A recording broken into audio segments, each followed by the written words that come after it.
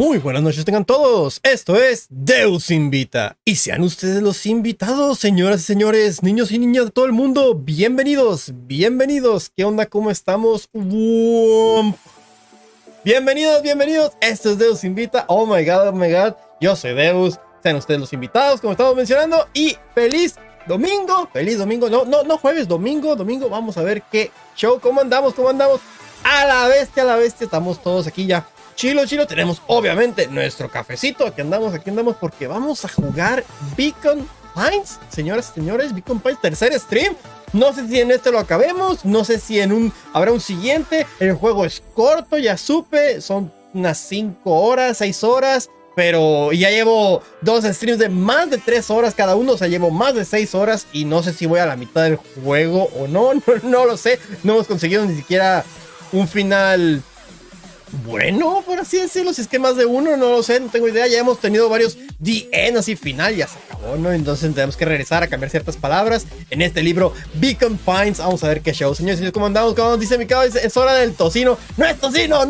es beacon, no bacon, es beacon,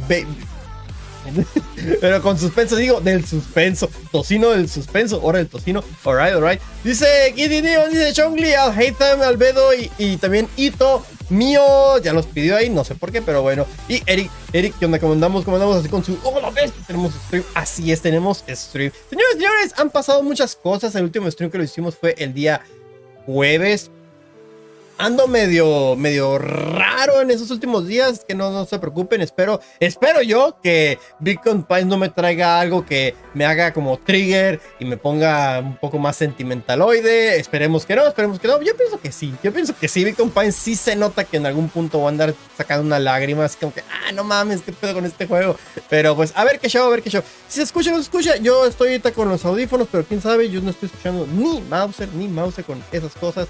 Lo estropeé, se me chingó este ya no sirve. Y modo, vamos a andar consiguiendo otros headphones. Tengo los auriculares, pero no, eso yo creo que los voy a usar para otros momentos. Ahorita con esto está bien, yo creo, también para poder estar escuchando otras cosas, estar atento a mi entorno, ¿no? Si vienen los de la patrulla, si vienen por mí, si me van a llevar a la cárcel, así por andar revelando información de Upper Deck, pues ni modo, ¿no? Cosas, son chistes de antaño, lo siento, son chistes de antaño. Los fumados se patan en cualquier momento.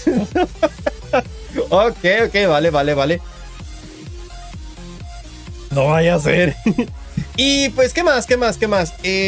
Pues resulta, aquí ya varios lo sabrán, pero resulta que fuimos aprobados. En esos momentos ya hay streamers de Genshin Impact que al ver su contenido, pues están haciendo stream y tú estás viéndolo durante su stream. Al llevar cierto tiempo, te dan premios, te dan un botín, un drop ahí, aquí en la plataforma morada, pues estamos en vivo en la plataforma morada y roja al mismo tiempo estoy hablando de algo de la plataforma morada, ¿no? Godot también es mío de una vez. ¿Qué? Alright. Y pues sí, ¿no? Lo de Genshin, sí, efectivamente fuimos aprobados. También vamos a estar haciendo un stream próximamente. Quiero hacerlo mañana, pero no sé si pueda. Yo digo que sí, pero yo creo que ya mañana sabría bien. Tengo que hacer unas cosillas en la mañana. A lo mejor lo hago en la tarde, noche. Estamos desde Mexicali, Baja California, para los que no sepan, desde Mexicali, entonces horas de Mexicali. En estos momentos tengo las 7:13, tiempo de Mexicali, tiempo de Baja California, muy al noroeste de México. En otras partes, pues en Ciudad de México ya son las 9 pasadas, en otras partes son las 10, 11 y así, no sucesivamente, pues quién sabe, ¿no? Porque nosotros estamos hasta de los últimos momentos del mundo en que esté el día, no sé. Es muy difícil porque nosotros tenemos que levantar mucho más temprano para acordarnos a las actividades globales del resto del mundo, ¿no? En todo caso. Pero pues bueno, vale. Así está organizado el mundo, así nos tocó. Ni pepperoni, ¿no? Como muchas cosas que pues nos toca. No, aunque no queramos, no. Cállate, necesito más café. Pero sí. Ok, entonces, pues sí, efectivamente, si todo sale bien, yo creo que el día de mañana haríamos lo de Genshin Impact, 6 horas, santo Dios, voy a tener que comer muy bien. Yo no sé cómo lo hacen los streamers para no comer, los he visto y me he aventado hasta 2 comidas y una pequeña siesta, mientras también trabajo a veces, en lo que estoy viendo el stream de alguien de esos que duran 6, 7, 8, 10 horas, y no los ves comer, nada, yo, ¿cómo le haces? Yo me aventé 2 platos, o sea, en un ratito, sino que ya comí ahorita y luego pasa el tiempo y ya sigue mi siguiente hora de comer. Yo no podría tanto tiempo estar sin comer, la verdad, sorry. Dice, hay quienes hacen pausas en el stream, hay quienes, pero los que ya a mí me han tocado, no, porque yo traigo la comida aquí. Yo traigo la comida aquí mientras estoy viendo hacer stream y luego acabo, estoy haciendo mis cosas, sigue el stream, voy, regreso, traigo mi segundo plato después y el vato ahí sigue, yo a la bestia, ¿cómo le hace? Ellos están re locos. Y sí, porque dice que come antes de hacer el stream, dice, ya me comí mi yogurtito y ya, y yo, ok, ¿este güey está a dieta o qué pedo? No, a mí esa cosa me pegaría bien machine el hungry, el estar enojado, molesto, mientras, bueno, en todo caso, pues, no sé cómo llamarlo, sensible, alterable, no sé, que cualquier cosita, pum, ya se prendió la mecha del Deus.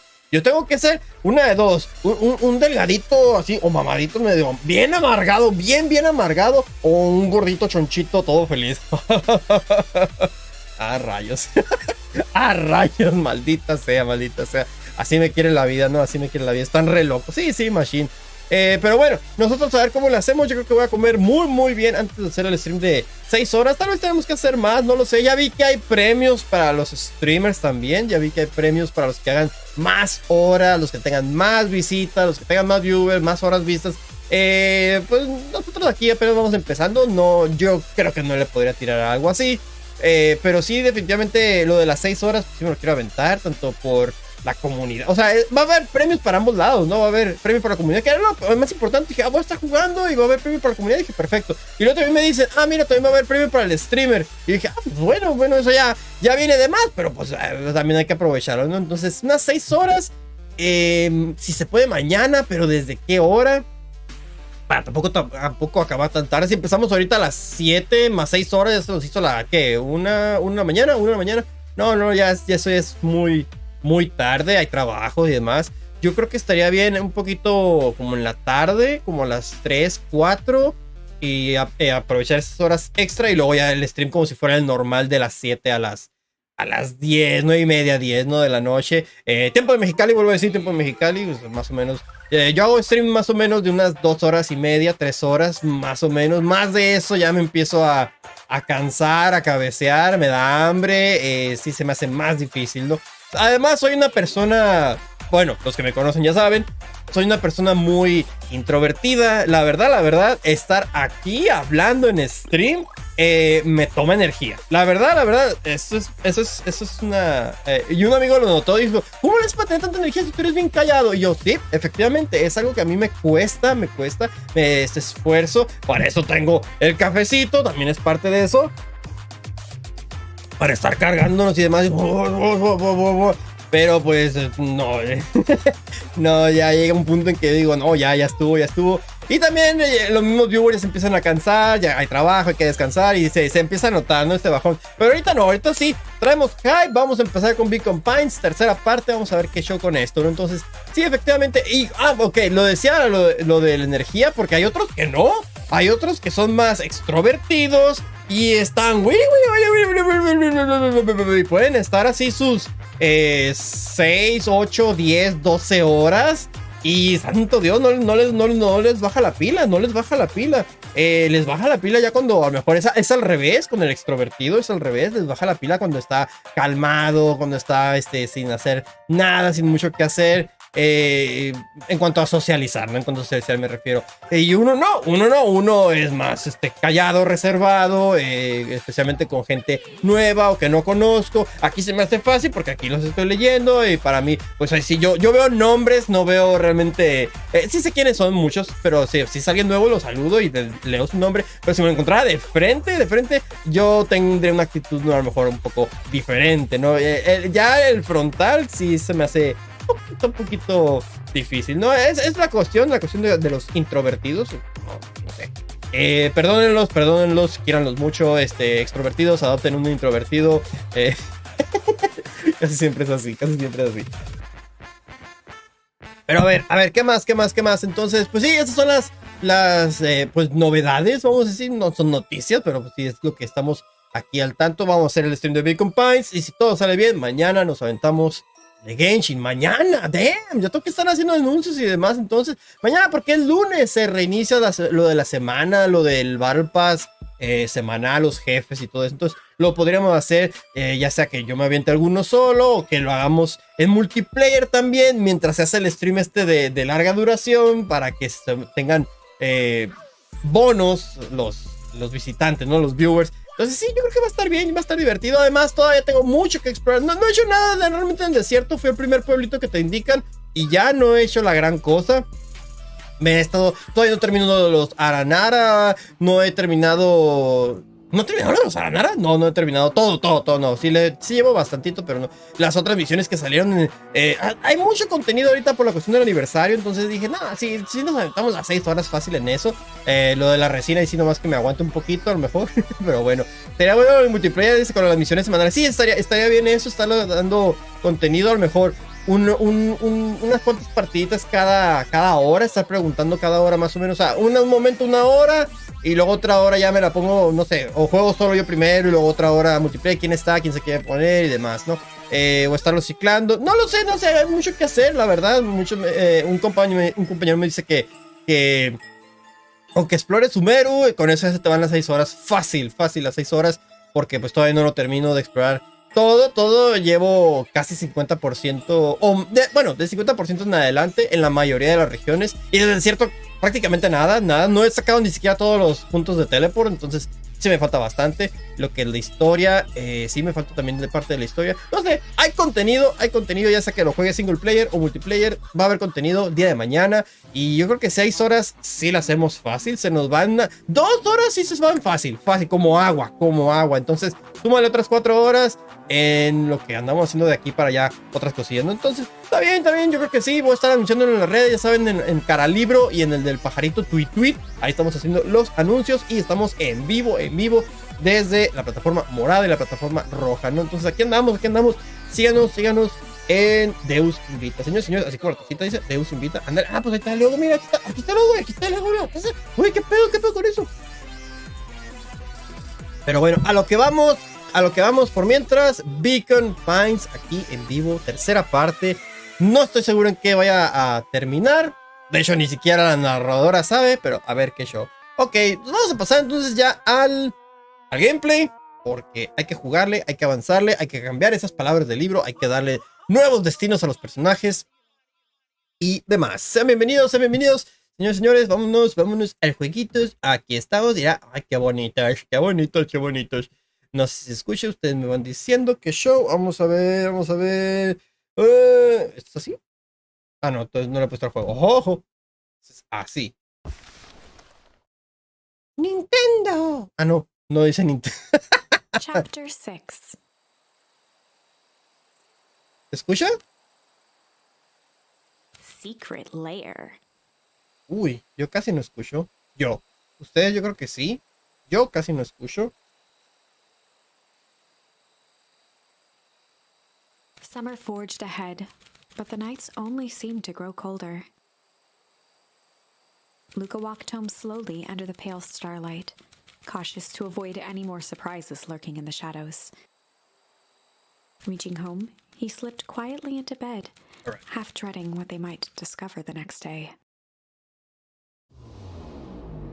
Aquí nos quedamos. Oh, cierto, tengo que hacer todas las voces, ¿verdad? A ver. Hola, Yugi. Hola.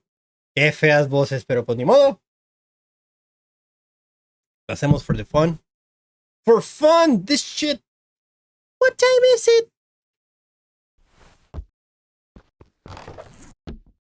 Vamos a ir a otro suéter.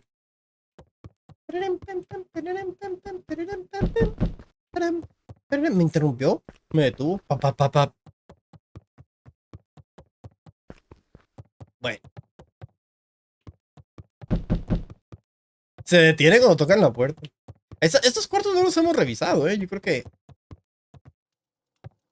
Ah, pues dijeron que íbamos a investigar la casa misma. ¡Sí es cierto! ¡Sí es cierto! Dijeron, vamos a investigar la misma casa a ver que hay algo. Y el capítulo se llama Secret Lair. ¿El Rolo trae un sombrerito de detective? Ajá. No había leído lo que dice Lucas, sí es cierto. Rolo, what on earth is that? Yugi, Scooby. That ridiculous thing on your head. Oh, this? It helps me think. You're gonna need a lot more of those. Joke all you want. We'll see who's logging when I crack this case wide open. The coast is clear? ¿De que se fue la abuela? Yep. Whatever she's been up this week, it's been keeping her busy most of the day. Que ya sabemos el secreto de la abuela en este camino. What the fuck? Very well. The game is afoot. Let's go. Rolled their eyes as Rolo strutted across the room. If I were a grand, where will I hide my deepest, darkest secrets? Perhaps where you might least expect. No, you might least expect it. What? Rolo flung open the cabinet with confidence. With confidence? Aha! Coughed as a veil of dust hit his face. Oh, this shit. I think it's safe to assume anything that dusty isn't what we're looking for. Or maybe that's what she wants to think. Lo que quiere que pienses. Then again, any good detective knows not to trust their first hunch. Va a ser arriba. No están los cuartos cerrados. First hunches are for suckers. Sucker.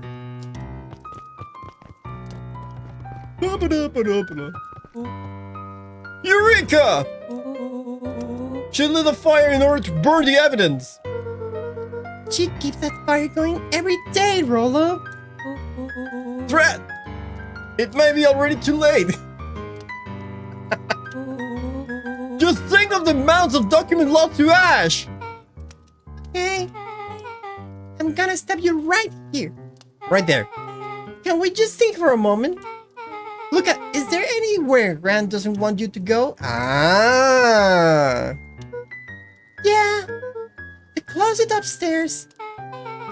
So maybe it stands to reason that we should check there first? No, dice is locked. Está cerrado.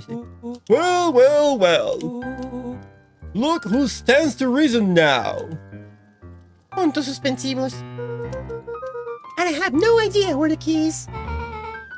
If it really is important, then she probably keeps it with her. Oh. Anywhere else? She has her berry bushes. Who has ever thought I'm going to take this important thing and hug it in the bush? True. Anything else? Maybe something out of the ordinary? Well, she is always worried I'll break her fancy dishware in the kitchen. But it doesn't matter anyway, I can't reach the hatch. A look of realization crept onto Luca's face. All three kids snapped to glance at each other, then sprinted in turn toward the kitchen. Kitchen! Corre, Yugi! Alright, Rolo. This is your time to shine. Oh, yes! You're calling upon my expert detective skills. And now I shall proceed with... Before he could finish, Luca scrambled up Rolo's back. Oh, oye! Hey! This is my idea of detective work! What the fuck? Every squad needs a good luck pick. And every good luck pick needs a sturdy hand to sit on. This is beneath my standing! What the fuck? Stop complaining and hold still. Got it. Ah! The three crowded around the hutch to peer in. With the glass doors opened, a perfect porcelain display gleamed in front of them. Their eyes searched for anything amiss, but the only distinct feature was its impeccability. Well, that was anticlimactic. Yeah, I don't really know what we were expecting. Oh, hey! Let me just jank on this random teacup and... Beck pulled on one of the teacups. It slanted forward with a hollow click. What? The entire hutch began to rustle and slide under its own power.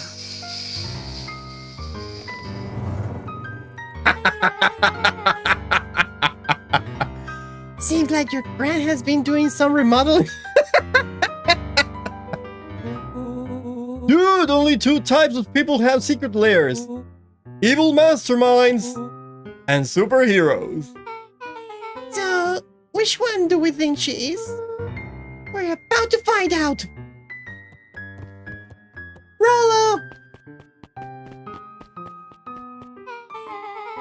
Okay, so more of an Unhine conspiracy vibe? Oh, wow! Yeah, this cannot be good! We need to look around without jumping to conclusions. We need to look around before jumping to conclusions. Ay, oh. Oh, la bestia, muchas cosas que revisar. What do we have here? Smart caution explosive. And jam jars? Let's see, just jams. That's enough jam to feed the whole town. What kind of incendiary jam is your grand making? Incendiary. Wait, what?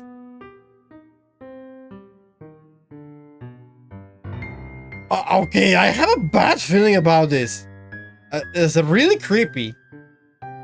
She will not have had me walk around town delivering bombs, right? Bombs?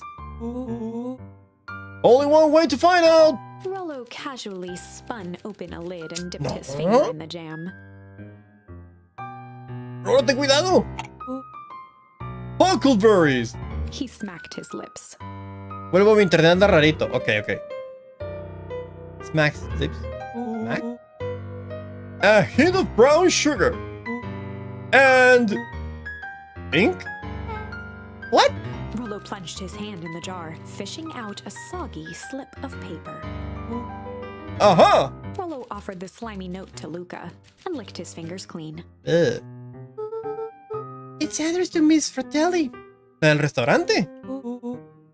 A Grand Jam Gram?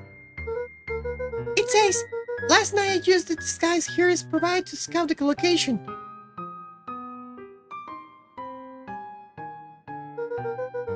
The timing window should be possible. Wait, what? Operation Spark Plug is a go. Oh man, are they going to haste? Whatever it is, it can be good. It's more of a bombshell than a bomb, right? Alright? You're new here, so I'll let it slide. But I'm the bad joke guy around here, okay? Okay?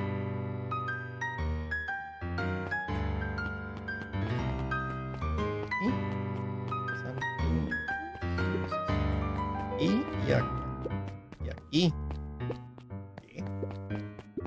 Vamos por orden. Luca jostled each cabinet drawer in turn.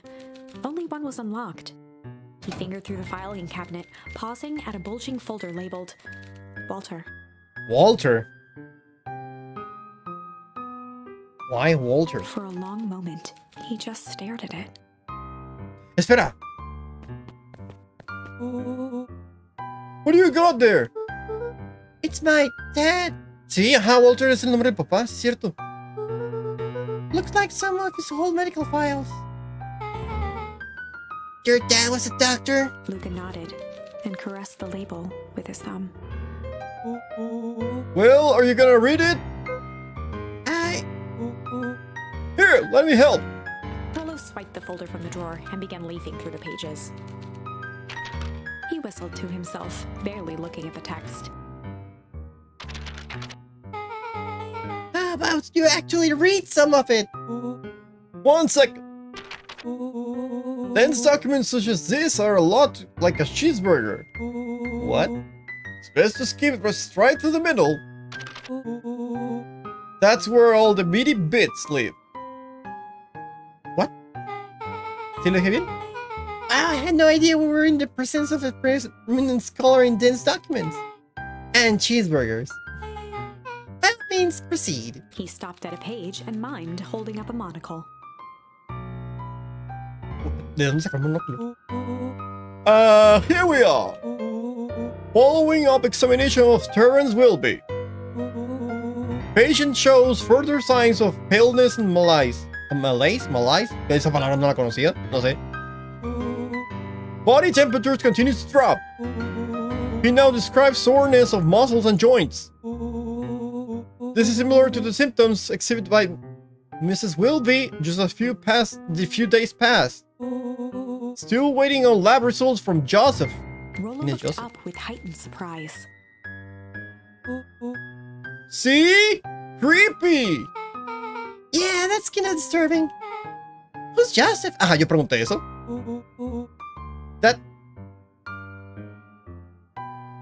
That's Mr. Noncrete's name. Oh God. Volví, ¿qué onda, amigo?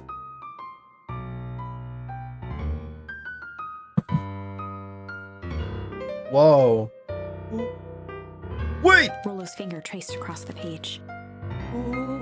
There is no scribble in the margins. Could it be contagious?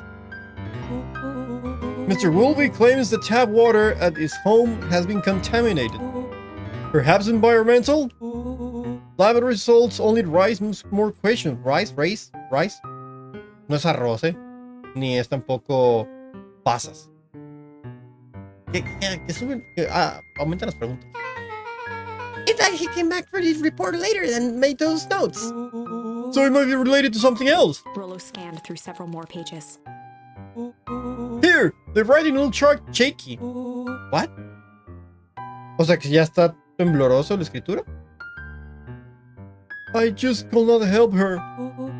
This disease, or whatever it is, progresses so fast. And with his wife passing, Terran's conditions follows close behind. Exacerbated by the loss. Enough is enough. I need to take matters into my own hands. Luca, staring blankly at the cabinet this whole time, spoke softly. What does he say next? Rollo rustled the folder, trying to loose more pages. That's where it ends. What? There has to be more! Luca frantically shoved the remaining cabinet folders, trying to find another labeled Walter. Walter. Look, I think that's the only one. It's alphabetical, see? What did he mean enough is enough? How did he take matters into his own hands? This is bullshit! Wow, dijo así, bullshit. Luca slammed the drawer shut. ¡Pinche chingadera! Está encabronado, Luca. Vale, ¿qué hay acá? A spider web of string connected Spider web photos of of string people connect- from the town. Es un pizarrón de conspiranoico, así de... ¡Esta madre, güey! De este conectado con este de acá, ya la bestia. Interspersed with hastily scrawled notes. Well, she sure has kept herself busy. Is your grand a serial killer? Cause I'm starting to get a vibe. Don't be ridiculous. Sure! She's just tracking the movements of everyone in town. Out of the kindness of her heart. She put little symbols by some of them. Yeah, Mr. Nuncree has a check mark. Oh no, Nuncree. The clipboards are inside a big circle. The clipboards. My moms are both in there. Both with question marks. Gus Valentine has a question mark. Harris has a question mark that's been crossed out. Question mark crossed out. Mr. Kerr has a bullseye. La llena un bullseye, hijo de tu... The killer has chosen her next victim. We don't know what any of this means. Whatever it means, it's probably not good. What? ¿Otra vez aquí? Pero me falta el de acá. Ok, donde sea que vaya, ¿el juego quiere que vaya aquí? No, espérame, ¿el de acá? Ah, con razón. ¡Ah! Poderosos ciberanimalitos, Hola, ¿qué onda? ¿Cómo andamos? Saludos. Ok, pues el juego quiere que vaya esta cosa. They crowded around a worn-down old map of Beacon Pines. A map of Beacon Pines. Here we go. Ooh, looks like a treasure map. Not every old map is a treasure map, Rollo. Yeah, but every treasure map is an old map. Can't follow that logic. Look, there is even a pathway drawn on it. It starts to the entrance to town. And if we follow it, Rollo carefully traced the path with his finger. it leads to... He jabbed down at the end point. Town Square? It's a fountain in the middle of town. What a weird place to hide treasure. Rollo, that doesn't look like treasure to me. The end of the path on that map has the same symbol as those explosives over there. So it's not hiding treasure. A real bummer. Rolo, what's the thing you've been excited about for the past month? The festival! Oh, Did you say good? this feels like a goal kind of situation. Everyone will be gathering near the center of town. She's gonna blow up the festival! Not if we stop her! Uh-oh.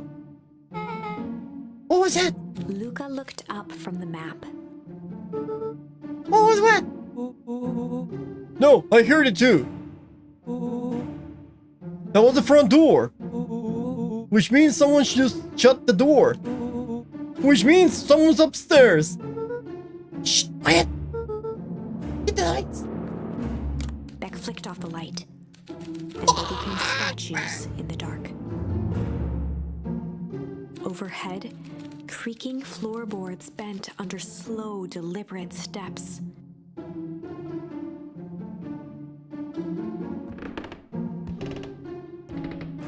The kids looked up, the tilt of their necks following each footfall.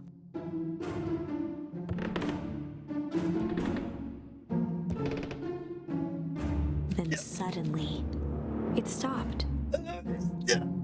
Without realizing, they'd been holding their breath. All three exhaled shakily and glanced at each other. A muffled male voice broke the silence.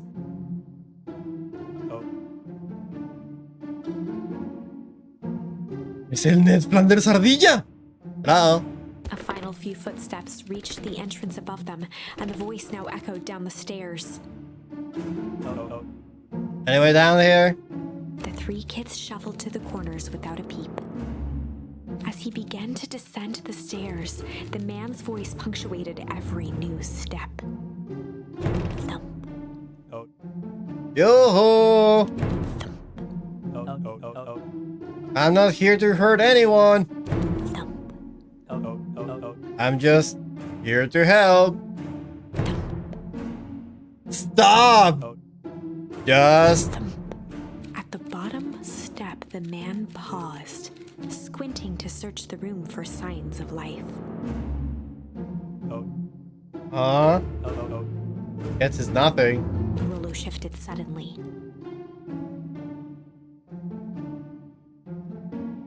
Y esta es la... Luca gave him an intense, chastising look and whispered through clenched teeth. ¿No es la... ¿Sí es la señora o no es la señora del restaurante?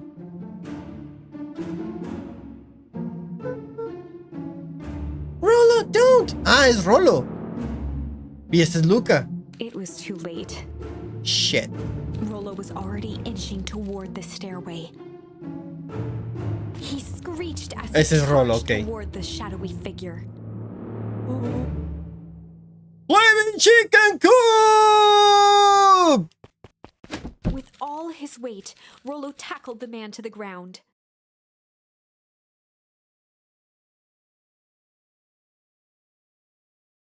¿Qué hiciste? Rolo!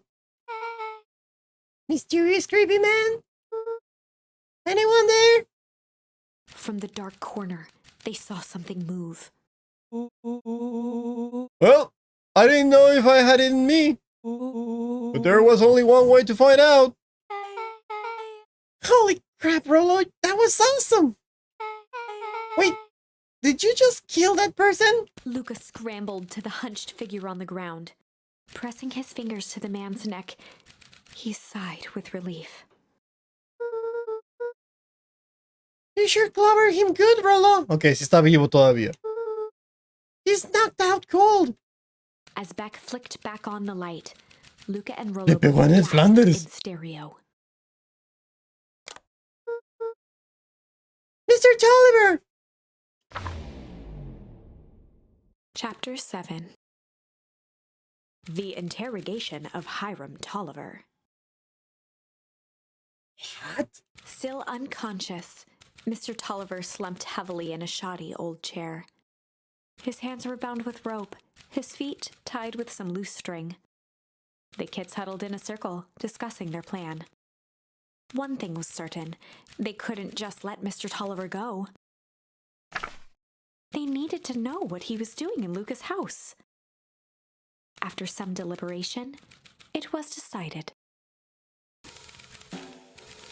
Oh no. Decisión. They run the classic good cop, bad cop interrogation? Good cop, bad cop. Oh. Good cop, chill cop. Good cop, hard cop. Okay. Select your word. Chill or hard?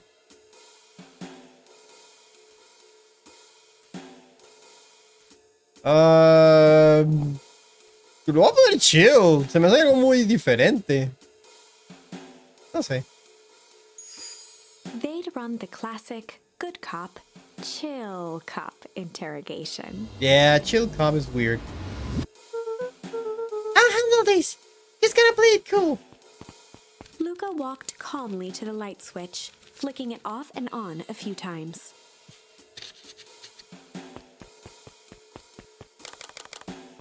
Mr. Tolliver shook his head, gathering his wits. Oh yeah, I sure got my bell wrong. He looked over to find Luca, who returned a calming grin. Sorry, Mr. Tolliver. This was a big mistake. Look at what's going on here. Why do you have me strapped down? No one's fault, really. Rollo just got a little startled. Rollo's here? Rollo and Beck emerged from hiding to give a timid wave. Hola. Well, alright. Mistakes happen. Your kids got old, here I'm a good scare. Hire him. Let's just get me out of these ropes and call it even. Luca glanced over to Rollo and Beck, who replied with skeptical looks. Mr. Tolliver, why are you in my grand's basement? I'm here to help, of course. Help with what? What's my grand up to? If you'll just cut me loose, I can show you. How do you know we can trust you? Mr. Tolliver exhaled with disappointment. Luca, I ever done wrong by you? No. And since your grand moved to town, haven't I been nothing but welcoming? Yeah? Hola, señor Búho, me perdí de mucho. ¿A qué hora comenzó? A las 7. A las 7 sí lo estuve anunciando un poquito antes, pero ¿qué onda? ¿Qué onda? Bienvenido, bienvenido. No, no te perdiste de mucho. Ok, contexto, resumen de hasta ahorita. Vamos a hacer esta pequeña pausa. Resulta que, pues en el stream anterior habíamos acordado, los tres morrillos, que íbamos a investigar la casa de Luca, a ver si había algún lugar extraño. Y de hecho el siguiente capítulo se llama Secret Lair, entonces una guarida secreta. Y yo había dicho, van a ser uno de los cuartos de arriba que no nos dejan entrar. Y no, los morrillos fueron a la cocina, empujaron, abrieron la alacena, una taza en específico la empujan y se mueve toda la alacena. Y hace una entrada a un sótano que Luca no conocía. Y pues empezaron a revisar y revisar. Y es este cuarto que está aquí, que ves en pantalla. Y tiene ese pizarrón que está lleno de fotos y con círculos y con signos de interrogación y flechas como si fuera de conspiranoicos y de, esta madre, que no sé qué, a huevo. Vieron planos, vieron un archivo del papá de Luca, etcétera, etcétera, otras cosas. Encontraron los jar, los jam jar, ¿cómo se llaman esos? Voy llegando a la chambita, ok. Y en eso escucharon que la puerta se cerró, la puerta de la casa de Lucas se cerró y que iba bajando alguien. Y apaga la luz. Y ahí va entrando alguien y el Rolo lo tacleó. Bueno, no, creo que le pegó, que me le pegó en la cabeza, lo noqueó. Y resultó ser el Ned Flanders Ardilla. Lo amarraron y todo y ya lo están despertando y le están interrogando. Hey, ¿qué está haciendo usted aquí? Y ya, pues prácticamente eso es lo que llevamos en resumen, algo rapidito, realmente no ha sido mucho. Todavía más resumen, es un empezamos el juego en la casa, abrimos la alacena, encontramos un sótano y alguien que no es de la familia de Luca, que es el señor de Ardilla Ned Flanders, bajó al sótano y lo atraparon porque dijeron, este güey, ¿qué está haciendo aquí? Y ya, prácticamente. Entonces, todavía no ha habido nada así súper mind blown. Ya sabíamos que este señor Hiram Tolliver estaba trabajando con la abuelita. De alguna forma, no sé exactamente cómo. Entonces vamos a ver qué show. Ese sería, ahora sí que el resumen. Y un resumen todavía un poco más rápido. No lo sé. ¿Me acabé el café? No. Y que mañana vamos a hacer stream de Genshin de 6 horas. ¡Santo Dios! Stream de Genshin en 6 horas, sí, pero creo que lo voy a empezar un poquito más temprano. Porque van a ser 6 horas, no chinguen. Arigato. Ok, seguimos. Entonces vamos viendo. So I turn my back on your family now. It's just... all this stuff seems pretty weird. A board with names of people from town. An archive of my dad's old disturbing patient notes. Luca gestured to the corner. Barrels of explosives. Explosivos.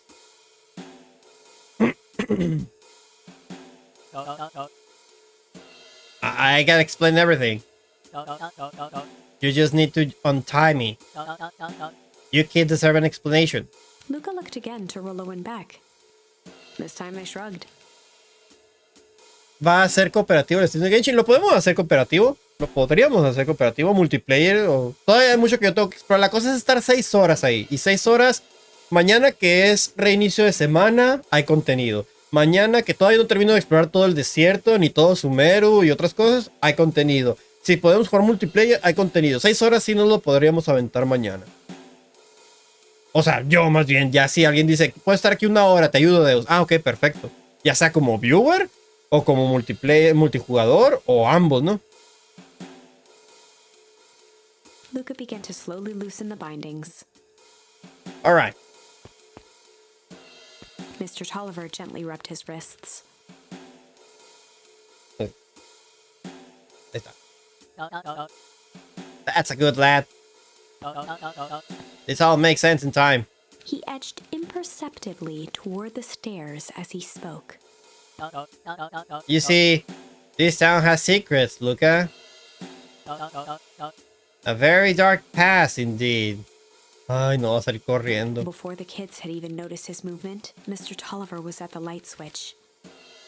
A past that must be brought to. He punctuated his final words by flicking the switch and rushing up the stairs. Sí, a huevo. Light. Bien, chinga, vámonos. Son of a... Rollo. Son of a... Beck darted to the wall and turned back on the lights. Ya no va a estar. It was too late. Sí, a huevo. Rollo confirmed what they all heard. He just... Whoa! He just locked us down here.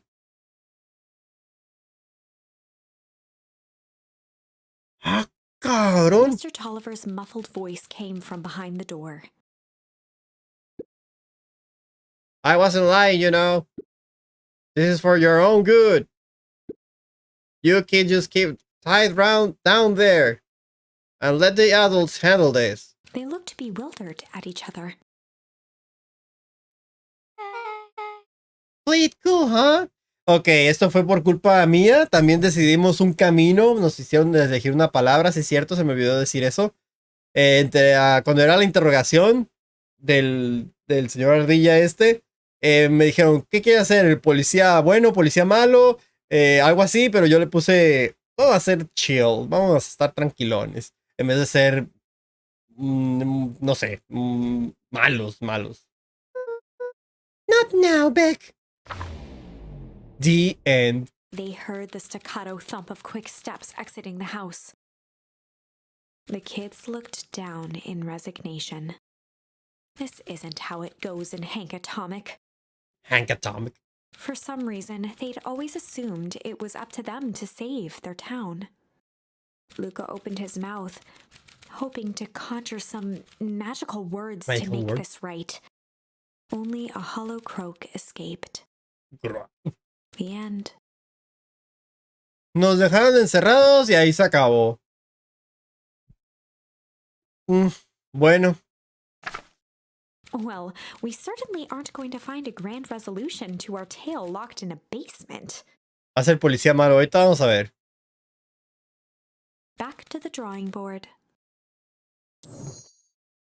Beginner's Guide to Hostile Interrogation. Está chido el dibujo. Mira, ya vamos bien avanzados por acá. Bueno, no sé, va a llegar hasta arriba de la página. A ver, ¿qué otro me faltaba por acá?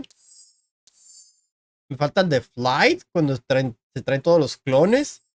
No tengo otra parte de Shame aquí, no voy a poder hacerlo. No, sí, vámonos directamente al mismo, pero policía Hard Cop.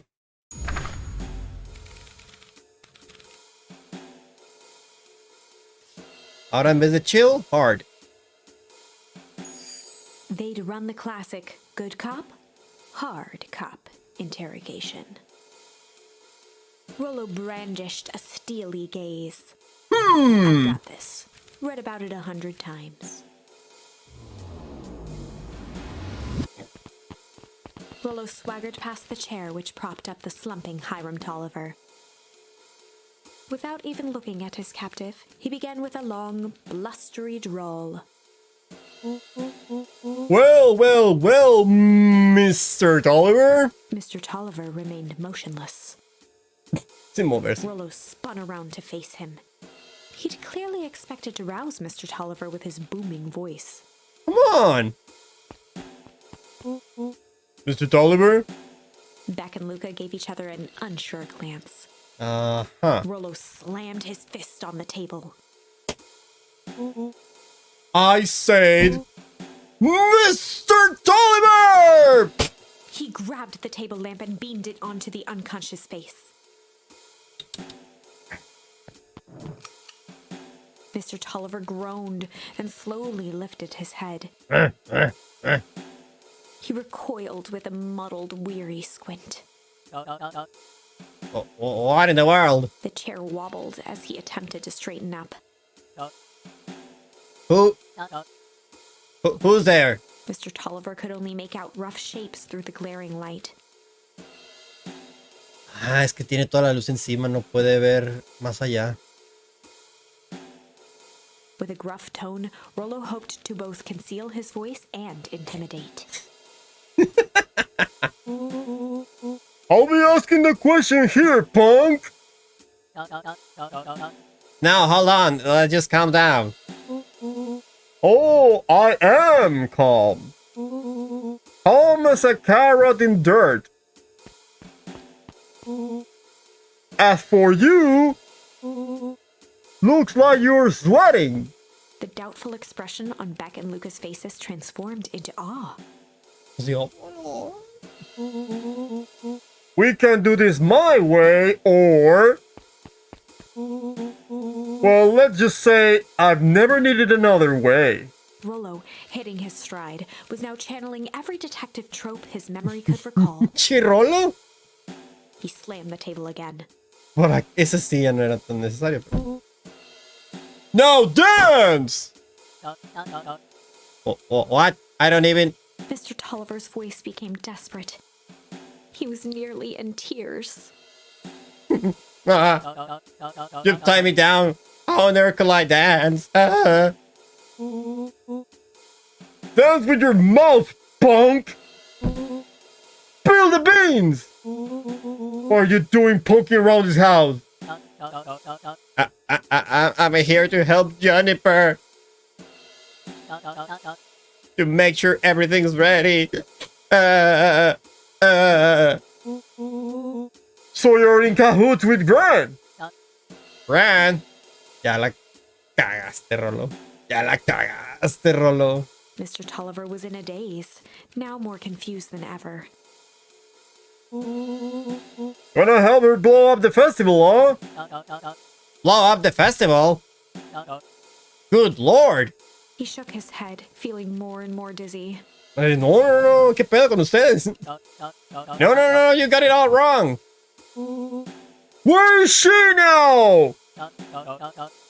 She's headed to the source. The source? Source? What's the source? Saca la salsa. It's where? His voice faded to a whisper. It's where the town began. Where it all began. What is Operation Spark Plug? With that, Mr. Tolliver passed out cold.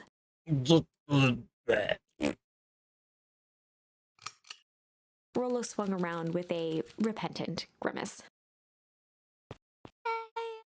Damn, Rollo. I think you were a little too hard on him. Y Luca no hizo nada. Yo pensé que Luca iba a hacer también una actuación ahí. What did he say about the source? It's where the town began? We need more information. Yeah, but we better not push Mr. Tolliver any further. Is there anyone else who might know more? Sí, la del restaurante. What about the history museum? It just got set up for the festival. Nah, that thing was put up by the Valentine. Oh, también. Oh, doble O. Everything they do is just a bunch of fluff to glorify themselves. Is there anything more reliable? The library. There isn't any information about this source thing? Carlo can help us find. El pingüinito. Let's go get some answers. Hola, Cado. Bueno, hola. This is a dang nice library. Thanks. Are you a little drunk to be a librarian? Oh, and hung out there so much, eventually they gave him a set of keys. Oye, tú te estás quedando aquí mucho tiempo. Toma de perdida las llaves para que tú abras. Llegas hasta más temprano que el encargado real.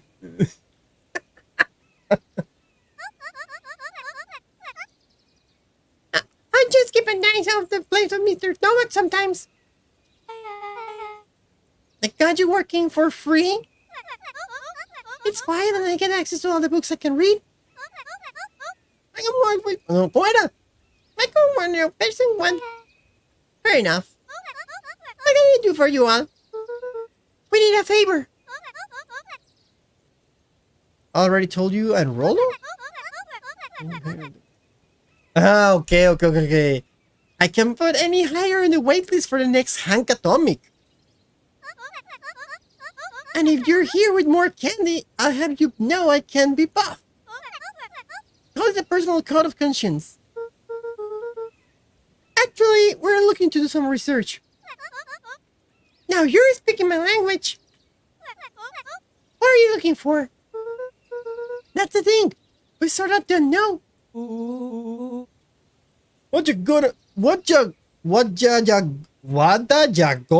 in the history of the town?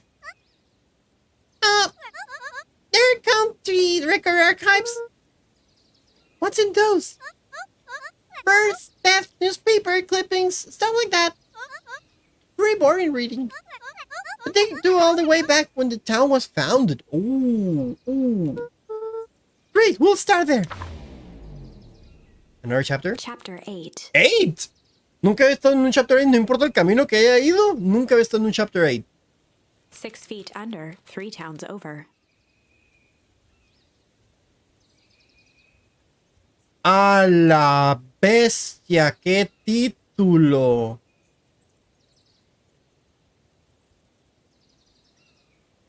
The kids spent the rest of the afternoon combing through dusty piles of old county records, desperately searching for anything that could help them make sense of Mr. Tolliver's cryptic utterance. Luca tried to shake the thought of Grand's basement, but his focus wavered.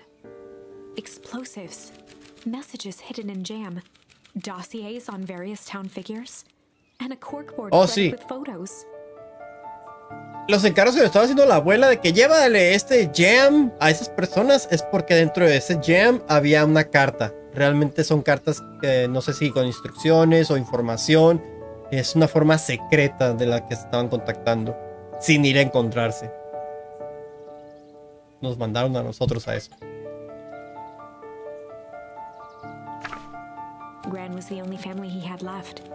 He still couldn't bring himself to believe the worst. But the old map with the symbol of explosives in town square made that difficult. As the sun began to set, the kids were no closer to the truth. If I have to read any more records, my eyeballs are gonna pop. Sí. We have to keep digging. If I dig another word, I'm gonna end up in one of the asinine death records. Rollo Cutter lived a full and wonderful life, till he heard so much boring crud that his brain oozed out of his ears. Rollo shut his book with an assertive nod. Yeah. If you got a better idea, spit it out. You sound like my sister. Keep pushing your luck, pal. Pal. And I won't be boring count the records that kill you. Oh! I'll put you in the obituaries myself. Rollo muttered under his breath. You're a county record. Really? That's the best you got?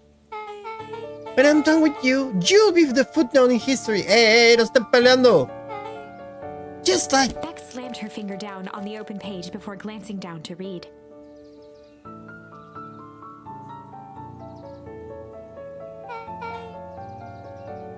J. Hartford there. Here. I love you, see a try. Hey. Exactamente, sí, Luca tenía que brincar a decir, no estén peleando, cabrones. We're a little tired here. Let's just take a minute then. Something tickled the back of Luca's mind. Wait. What was that name, Beck? Ah, ya sabía. In the Abbot? J. Hartford. J. Hartford, no sé quién es.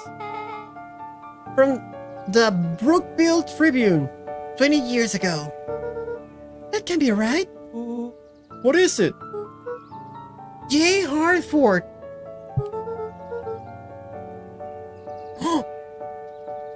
That's my grand's name. Juniper Hartford. Whoa. Maybe there are two J. Hartfords? Mrs. Hartford is survived by her young daughter E. Hartford. My mom's name is Eleanor. Damn. Okay, this is getting creepy. Sip. If your granny's 6 feet under, 3 towns over, then who am I living with?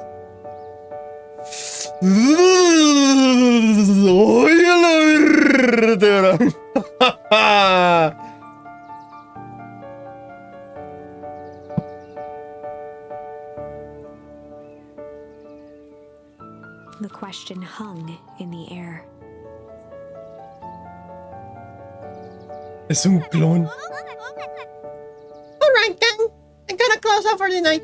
Beck rubbed her eyes. How late is it?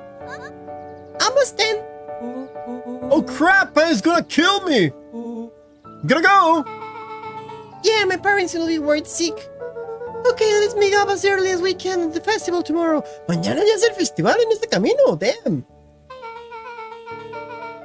What are you gonna do about the conscious man in your basement? Es cierto, tenemos un Ned Flanders en el sótano. I'll think of something. Vámonos, corre. Luca's heart was pounding as he approached the house. Exactamente, ¿quién está ahí? If he was lucky, Gran, or whoever it was, hadn't gotten back yet. And of course, there was Mr. Tolliver tied up and unconscious in the basement. ¿Quién sabe? A lo mejor ya no. Dealing with him would be the first order of business. Luca shook out his arms to calm his nerves before entering. Uf. Shit, ahí está Gran. He held perfectly still, tempering his breath, and listened closely. En la madre, güey. She was asleep. His only hope was that she hadn't found Mr. Tolliver before dozing off. ¿A huevo que sí? ¿A huevo que sí lo vio? Ay, no. ¿Por qué esa misión? No va a estar, ya no va a estar. Juego, ¿por qué me obligas a esto? Sí, he abierto esto. Shit, debería estar cerrado. Ya sabía que no iba a estar. A huevo que no iba a estar. Oh, no. Mr. Tolliver was nowhere to be seen. Hijo de su pinche madre. Oh, la bestia. Maybe he woke up, escaped from his bindings, and left without a trace. Or maybe Gran knew everything. Exactamente, también pensé eso. What do I do? Luca's hungry stomach groaned. ¡Growl! Not realizing it, he'd gone the entire day without eating. Okay, I can figure this out. Just need a little brain food. Luca rushed over to the pile of jam jars, unscrewed one, and shoveled a handful into his mouth. I'm afraid your jam delivery will be delayed. He flipped the lid to read the label. Mr. Nuncreed. Okay, now I can think. So, if Gran knows we tie up Mr. Tolliver, I'm screwed. If she does not know, then I need to play it cool. O sea, hacerme pendejo.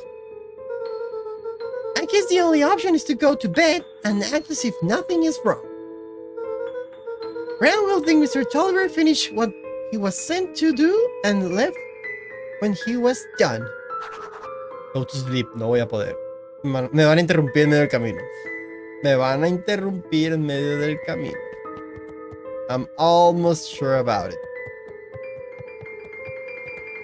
Ya soy hijo de tu pinche madre, güey. Gran! ¡Oh, no! Okay, stick to the plan. Go to bed and play it cool. Ni madre, ni madre, ni... As Luca climbed the final stair, the emotion of the day dragged heavily on him. With each consecutive step, his legs weakened. No mames. His stride began to falter. He tried to grab for the railing to steady himself. Something was wrong. Come on, legs. Just a few more steps. Luca groaned and tried to move. Güey, en realidad sí se falleció el vato. His limbs might as well have been bolted to the ground. Through numb lips, he mumbled just before falling asleep. Damn. De hecho, ¿Qué? No. No. sweet boy. What did you get yourself into?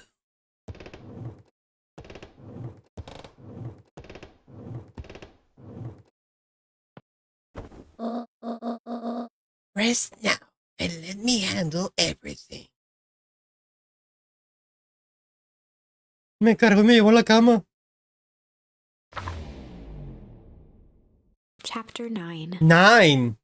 A speech to end all speeches. Luca awoke to find himself face down in bed. He moaned into his pillow. Why would Gran drug him? Or rather, Why was she trying to drug Mr. Nuncreed? ¡Oh! ¡Fue el jam!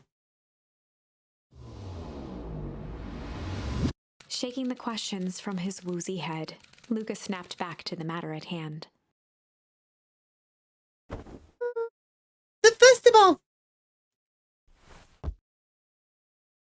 Está bien.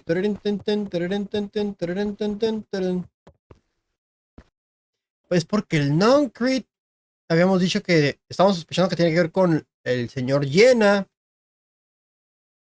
y la abuela, el Tolliver y la del restaurante están con los Valentine. Ah, como lo estoy entendiendo hasta ahorita. A lo mejor estoy mal. ¿O hay un traidor? ¿Un doble agente? La bestia.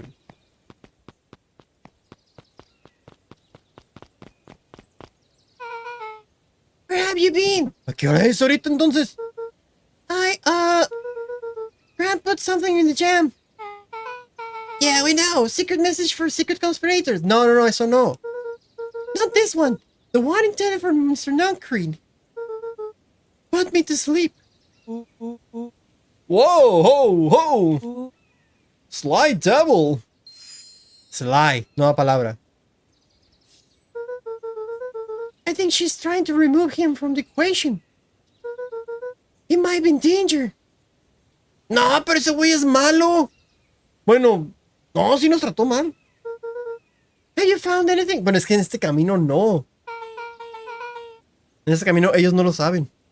We look around, but haven't seen anything odd. The ground is nowhere to be found. But Mr. Nuncreed is just loafing around waiting for the speech.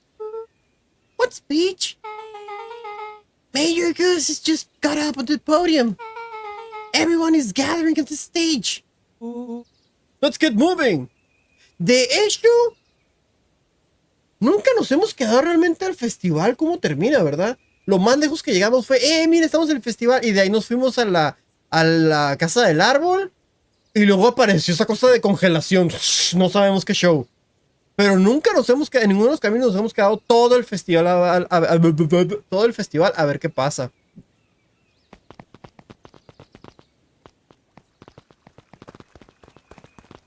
Augustus Valentine nervously wiped his brow. Is this thing... hello, Pickup Pines. I'm Augustus Valentine, your major, and I suppose you already know that. Yes, before we get started, I just want to take a moment to recognize someone who could not be here today. This town will not be where it is today without my father, Sharper Valentine. Recordemos que Sharper Valentine falleció cuando fue el Fall Harvest. So I thought we could begin with a round of applause befitting such a great man.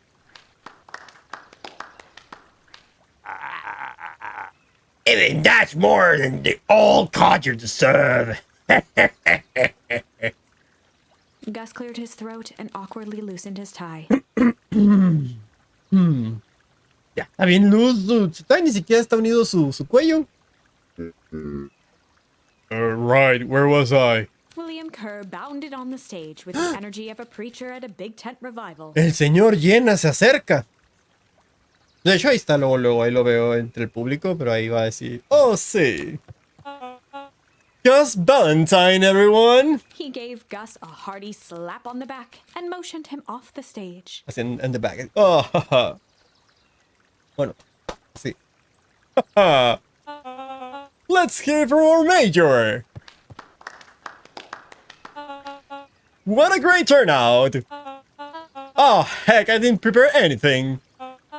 But I suppose I could say a few words. We'll be ashamed to waste such a beautiful podium. Mr. Kerr pulled a thick stack of note cards out from his vest.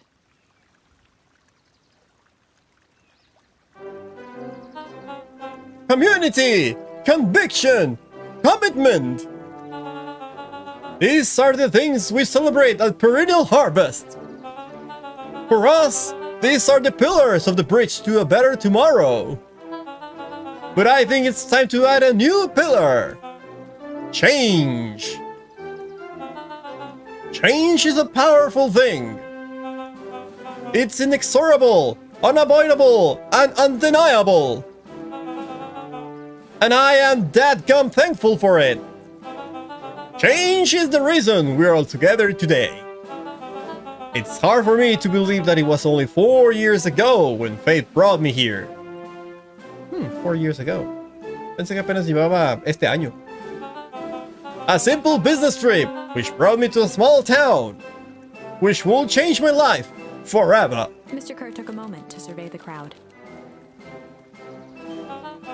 You know what? He wiped away a single tear. From the second I set foot in Beacon Pines, something about this place has held me captive. You see, change represents opportunity. It represents potential. It was change that helped me recognize the potential of this place. To see the people of this town, despite suffering great loss, still held onto the things that made them special. He thumped the podium to emphasize each word. Community, conviction, commitment, change. Mr. Kerr nodded confidently, biting his lip. The crowd was silent, in rapt attention. Fate made a perfect match that day. Nothing is more important to you all than community. And Perennial Harvest is a community first and foremost. Mr. Kerr methodically made eye contact with each section of the crowd. El vato es muy político, ¿eh? Face o Fireman Fate, ninguno de los dos, qué pedo. Pues cualquiera, pues de hecho cualquiera de esos tiene múltiples caminos, qué loco, ¿no? Qué loco. Qué loco. The only way you made it through the full harvest was an unshakable conviction. A conviction that a better tomorrow was just over the horizon. Perennial Harvest was founded on the conviction that we are that horizon. This festival is a symbol of our commitment to each other. His voice began to build to a crescendo. A crescendo. We now walk hand in hand into a future we will shape together. And that is what change is all about. Grabbing the future by the scruff of the neck and making things happen. Change is a choice. I am tickled pink that we will be making the choice together. How great is that? Just imagine what we can accomplish. What was that? The crowd began to look around nervously. Don't worry, a little thunder isn't going to ruin this day. Everyone remain calm. Mr. Kerr quickly flicked through his note cards. Ok, ¿quiénes faltan? ¿Quién no está aquí en este público? Where was I? Through all of my travels, I have learned one true thing. One always reaps what they sow. We have all planted a lot of good in this town. And so, it is a happy heart that I proclaim. He raised his hands up to the heavens. Our harvest away!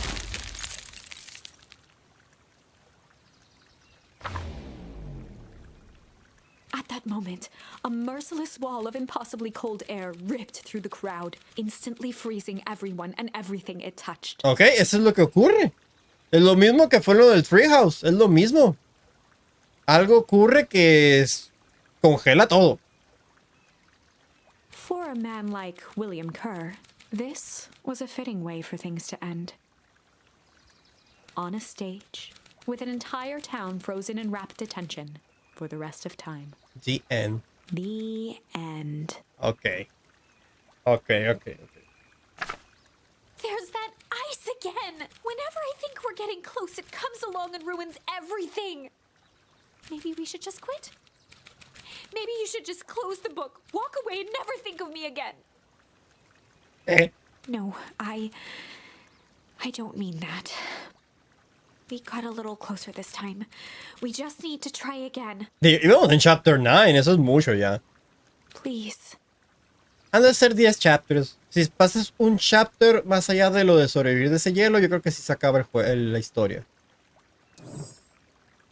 Bueno, no sé. ¡Wow! Tercera opción es Sly en el de la interrogación. Qué interesante. O me voy a otro. ¿Puedo hacer fly de aquí? Es que no tengo nada todavía. Tengo pendiente el fly de acá. O sea, nada más tengo fly y tengo... y ya. Y el de Sly. No sé, ¿te están perdiendo frames? ¿Cómo que frames? Oh, sí. ¡Qué loco! ¡Qué loco! ¿Por qué?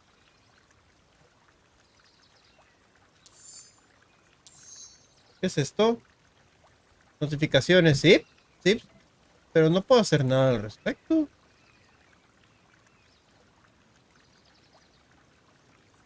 $25% de frames se skipearon. 25% de los frames se skipearon en los últimos 2 minutos. ¿Ya está? Ya veo otra vez fluido. ¿No? ¿Qué? Ahí lo veo bien.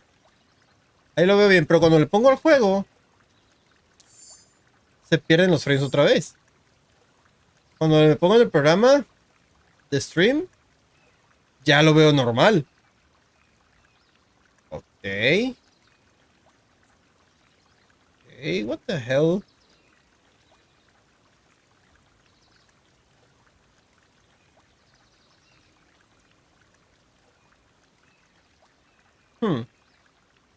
A ver, ¿cómo está este show business? ¿Cómo andamos? ¿Cómo andamos?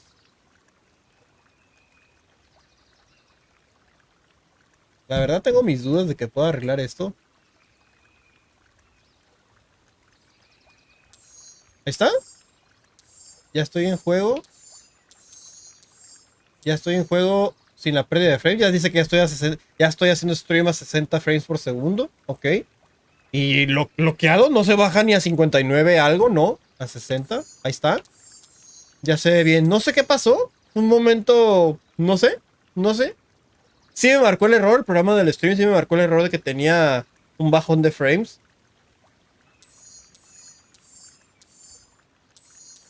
Pero ya se ve bien. No sé por qué pasó eso. Y no sé cómo evitarlo. Y no hice nada para arreglarlo. No hice nada para arreglarlo. Oh. Ahí va de nuevo. O por lo menos el stream está... Bueno, veo que estamos a 60 frames todavía. Pero me sigue marcando el error de que en los últimos 2 minutos hubo un 25% de frames que se perdieron. Skip frames. Detected 25% over the last 2 minutes. No sé cómo evitar eso o cómo arreglarlo. Ahí va de nuevo. Qué loco.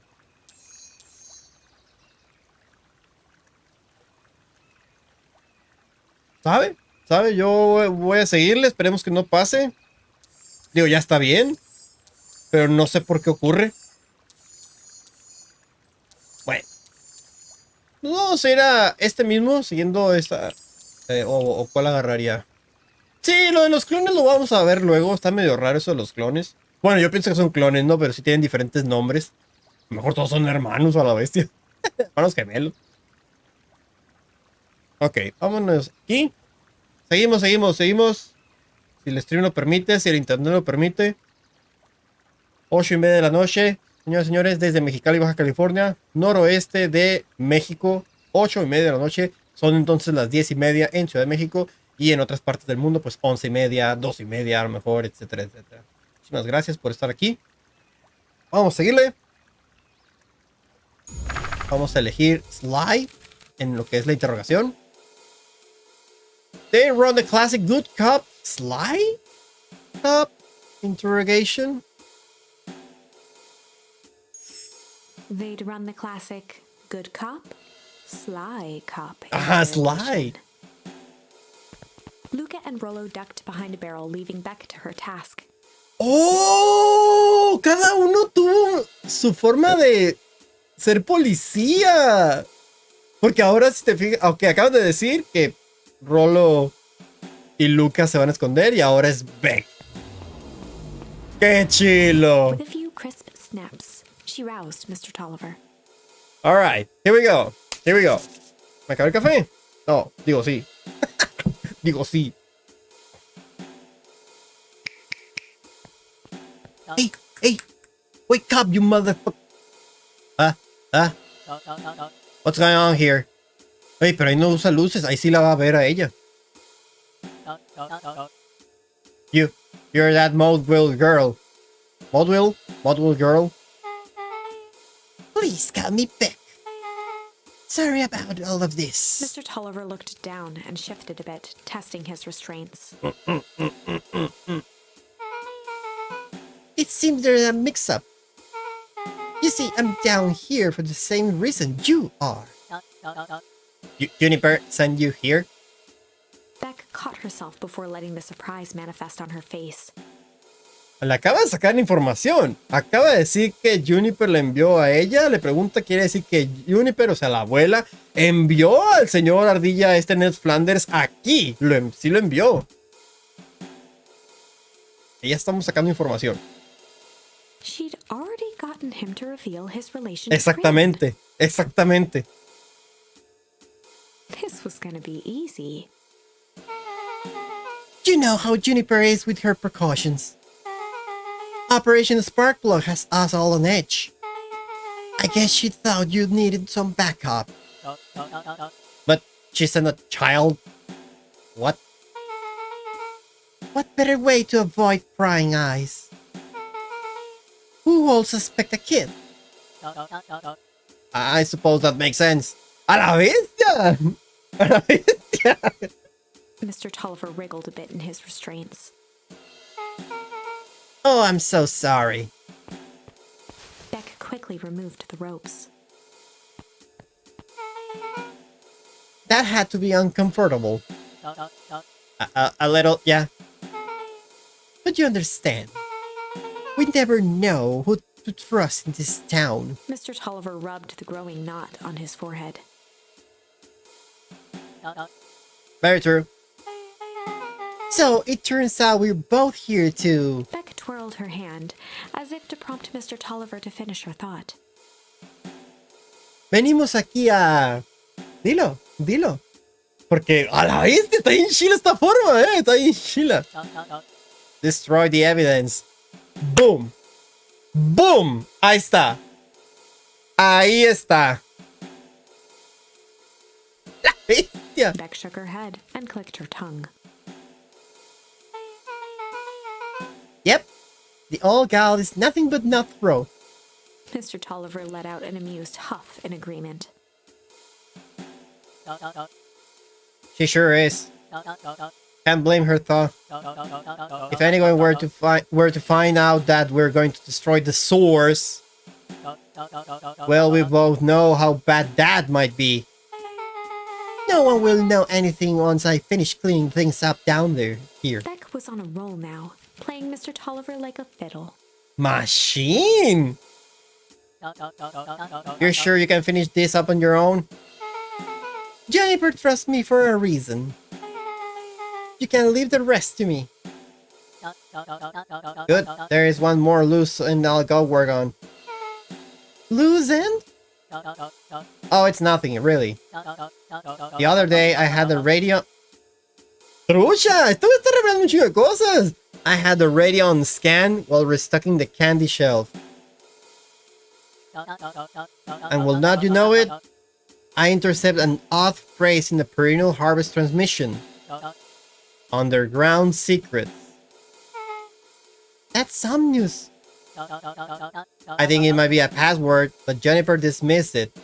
Said it wasn't mission critical. What's the password for? We don't know. Wait, no. Así lo dijo tal cual. So we have a password and know where to put it? It's gonna mean something, right? Good thinking. You should probably go work that out. I got this under control. That's a relief. Between you and me, this basement gives me the willies.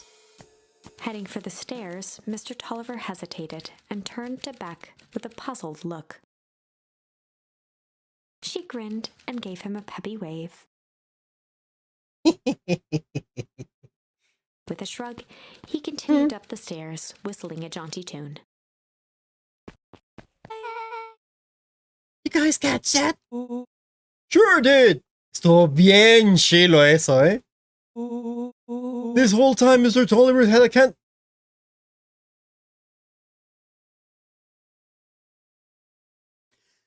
Okay, lo voy a terminar. This whole time Mr. Tolliver had a candy shelf. But all he ever sold was his apples! Beck blinked slowly in disappointment. Así.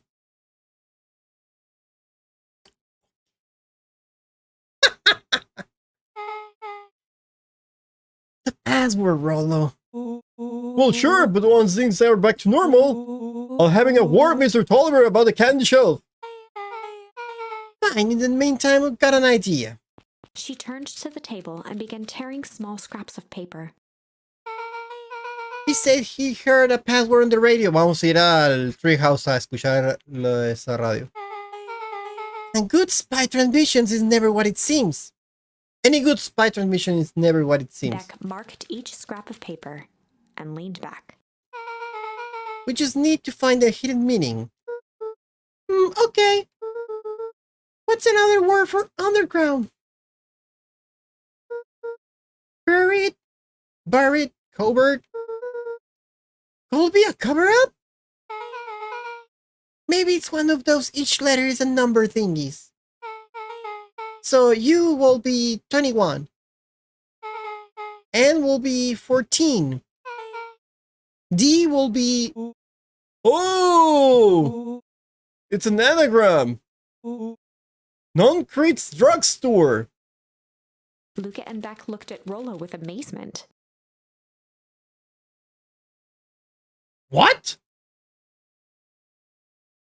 Ajá, Rollo, pudiste. Rollo, that was incredible. Well, it's either that or Kren's not... Kren's not rug store.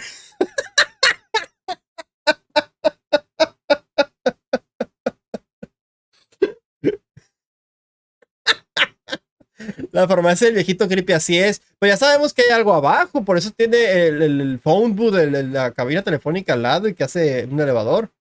Ahí hay pedo, ahí hay pedo. Friends Not Drugstore. Nude. Yeah, I think you were right the first time. How did you do that? What can I say? I love ciphers. Well, I guess we know where to go next. Ahí vamos para allá. Ya vamos a entrar por fin a ese drugstore. Por fin de los porfines. Hijo de... Oh, shit. Hola, señora del restaurante. For a town that saw few visitors, the welcome was perhaps more grand than necessary. Welcome to Beacon Pines. Dios, señora. O le hablo a la señora. Hola, señora. You scared me half to death. Sorry. You kids haven't seen Mr. Tolliver around, have you? Oh. Uh-oh. Nope. This got me waiting around like the last slice of pie. I swear that man will be late to his own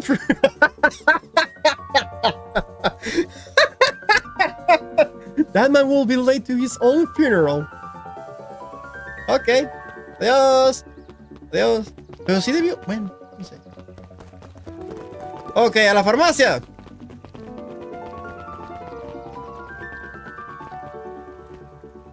Oh, shit.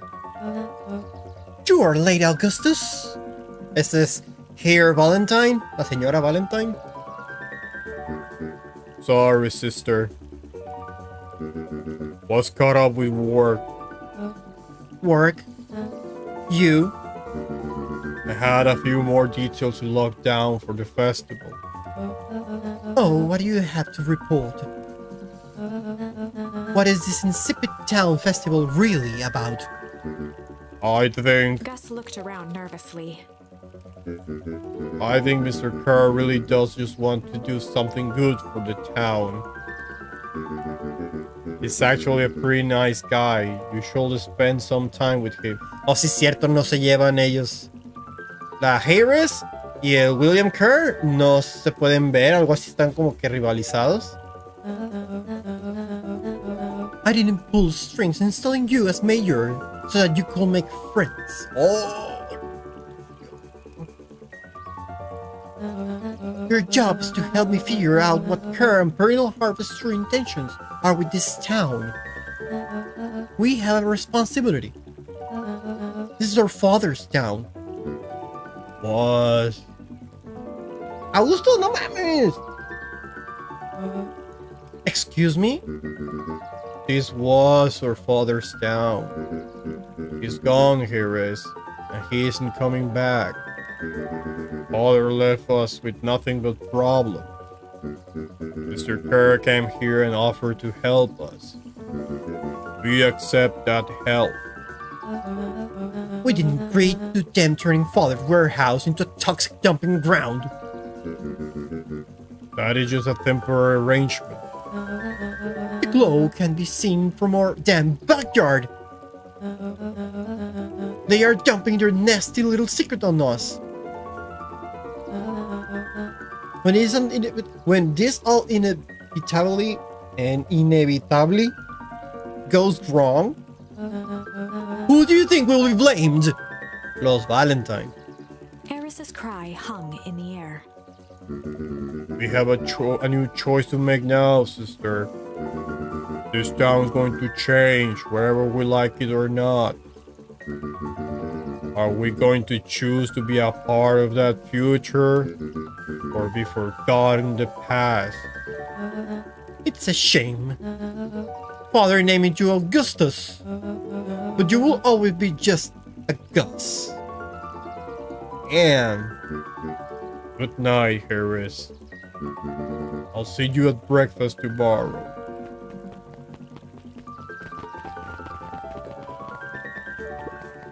It's getting late, children. Ok. Estaba por acá. ¡Ah! El hijo, Solomon.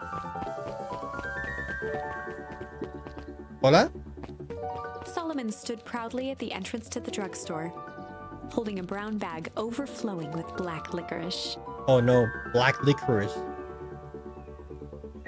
Me cae mal el tipo. ¿Cuál tipo? ¿El alcalde? Está bien raro. Hey, Solomon! We're looking for Mr. Nancred. Is he still in there? I'm afraid not.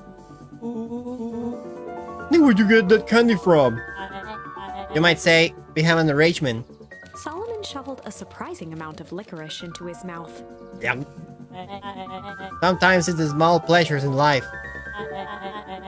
But we might not always have family to rely on. Licorice has never let me down. Well, I can say licorice. Licorice? Licorice? No me acuerdo cómo se pronuncia. Will be my first choice. But whatever floats your boat. You can tell a lot about a person by their choice of confection. Oh, yeah, I guess. I like sorghums. I'm certain you do. I was wondering why Mr. Nancred kept licorice in stock. You must eat enough of it to make it worthwhile. There are many ways to earn loyalty. For some, it's as easy as cold hard cash.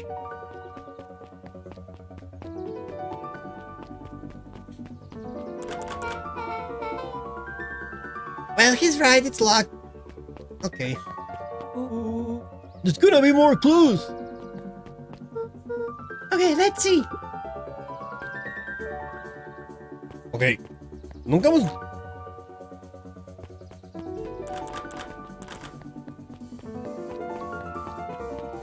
¿Acá? ¿Qué hay aquí? Ok, simplemente el juego diciendo no vayas para allá. ¿No quiero entrar aquí? ¿Es el elevador a la base secreta esa? Have you ever seen anyone actually use the thing? Es el elevador a la base secreta, no mames. Besides Mr. Nuncreed. Oh, God.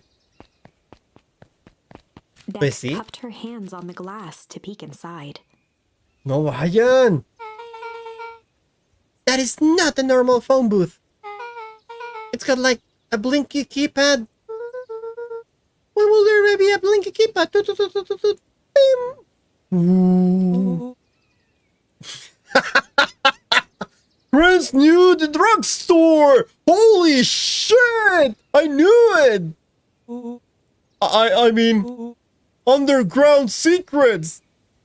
The password. Beck flung open the door and they all squeezed in. Los tres. Uy, Ay, apretadito aquí. Ay.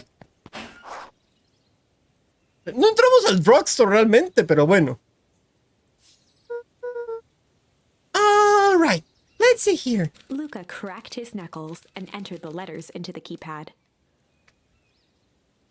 Boop, boop, boop, boop, boop, boop, boop, boop, boop, boop. Underground secrets.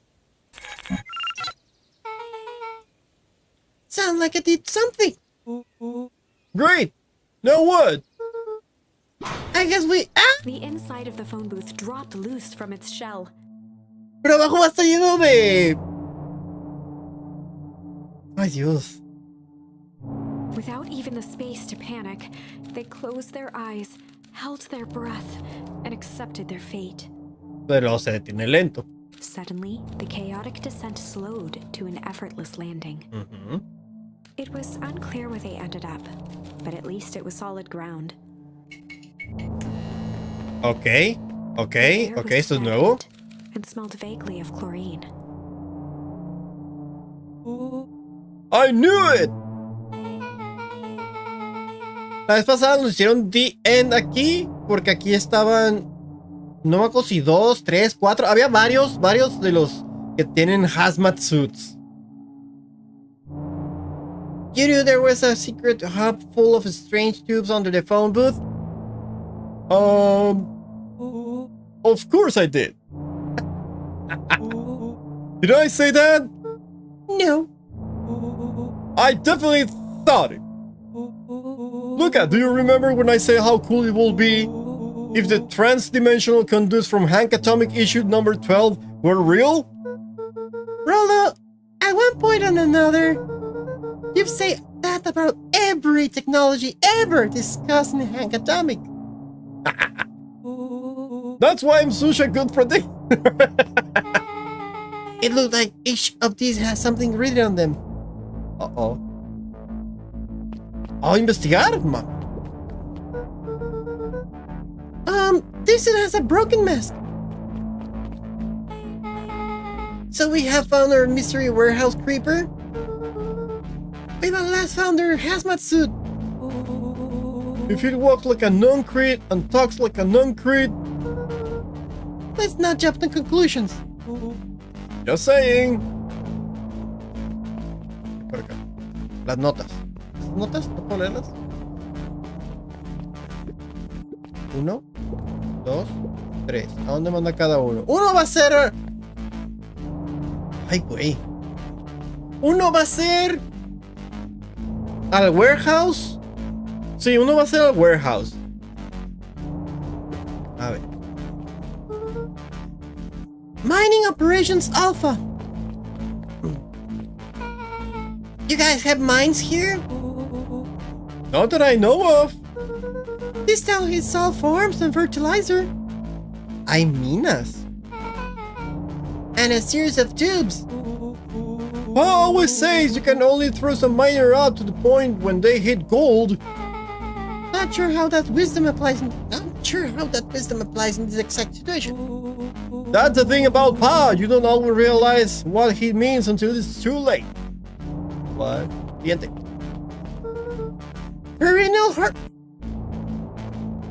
Perennial Harvest Main Office.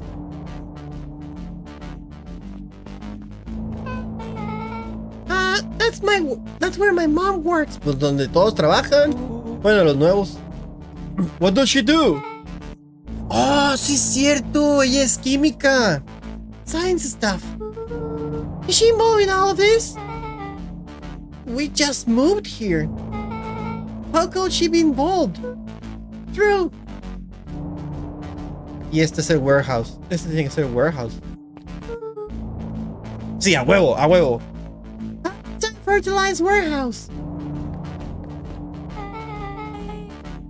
Isn't that where you almost got snatched? Yeah. Why will Perennial Harvest have a tube going to the old abandoned place? This is starting to feel like something big. Oh shit. Pónmelo para acá. That's a lot of buttons.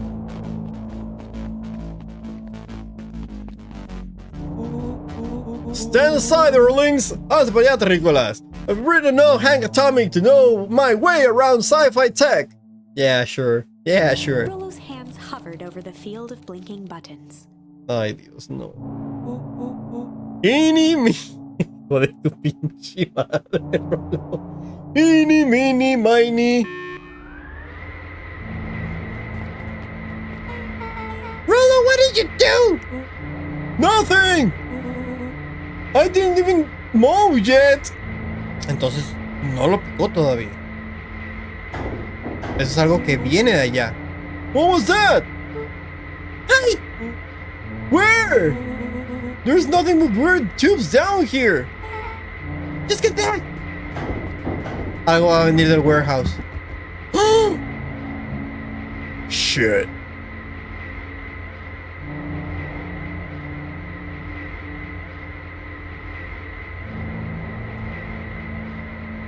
Damn! Shit! Hola, señor Noncrit. Shit! ¡Oso! Ya valimos madre. You all need to come with me now.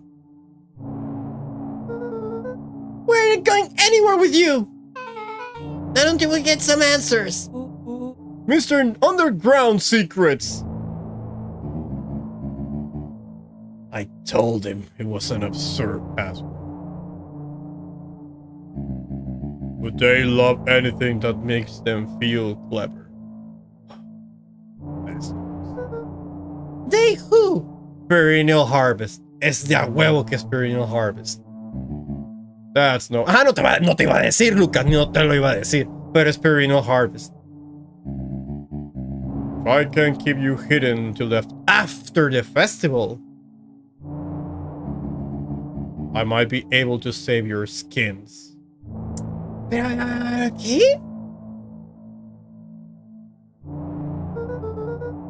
We don't care about our skins. Hold on, I like my skin. What the fuck? This all stops now, Noncreed. Joseph waited for a moment in silence. Joseph Noncreed, sí es cierto. Joseph Noncreed. You sound just like him. Hijo de tu pinche... Del papá. Habla del papá. ¿Quién? Tu padre. Walt. You don't get to talk about my dad. You know, your father and I were friends back before. He gestured toward the strange tubes. All of this. Before all of this. That's a lie.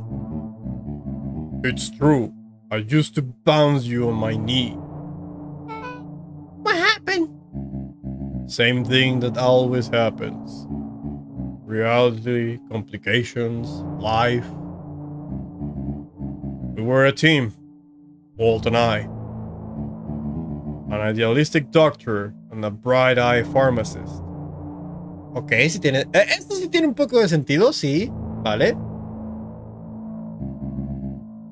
Both hell-bent on helping Walt. So, you were his sidekick? No. We were partners. He helped the patients, and I helped him. Yup, total sidekick. Nuncreed let Wait, out what? a growl of a sigh. Wait, what?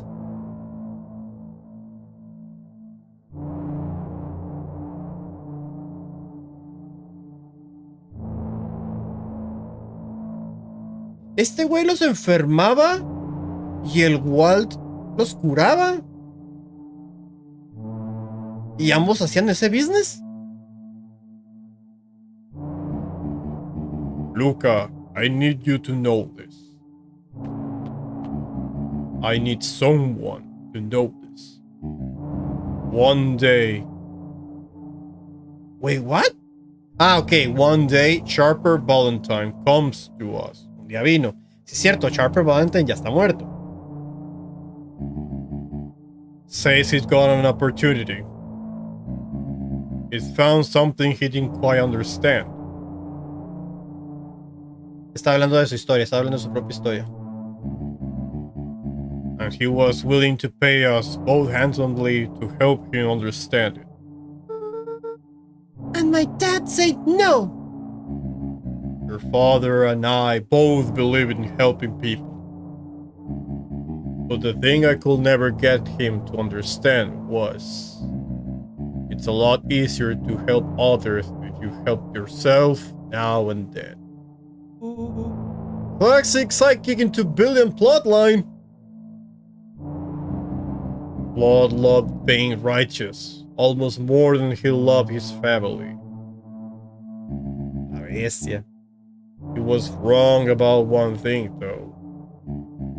When he begged me not to take Valentine's offer, he said, Joseph, if a person says yes one time to Sharper Valentine, he'll make sure they keep on saying yes to him until the day he's dead and gone. What? Ah, okay. He shook his head wistfully. Sharper's long gone, but he's still got me saying yes. A la bestia. Is there a point to sob story? To this sob story? Not really, no quería confesarlo. Just an old man trying to say what needs doing. Nuncreed took a menacing step towards the children. I tried to keep you safe. I tried to keep you and Juniper out of this. But you forced my hand. Luca began to laugh. ¿Por qué se está riendo? What? You really don't know? My gran isn't out of this. She's been scheming right under your nose. Luca! ¡Cállate el hocico! ¡A la bestia! Juniper?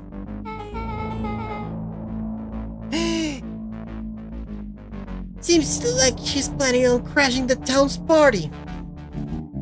She's going to disrupt the festival? Why will she? The color drained from Nuncreed's face. No, man. How does she know? Apparently she knows a lot of things. What? Let's just say this isn't the only underground layer we've bust into today. And honestly, hers is way cooler.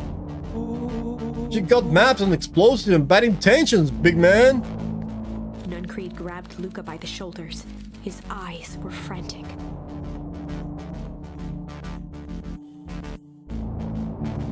You need to tell me what she's going to do right now. She doesn't understand what is she messing with. Tell me now! She's in danger, boy! I don't know. She had a map with a mark on the fountain in town square. Fountain? Why would... A jolt of realization struck Mr. Nuncreed. Así. She knows about the source? What the heck is the source? If she tries to destroy the source, it could catalyze and... Dear God, she's going to... She's going to freeze us all. Ok. Los congelamientos son por culpa de la abuela. Pero no creo que la abuela sepa que ese es el resultado que da. Esa es mi teoría ahora.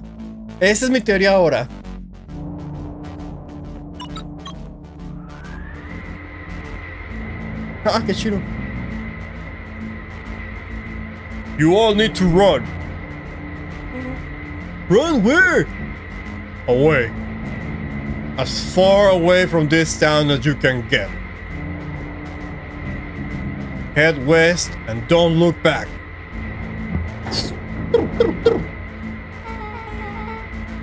That did not go how I expected.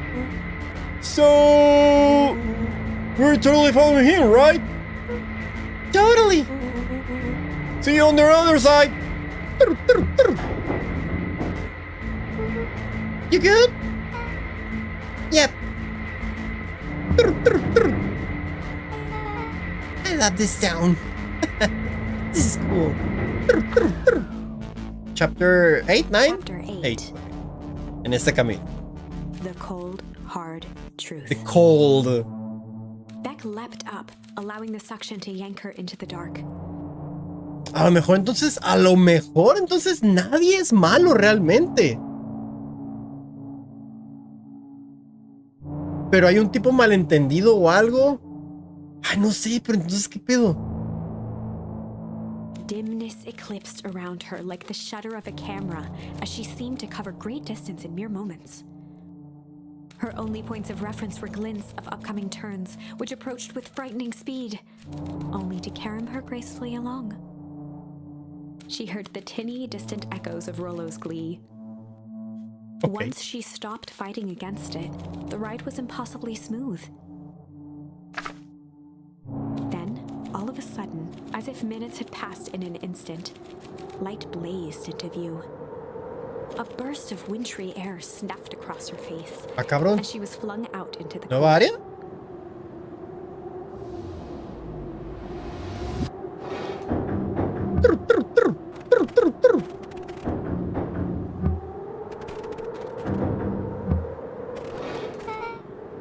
No ha pasado lo del hielo. Esto es un área nueva. Intense? Yeah. I think I'm at a party with some flutes in there. Guácala. Any idea where are we? Somewhere cool. Doesn't look like I got any of us. I didn't feel like we're traveling that far. Didn't feel. So where did it all go? Guácala, cállate, Rolo. This place sucks. Why will anyone even want to blow something up out here? Only one way to find out, I suppose. We gotta catch up to Nuncreed. I think he went this way. Catch up to Mr. Nuncreed. ¿Por aquí? Oh. Wait.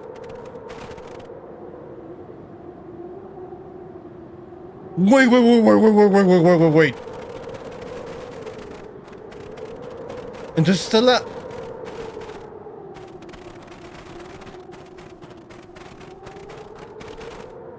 No había reconocido aquí. Hasta que vine aquí y vi el letrero y dije, espérame. Entonces aquí debería estar la casa. Y no, ese es otro lugar.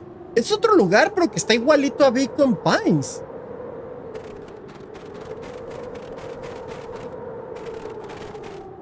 A ver, ¿qué está pasando aquí?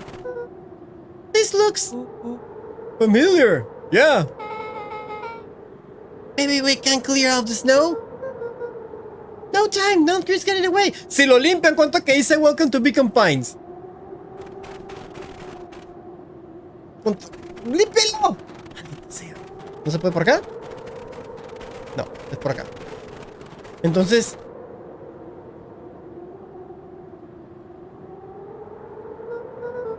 Okay, this is starting to feel really familiar. I might not be the most well-versed of all things Beacon Pines, but this does look like some sort of frozen replica of town. Oh, I got it. Pero todavía no ha pasado lo del congelamiento. Esto es otra cosa. It's so obvious now. Mr. Nuncreed is an alien. Mr. Nuncreed is an alien. What the... Okay, ¿qué? Rolo! Stick with me here. Shh, yo te digo qué pedo. His species can only live in sub-zero temperatures. Oh boy, here we go. The source is their base camp dimension, so naturally they keep it cold. We found it traveling through those metallic wormholes back there.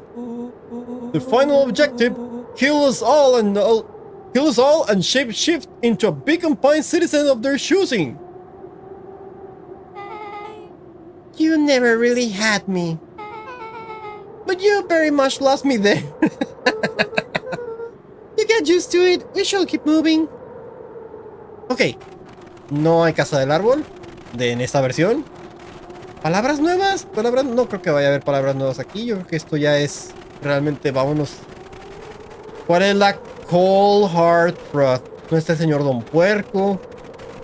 ¿O qué era? As they rounded the corner to the frozen town square, they spotted Mr. Nuncreed inching cautiously toward a pit at its center. He held his arms out gingerly, as if approaching a beast in the wild. Chingados. Upon closing the distance, Luca recognized what Nuncreed was after. Gran stood confidently at the edge, one arm outstretched over the abyss. Es el source. Donde debería estar la fuente. Ese es el source. Nearby, a wheelbarrow had been emptied out. She held a lit torch, which flickered in the bitter wind. What the fuck is going on? Juniper, I don't know what you think you're doing, but I assure you this is not going to solve anything. If you drop that, you've doomed this whole town. Oh, it wasn't me who doomed this town. I've been watching you, Joseph. ¿Viste el confrontamiento entre ellos? I know what you've done. You and your co-conspirators. Ran? What is happening? Oh my god. Oh my god. Luca, you and your friends need to leave right this moment. Mr. Nuncreed turned back toward the kids, desperation in his eyes. Que también le debe haber dicho. También les dije que se fueran. Listen to your Sí, a huevo. listen to your grandma, Luca. This is between me and Juniper. Rollo and Beck held steadfast in awe. Luca approached closer. Mr. Nuncreed spun back toward Gran, his voice growing louder. You got it all wrong, Juniper. Just hand over that torch. You don't understand what you're doing. How could I possibly trust you to do the right thing? Wall told me everything. He trusts you, and you betrayed that trust. Luca, did you know that this man's entire life is a lie? ¿Oh? If it were for him, your father might still be alive. Mr. Nuncreed winced with anguish. His voice hardened. That's not true!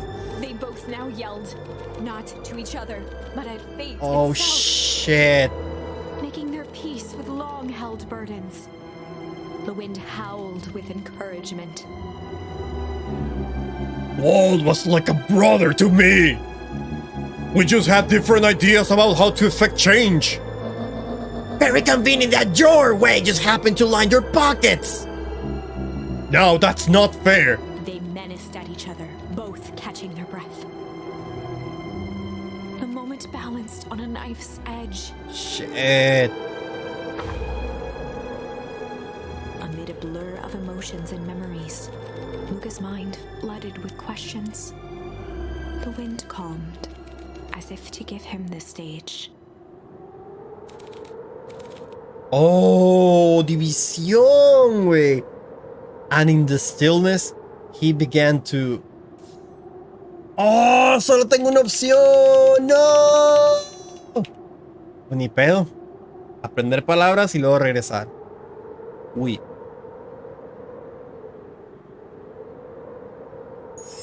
And in the stillness, he began to weep. It was all just too much. Falling to his knees, Luca whimpered Sí, a huevo. softly. The tears crystallized as they hit the snow. Gran stared at Luca for a moment with warm sympathy, remembering why this was all necessary. This all makes sense soon, Luca. And everything can go back to normal. I promise. She stiffened up and brandished the torch at Mr. Nuncreed. You can't hide behind those people any longer, Joseph. Once their precious source is destroyed, we'll see where their loyalties fall. ¿Quiénes son they? Los clones son aliens. El William Kerr es extraterrestre. Juniper, don't! Ignoring his final plea, Gran flung the torch into the deep darkness. Aquí se va a acabar. Eso va a ser un final. She smiled and exhaled in relief. Mr. Nuncreed moaned in resignation. Porque eso va a destruir el source y va a hacerlo va a pasar lo del congelamiento del pueblo real. Bueno, o no sé si es real o no. Es que no sé qué pedo porque hay dos pueblos. The torch echoed as it ricocheted down the hole, punctuated with a thunderous thud.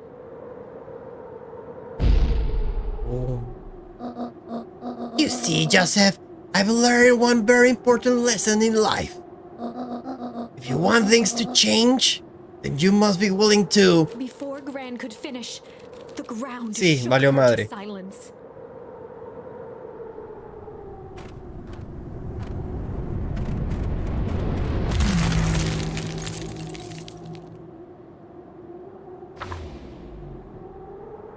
Gran only had time to spin around and run Sí, sí from la vi. Luca. Her attempt to shield him, an honorable but trifling act. Unflinching love, pitted against an unthinking horror. There was no contest.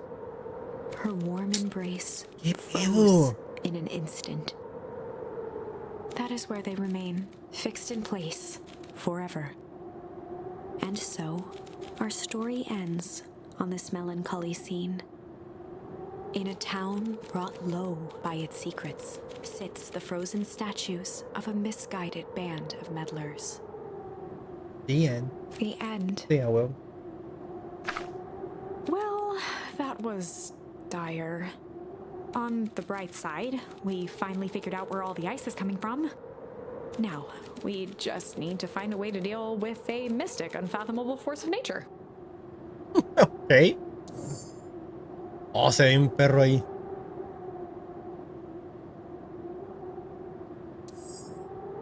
Ok. No tengo otra palabra. No queda de otra. No queda de otra, señores. Nos vamos a los clones y hacer flight. Ya. No tenemos otra palabra. Tal vez no he conseguido, no he investigado lo suficiente y no tengo, no sé.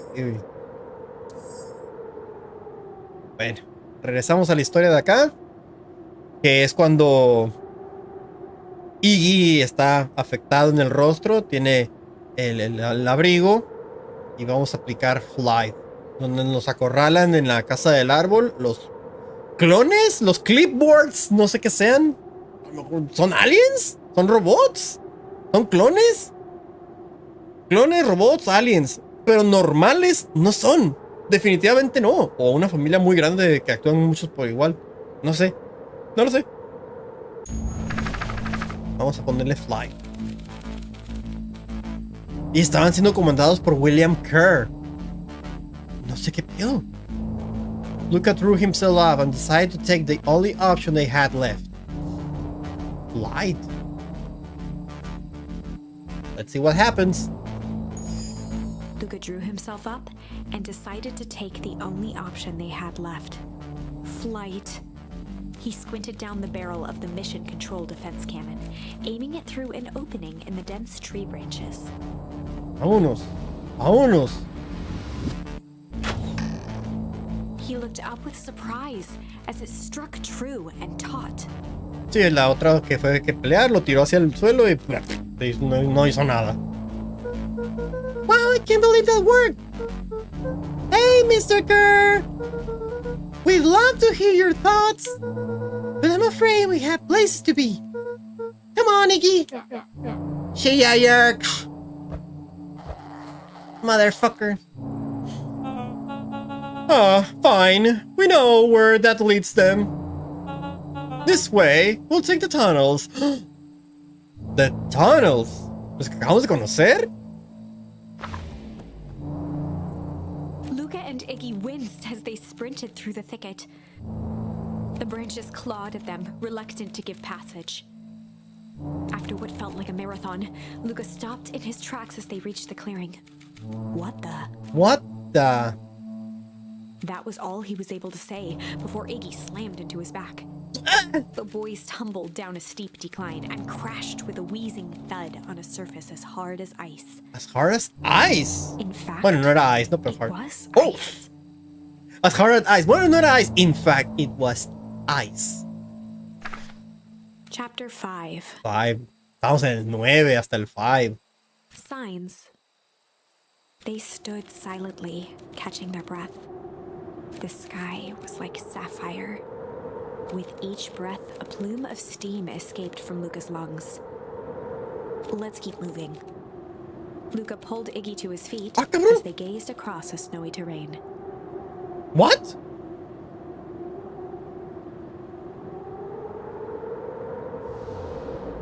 ¿Qué?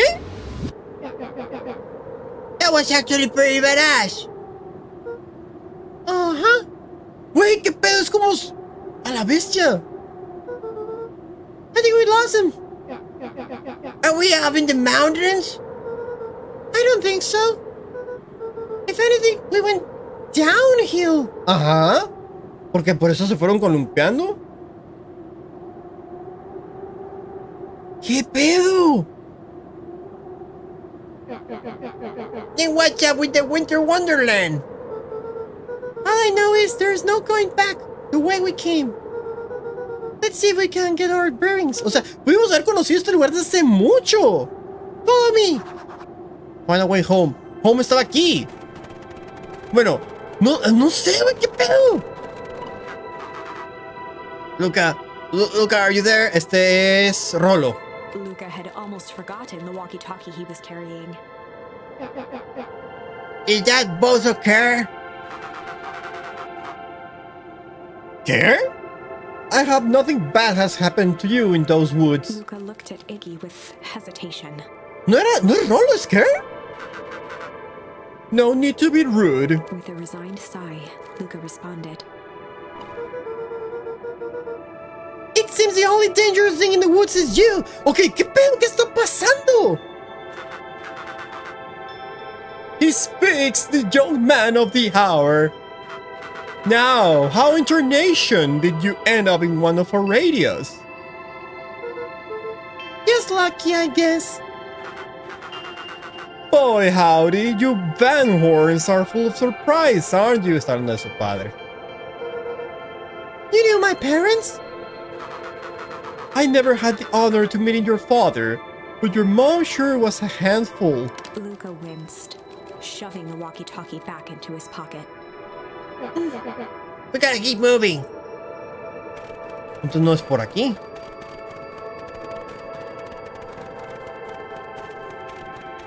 Bestia, ¿qué pedo? Ajá, y este es uno de los tubos. Aquí no lo vas a ver, eres muy pronto para saber esto. Slightly covered in snow. Two faint seams were visible along the surface. A manhole cover? If it is, I've never seen one like it. Y ya sabemos de dónde vino. Es que esto debimos haberlo conocido antes, pero yo no quise venir aquí todavía. Pero nos fuimos por la otra ruta y ya sabemos qué pedo con eso. A ver, ahora qué pedo acá. ¿Qué me falta? Oh, shit. Where's the readout? What's the readout? Sitting just above 258 Kelvin. Está helado aquí.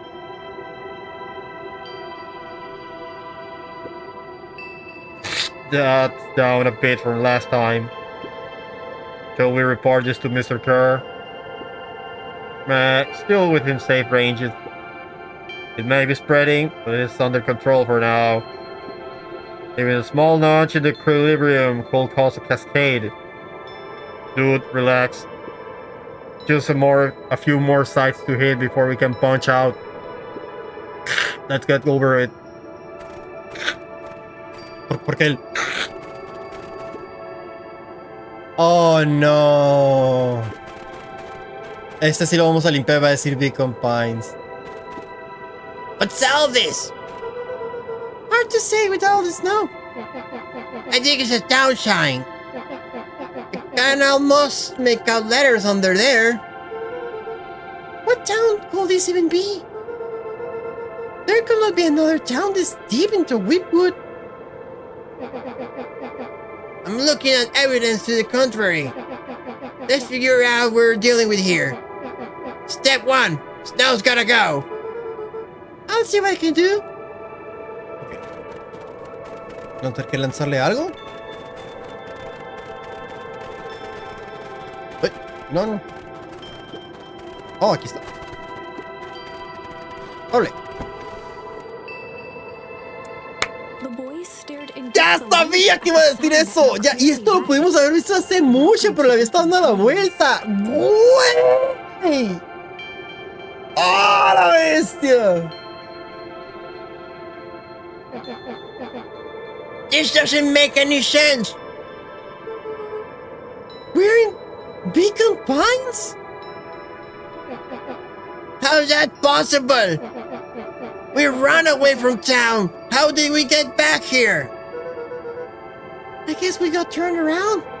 Hay dos pueblos. Este es el origen. No, es que no entiendo. ¿Hay una copia del pueblo separada? No sé. Where did all this snow come from? Well, it's been colder than normal lately. There's a very big difference between sweater weather and this Arctic hellscape. The bottle we found it before, it was cold too. Maybe all of it leads to one source. The source. Es como si fuera una iteración del pueblo. Ándale, tipo. You think it's related? What the hell is going on? We gotta get you some answers. Let's keep moving. No se puede por acá, ¿verdad? No. Okay, oh. Bueno. Lo mismo. Ya debía haber visitado este lugar entonces. ¿Qué es esto? It's all frozen. El río. Looking down at the frozen stream, Luca could faintly see a school of minnows encased in the ice. Whatever happened here, it happened fast. The fish didn't even have time to run. Or you know, swim run. Swim run. O sea, ya les pasó el efecto de congelar The todo? crunching of footsteps trailing Luca went hush. ¿Y les está volviendo a pasar? He looked back to see Iggy's face twisted with confusion. Everyone's gone. What? There's nothing here but more snow. There must be an explanation for all of this. We have to keep looking. You can look all you want. I quit. Fuck this shit. Iggy, we have to keep going. You don't get it, do you? This isn't one of your pathetic hang-atomic stories. We aren't going to save the day. We aren't even gonna save ourselves. My face is mangled. The town is destroyed. And everyone we've ever known is gone. We don't know that. You can just quit. Do whatever you want. Fuck this. I'm done. Iggy, it's gonna be okay. Luca peered upward at the darkening sky. He let out a long, foggy breath. Faintly, Iggy began to cry. Seeing Iggy in such a pathetic state gave Luca a sense of compassion and more than a little guilt. God damn it. It is getting pretty late, I think. Probably not a great idea to stumble around in the dark anyway. Luca allowed himself to collapse next to Iggy.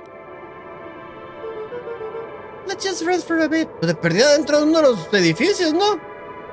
The boys huddled together for warmth and comfort. If not for exhaustion, their minds would be racing, trying to make sense of the events of the day. Mamón este pedo. As it was, all they had energy for was to sit in silence, numb.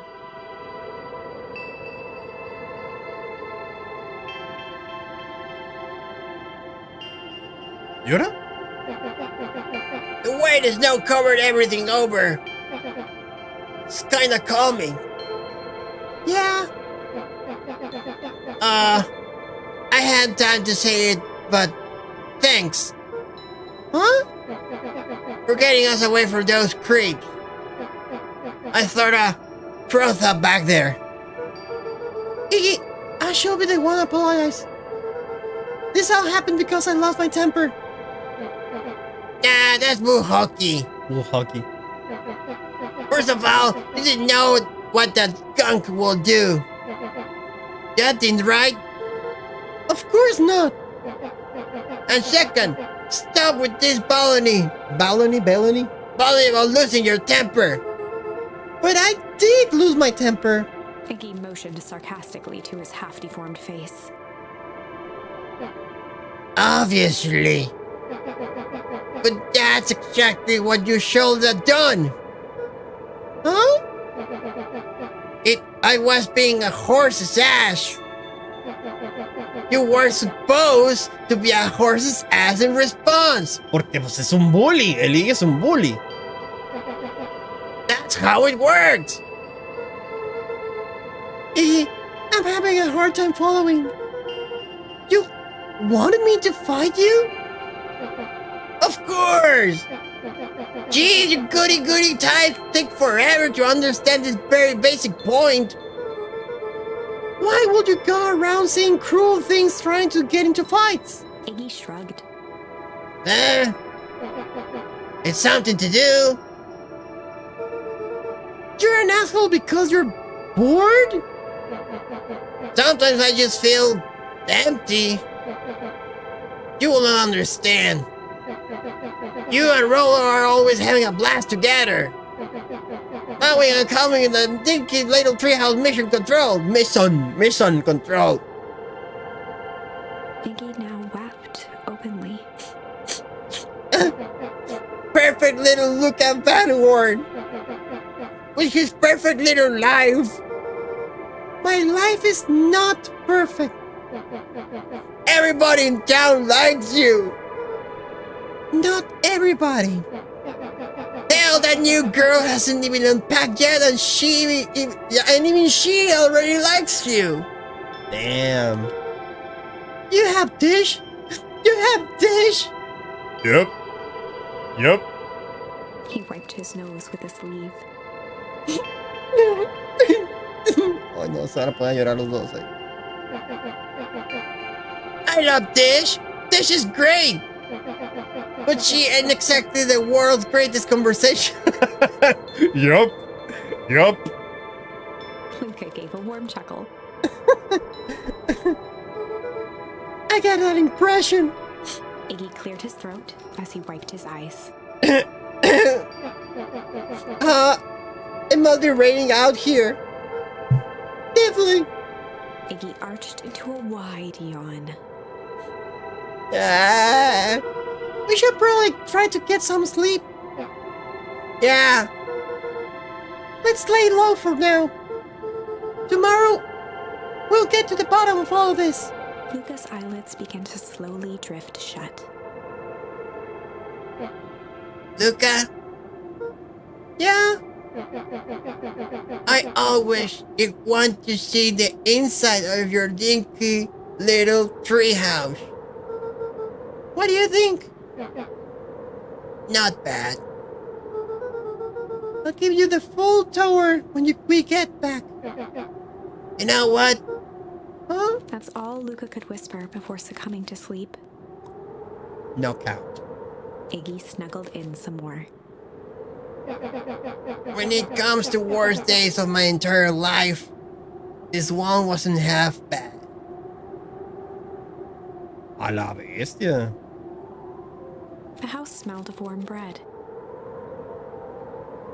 A house? Luca was playing with toy blocks on the living room rug. Oh, está soñando, ok. He looked up to see his parents on the couch. His mother held his father's head in her lap. She idly stroked his hair while humming a song. A voice behind Luca spoke.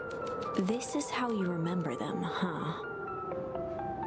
Luca turned to see his own face. The doppelganger from his dreams, still clad in a yellow hazmat suit, still carrying a look of disdain behind empty eyes. Aww, look at this perfectly cozy scene. You know it wasn't really like this. The figure picked up a toy block and inspected it. It's amazing the facades that one can build given the right materials. Facade. Not that I blame us. These are a child's memories, all warm and fuzzy. You don't remember, do you? Luca snatched the block from the figure's yellow-gloved hand. Remember what? The doppelganger pointed to the couch. The last day we saw him alive. The day he chose to abandon us. Luca turned to look at his father, still lounging on the couch. That's not true. He didn't abandon us. The doppelganger waved his hand dismissively. Everything is true here. It's just a matter of what we choose to see. Let me show you. The world flickered and pulsed. Luca was sitting next to his bed, listening to his heartbeat with one of his dad's stethoscopes. The doppelganger limped into the room. No, we both know that's not how this went. He grabbed Luca's hand and guided the stethoscope to the floor. Luca heard muffled shouting, brought close by the stethoscope. It was his parents, fighting. No. Do you remember what we did next? Luca gave a slow nod and crept down the hall to peek through the banister. Cimarrón Man, muchísimas gracias por ese follow en la plataforma morada. Bienvenido, welcome to the stream. He could see the outline of his Thank you very mother much. at the bottom of the stairs. Muchas gracias. Damn it, Walt. We can't afford to get involved in this. She was scared. His father stepped forward. What am I supposed to do? Just Vamos aquí en esta watch? historia. There's a sickness in this town, and we both know who's behind it. I swore an oath to help people. I won't turn my back on them. Luca's mother grabbed Walt. She was crying, pleading. I can't lose you. Damn. Walt calmly removed Eleanor's hand from his shoulder. What's right is right, and what's wrong is wrong. I could never live with myself if I let Sharper get away with this. Sharper. Eleanor raised her voice. Spare me your bullshit platitudes. What about our son? Luca flinched, dropping the stethoscope down the stairs. Walt turned with a panicked smile. Luca, is that you, buddy? With tears in his eyes, Luca descended the stairs. Mom? Dad? What's going on? Walt dropped to a knee to meet Luca eye to eye. Nothing, buckaroo. Your mom and I just got a little overexcited is all. Luca placed the stethoscope against his father's chest. His heart was racing. It sounded like you were going somewhere? Walt gently removed the device from Luca's ears. Listen to me, Luca. I have some business to take care of. I'll be back in time to tuck you in. Luca hugged his father tightly. Promise? Walt stood up and walked to the door. He glanced over his shoulder. I promise. With a wink and a grin, he put on his hat and strode out into the evening sun. Whoa, whoa. A figure approached soundlessly from the foggy snowfall. It stood above them, lingering in contemplation. Slowly raising one hand above Iggy, it snapped out 2 brisk raps on his head. From a deep slumber, Iggy sprang up defensively. Get your hands off me! Whether it was the calming presence or the recognition that he was not in danger, Iggy felt his clenched fists lower. Just what do you think you're doing? Luca looked up, gradually remembering his whereabouts. The figure exhaled a cloud of warm vapor. You two certainly have caused a lot of commotion. No sé quién es. What's that supposed to mean? Take it easy, Iggy. We were sleeping minding your own business. You're the one running around knocking on people's heads. I'm sorry if I hurt you, Iggy. You didn't hurt nobody. Anybody. Huh? Oh, I see. You think you're better than me, you... When it came to complete strangers, Iggy had trouble cobbling together an insult. You big head. Scarfy neck. Furble. Okay, let's lower the temperature a bit here. Más. Interesting choice of words. I mean, let's all just calm down, okay? Who are you? A friend? An observer? A hitchhiker on the infinite expanse of possibility? Great! How about a name? If you must call me something, you can call me Nat. No, no conozco este personaje. Iggy huffed with gratification. How about you make a little nod of buzz off? Ah? Very well. Nat began to turn away indifferently. Wait! Do you live here? You might say that. So you know where we are? You might also say that. Look, pal. We're just gonna safe way out of here. Gonna help us or not? Before knowing how to leave, one must know where they are.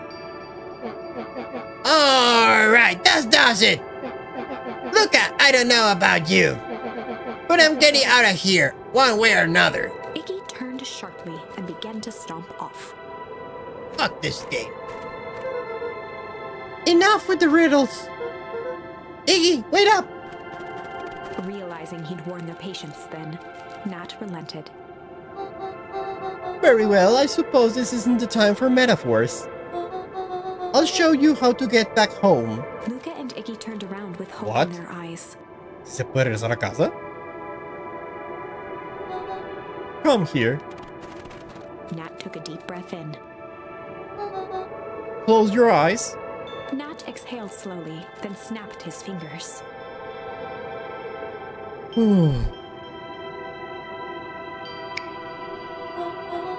Okay, open them. For a brief moment, Luca and Iggy let themselves believe that some great magic was about to unfold. Until they opened their eyes and found themselves in the exact same place. Cold and disheartened. This is your home. This is Beacon Pines. Look, Nat, we don't know how we got here. Maybe we stumbled through some time travel gate in Whipwood? Or we teleported to some alternate universe? Or this is all just some cruel experiment by Kerr and his goons? But this is not our home. You're inching closer to the truth. Alas, the reality is much less fanciful. Just give it to us straight. So be it. Okay, here we go. As I said, this is Beacon Pines. The original, true Beacon Pines. Me imaginé. Sí me imaginé esa, sí lo tenía en mente. Pero entonces si hay un segundo, regrésame al segundo, que es mi casa. ¿O qué es esto? ¿Me despertaron de una Matrix?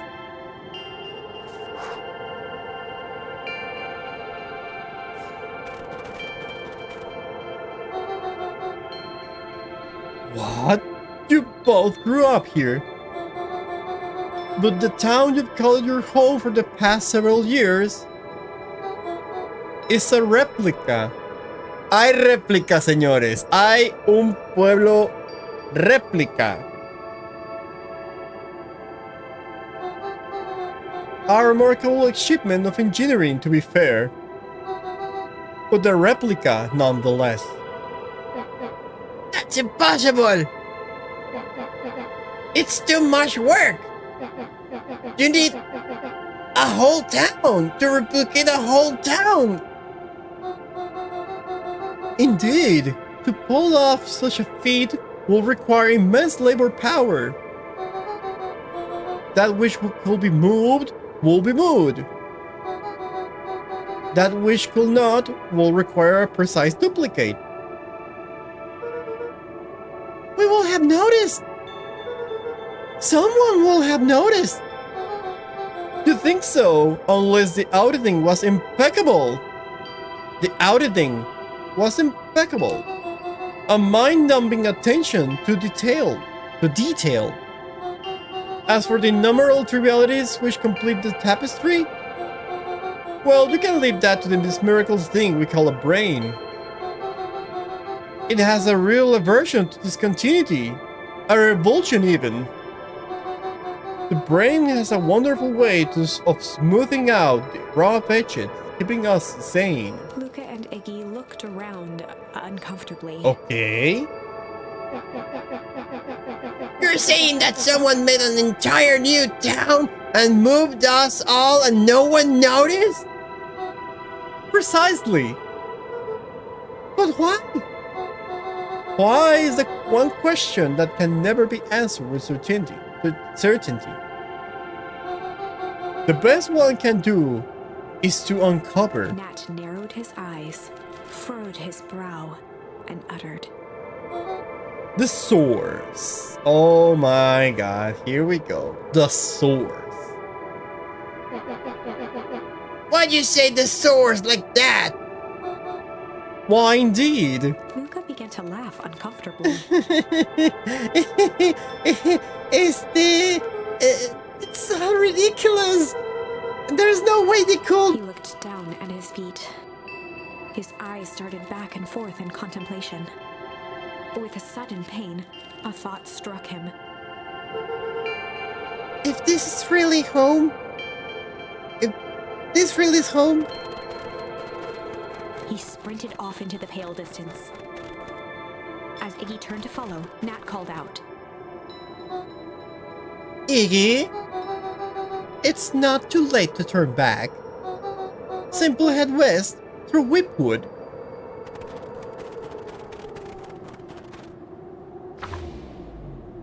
What? Chapter 6. What? The Source. The source. Nat expressed his sympathy with a shrug and sauntered off as unassumingly as he'd arrived.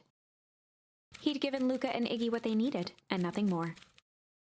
As Luca sprinted across the snow, the events of the past few days became clearer, pieces to a larger puzzle. Rollo said he was underground somewhere, captured. Sí, es cierto. Rolo todavía está en el underground. Mr. Kerr tried to cover it up with lies. Oh my God. The clipboards were hell-bent on capturing Iggy. The clipboards. It all seemed to point to perennial harvest. But right now, there was one thing that Luca needed to know.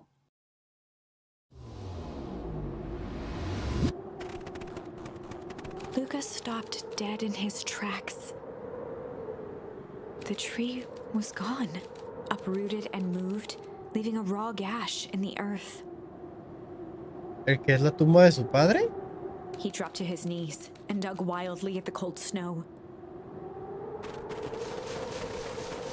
His numb hands hit something hard. A headstone. No mames, esa es la tumba real. Esa es la tumba real. La que está cerca de la otra casa es falsa. Oh my God. A dry whisper escaped Luca's lips. You were here. All this time, I thought I was visiting you. But you've been here, alone, in the snow. Dad, I'm so sorry. They ruined your favorite spot in the world. Our favorite spot in the world. Dad, what do I do? There was no reply, just snow-covered silence. Would you give me the sleep like that? What if I couldn't find you, the jerk? Iggy finally noticed the tears welling in Luca's eyes and the snow-covered grave. Oh. Iggy, they stole this tree, Iggy. Yikes! Suddenly, they heard the crunch of approaching footsteps in the snow.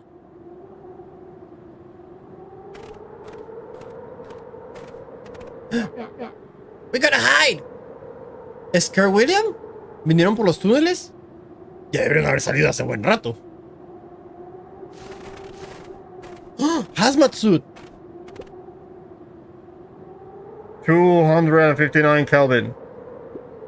All of distance still good. Dude, did you hear me? I say 259. Sorry. You ever think about what we did here? We save a whole town of people. Doesn't feel like it sometimes. What about everything we left behind? That's the grave of someone with a family. The people who love them will never know the truth. The truth is overrated. The truth is overrated. He bent down to scoop up a snowball and lobbed it playfully. Hey! Don't be such a downer, dude. We took this job to change the world. Yeah. Come on. It's almost lunchtime. What the fuck? Hahaha, weirdo.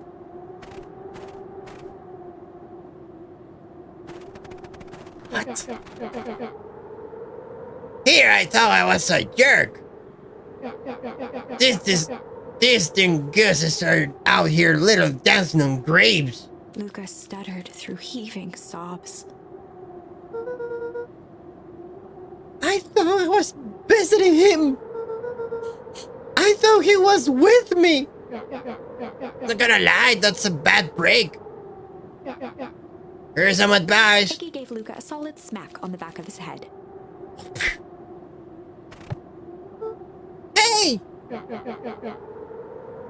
Who's any of this helping? What? Sitting here in the snow crying like some pushover. Who ya helping? Iggy, look what they did! They lied to everyone! Blah, blah, blah, blah. Motherfuckers. Look at Van Horn. You're a lot of things. But you ain't no pushover. Ain't no pushover. What did I tell ya before? When some jerks come at ya, acting like a horse ass, I shall stand up for myself. hell yeah! Fucker. There, his merry little brand of clipboards pull off this switcheroo for a reason, right? Nat mentioned something about a source. Luca wiped his eyes with a sleeve. Whatever's at the source must be awfully valuable to perennial harvest. Sure, will be a shame if something unfortunate were to happen to the precious source, won't it? No. What do you have in mind? If it's small enough to steal, we snatch it. If it's too big to snatch, we smash it. Ahí está, confirmados para Smash. Luca, Iggy, para Smash. And what if it's too big to smash? Iggy flashed a mischievous smile and cracked his knuckles.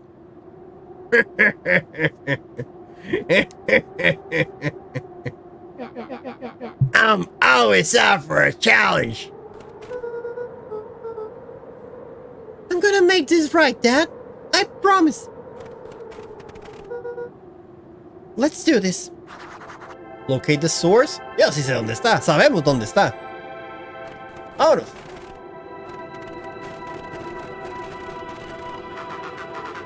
I can get awful cold. Espera.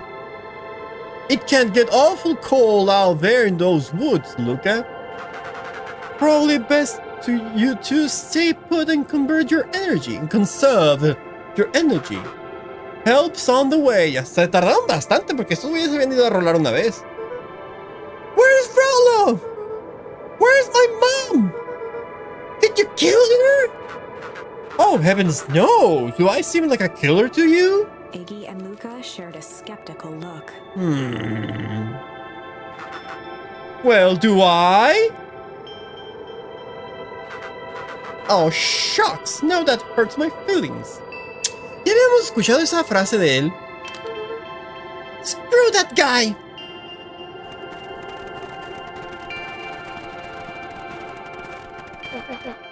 Wait a minute.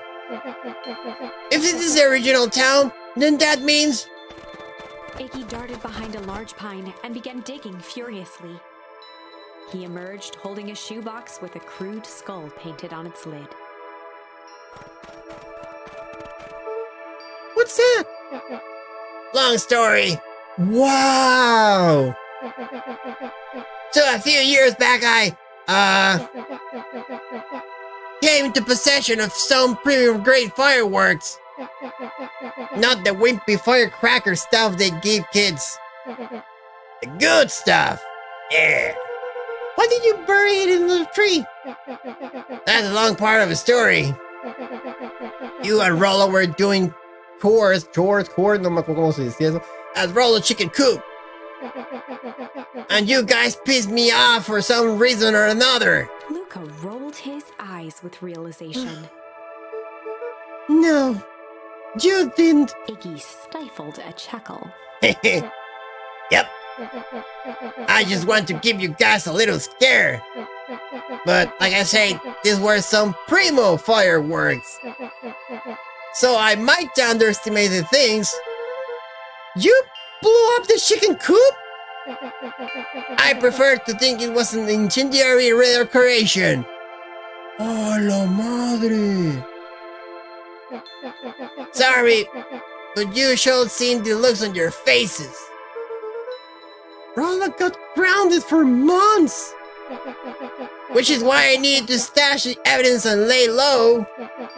Este güey. So I buried them under a tree. But when I came back for them later, They were gone Porque ya estaban en el otro pueblo. Oye, pero ¿cómo pasó eso? ¿Cómo los transportaron? Sin que se dieran cuenta. I figured some grown-up found him and tossed him. Iggy triumphantly raised the shoebox. ¿Qué pedo? Turns out it wasn't the firework that got moved. It was us. Unbelievable. Unbelievable. Okay, the source está aquí enseguida. Do you think this is a game? Well, yes, actually, this is Big and Pine's game. Yeah. Así se llama el juego, perdón. Newsflash, boyo. You're not a hero. You're a little brat who is in way over his head. A hero is just someone who refuses to give up. Comics these days are rotting children's brains. Everyone thinks they're a spaceman superhero. Errolo sí. I was always partial to Hank Atomic myself. Is that so? Do you really think you have a chance against us? You have no idea how powerful we are. Prepare for blast off, loser.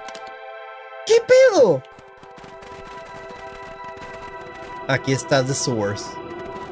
¿Puedo ir a otra parte? ¿Puedo ir a otra parte antes? ¿Puedo ir a otra parte antes? Nope. Nope. ¿Por acá? Nope. Y... Nope. Este es el final.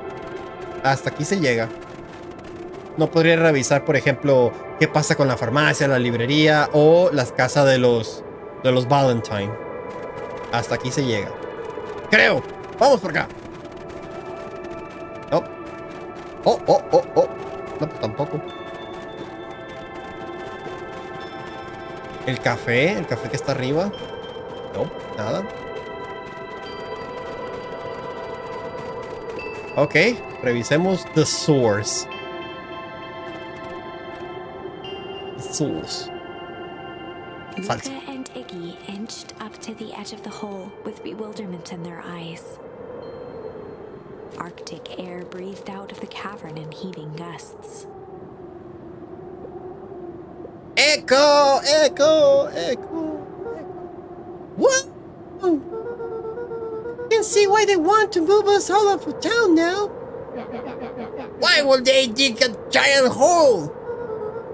I think this is it. The source. This is the source? It's a damn hole? How do we smash a hole? Oh shit.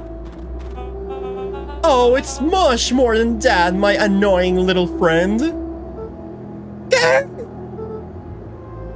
Where's Frollo? Oye, tenemos que aprender una palabra, si no ya se me atoré en el juego. O más bien, no he investigado lo suficiente en otras partes para descubrir la palabra, porque pues no voy a ir a ninguna parte. I wasn't lying before. He's safe. Well, safer than you two, at least. That's cold. You just had to drag me all the way out here, didn't you? Mr. Kerr gazed down the abyss in contemplation. It really is something, isn't it? That abyss. What did you do to your town? What is all of this? Well, that's a doozy of a question. This is the source, where they collect the unrefined, Kerr scratched the back of his head. What? Honestly, boys, I don't understand any of this well enough to explain it. Fact of the matter is, I'm not paid to know. What you mean you don't know? And you in charge? Oh, heavens no! My role is merely to flash a winning smile and manage various complications. Complications like us? You are a smart boy! His face contorted into a saccharine grin. Entonces ya eres un problema, Luca, en estos momentos. It really is nothing personal. Some people are destined to strive for greatness, and others are simply obstacles along the way. Seems like you were destined to be a creepy lackey. The point is that we all play our part in life. Mine just happened to be a lead in the role of a lifetime. And you happen to be extras, ready for your curtain call. We are not giving up without a fight. Girls mine not gonna be so winning after you're done with you. Now, boys, there's no need for melodrama. It makes even a professional such as myself embarrassed for you. Let's change the mood a bit. Kerr snapped his fingers. Scene change! Oh shit. There, that's better. Deal with them. Iggy turned to Luca with a sly glance. Why are you smirking? Because I have a box full of fireworks and you don't. Iggy waved the box into the air, threatening to drop it down the hole. Es lo mismo que habría hecho la abuela. Aquí se va a acabar esto. Tengo que aprender una palabra nueva. Stop. Let's not do something regrettable. Jokes on you! Regret is one of my specialties! Out of curiosity, what will happen if I threw this in your precious hole? Ish, ready D for everyone.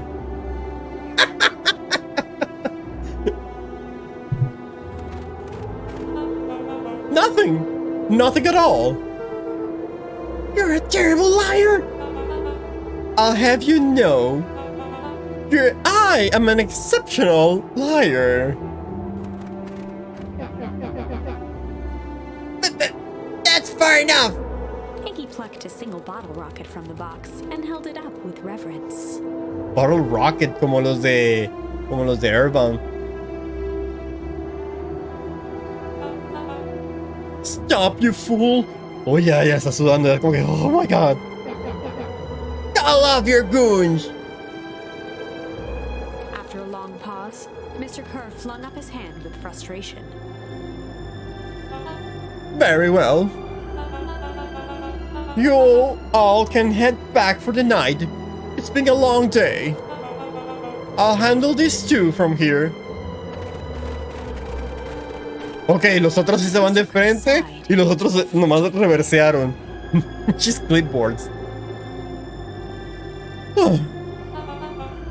It's just us now, Iggy. You can put that down. What? Like this? No! With a No! nonchalant flick, Iggy tossed the firework into the hole.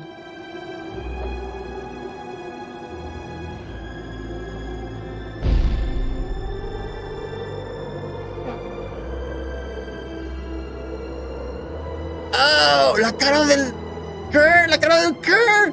¡Ya valió madre! ¡Woo! With a growl, Kerr leapt at Iggy, crashing through Luca. ¿Qué? What the He tried to twist away, but in the struggle they both tumbled over the side. What the Luca dove forward, bracing Iggy's hand just before it slipped. ¡No! His grip was made precarious by the cold, wet snow. Pero de todos modos va a salir el rayo. He could see Kerr further down, clinging to Iggy's coat. You reckless child! What have you done? Luca, listen to me! Hold on tight and use the walkie-talkie to call them back! What channel do I use? It doesn't make a damn difference! They're always listening! If you do that, the clipboard will just call us up and snag us both! The only way you get out of this is if Kerr's out of the picture! Just let go and save yourself! If he lets go, we both die! I don't want to die, but seeing the look on your face almost makes it worth it. La bestia. Mr. Cap, you had a long life. Why don't you all actually do something selfless and just let go? Mr. Card gasped with insult. Long life? I have you know I can still play 25. You should have heard me sing the part of Phyllis Young. With a wild look in his eye, Mr. Kerr began to hum a proud melody. ¿Qué pedo? ¿Qué pedo? ¿Qué está pasando? Wow, you believe this guy? Ahí está. Gracias.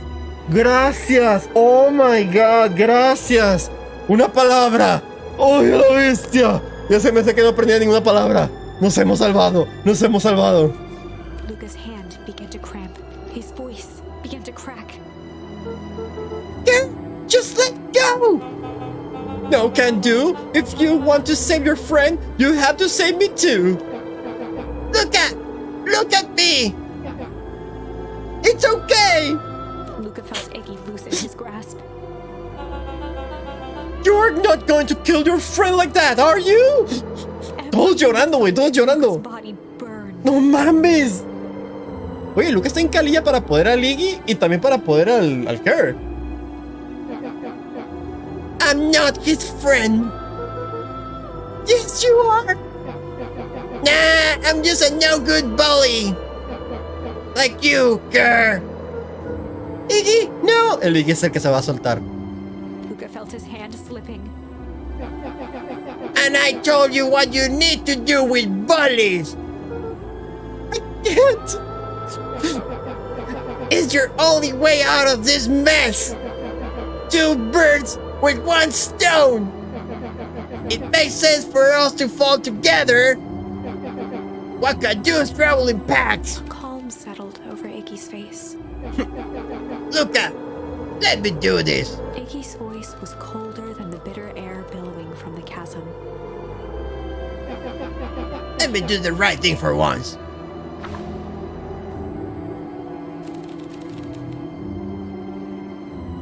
¡División a partir de aquí, güey!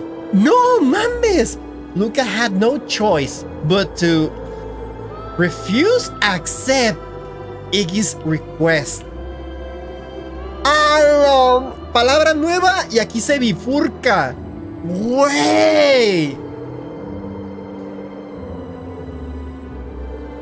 Si le doy accept, aquí se acaba, ¿no? Porque será soltarlos y van a tronar y va a salir el rayo y se acabó la historia. Me van a hacer regresar a Refuse o al hum que aprendimos. Ah, es que voy a darle accept. Espero que se acabe. Luca had no choice but to accept Iggy's request. With a quiet blink, Luca watched a teardrop sail down into the howling void. Creo que si hubiéramos estado aquí desde antes, desde mucho, porque lo he estado evitando este pedazo. Lo había estado evitando. Y si hubiéramos estado aquí desde mucho antes, yo creo que nada más habríamos tenido accept. As his fingers slowly gave up, he met eyes with Iggy. Y esta madre hubiera estado bien triste, pero pues lo estuve esquivando por una razón, no sé. Good.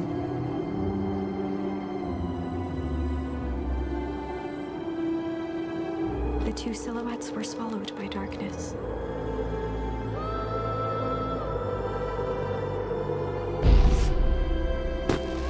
What?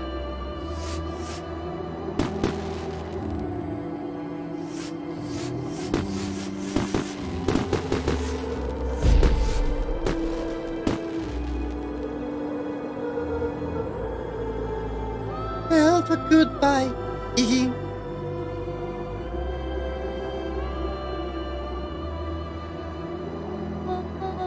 Luca, you should really step back. What? Quickly.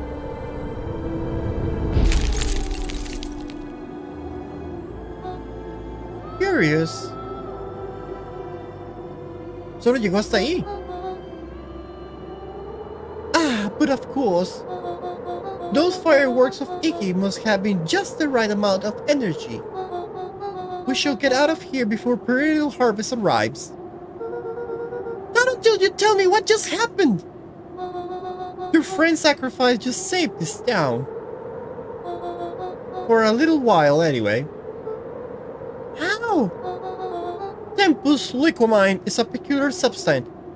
Ahí está. Ahí está. Por fin sabemos el nombre, al menos, de la cosa que sale de source. Tempus liquamine. O liquamine, ¿cómo se dice? Yo digo que es liquamine porque es liquid mining. Tempus. It can change the relationship between matter and time itself? It can change the relationship between matter and time itself. Ok. Ok, es una sustancia mucho más poderosa de lo que pensé. But doing so requires unfathomable energy. In a closed system, that energy can only come from its surroundings. A useful side product of this property being, by adding precisely the correct amount of energy to it, one can create a cryogenic cascade, que fue lo que nos ha estado ocurriendo. So the gun makes things cold and the fireworks made the whole freeze over?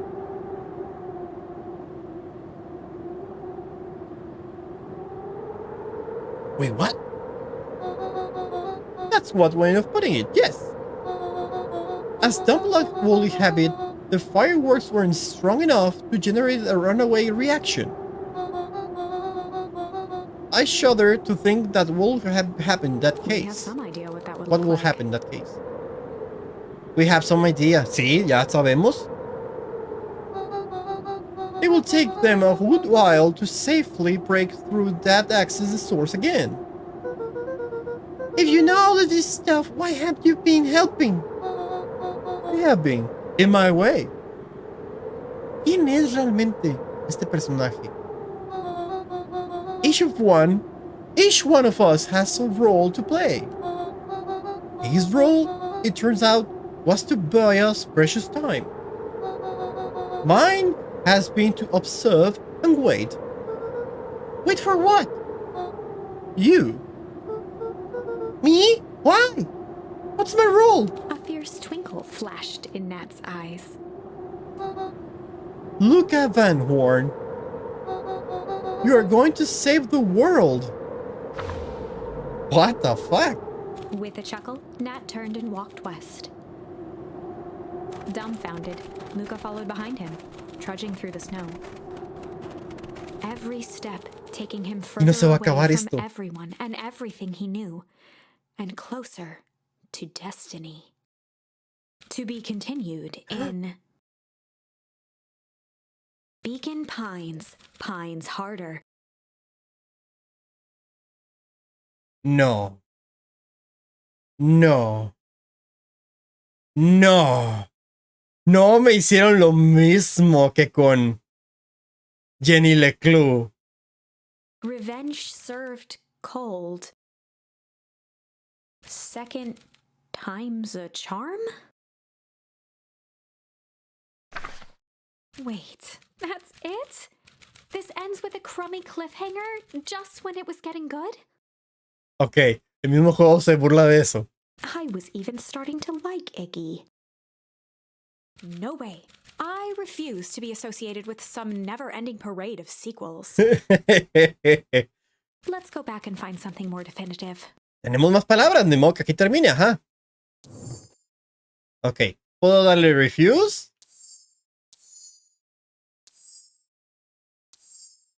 O la de home, ¿en dónde iría? Acá está, home.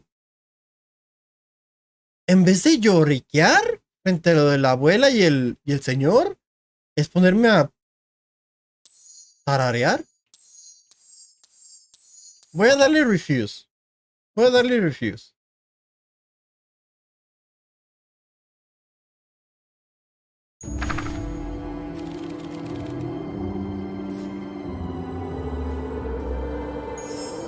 Luca had had no choice but to refuse Iggy's request. He tightened his grip and reached for the walkie-talkie in his Así de, pocket. no, te vas a salvar. A wild delight crept onto Mr. Kerr's face. That's a good lad. That's a good... Now, radio for help. Y aquí va a terminar, pero para nosotros. Nos van a encerrar, nos van a colgar, nos van a... Iggy begged Luca with his eyes one last time, but Luca pressed the button and called out. We need help. Mr. Kerr is in danger. It wasn't long before they were once again surrounded by clipboards. Sí, a huevo, los clipboards en chinga. Mr. Kerr sighed with relieved frustration. There you are. You really are a worthless lot, aren't you? Mirror, now. Wait, what? Mirror? A clipboard dutifully produced an ornate ivory hand mirror, and Mr. Kerr began preening his tousled hair. Ah, that's better. Mr. Van Horn, I applaud your sharp thinking under duress. Fíjate que no le he estado haciendo la voz tan equivocada al Kerr. No le he estado haciendo la voz tan equivocada. Así es como que muy... Oh, y como también estoy diciendo la narradora. I'll put in a good word for you with the founder. Take them away. The founder. The founder. Okay. A swarm of hands overpowered Luca. The last thing he saw before a cloth bag was pulled over his head was the defeated look on Iggy's face. Sí, a huevo, el iba está agüitado. The end. Ah, se acabó. Entonces era el refuse la primera palabra. I think No aprendimos this was ninguna one of palabra en those este times camino. where doing the right thing was the wrong thing. Ahí está. Ok.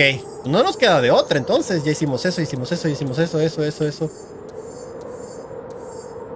Nos queda Hum. ¿Este es chapter 9? ¿Dónde es esto?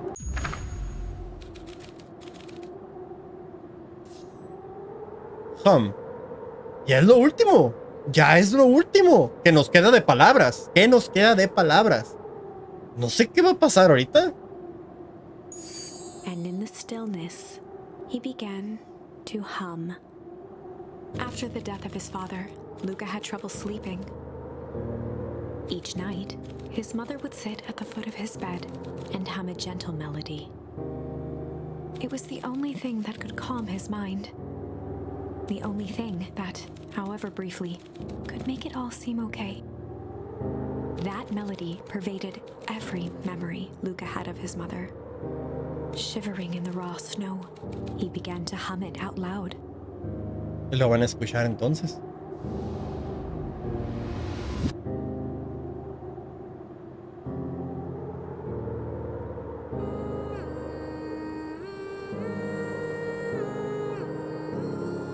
La bestia.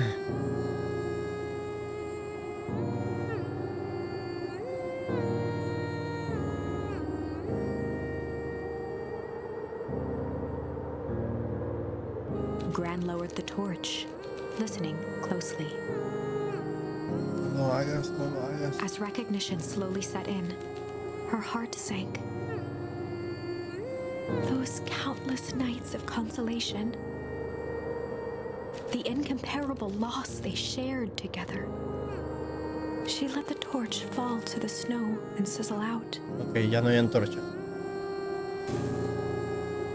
A few steps toward Luca was all she could bear before dropping to the snow herself.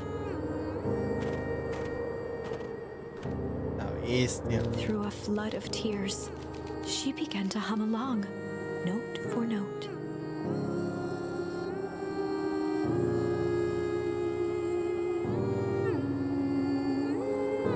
Oh my god.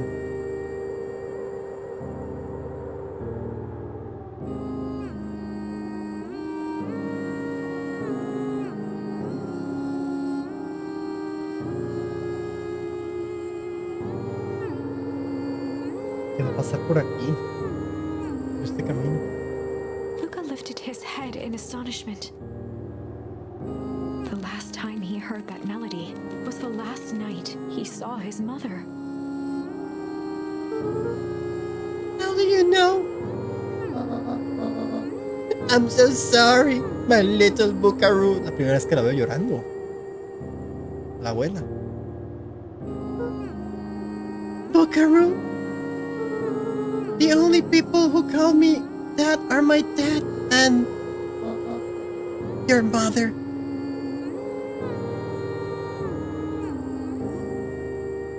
Luca blinked through blurry, watery eyes, trying to see more clearly. What?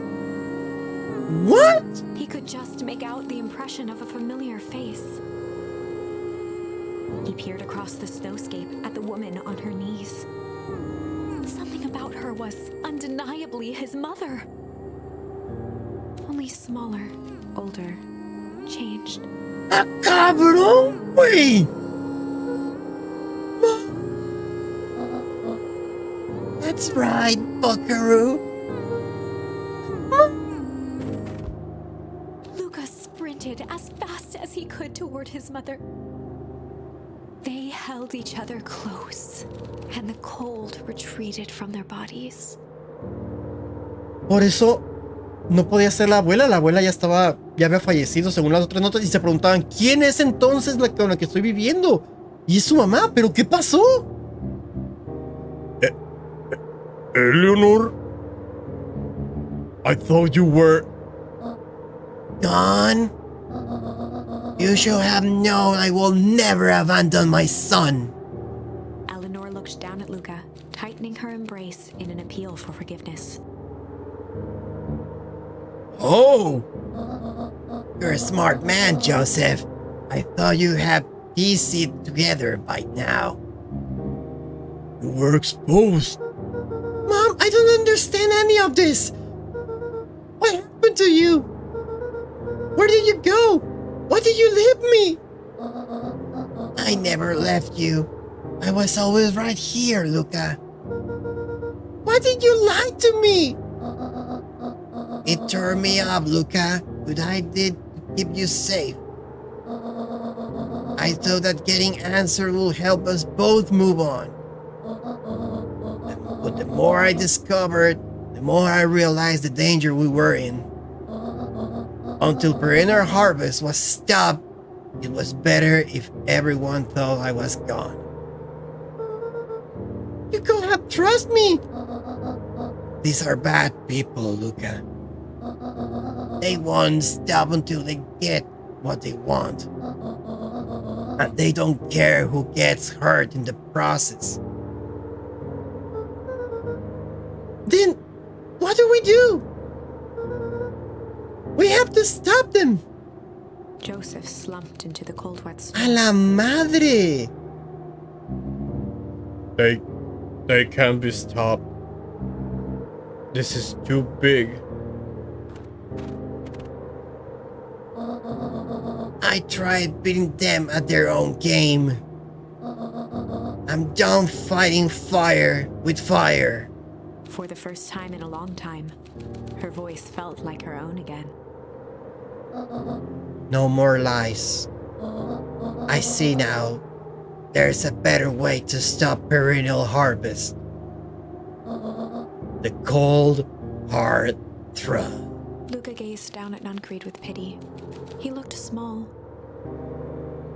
Joseph stared into the snow as if searching it for answers. Come on, everyone. We got the power to crash.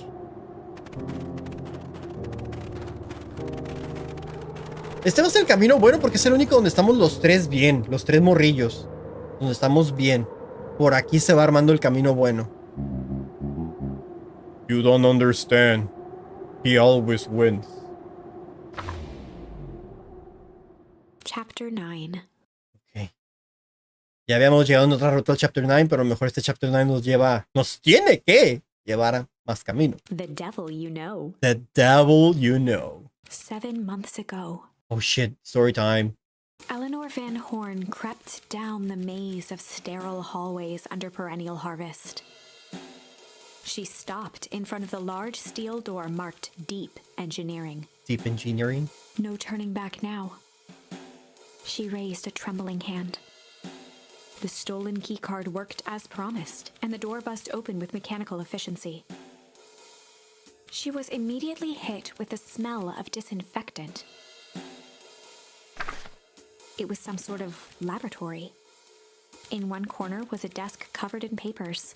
Across the room stood a tall metal pod with hoses protruding from its base. She rushed to the desk and began shifting through the piles of papers. They were experiment reports on something called Tempus Liquamen. Tempus Liquamen. Uh-huh.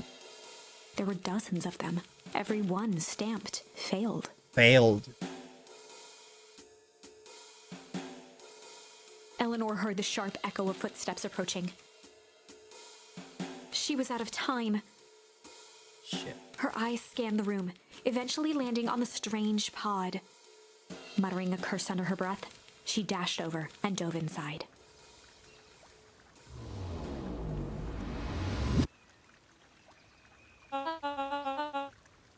And that is what change is all about.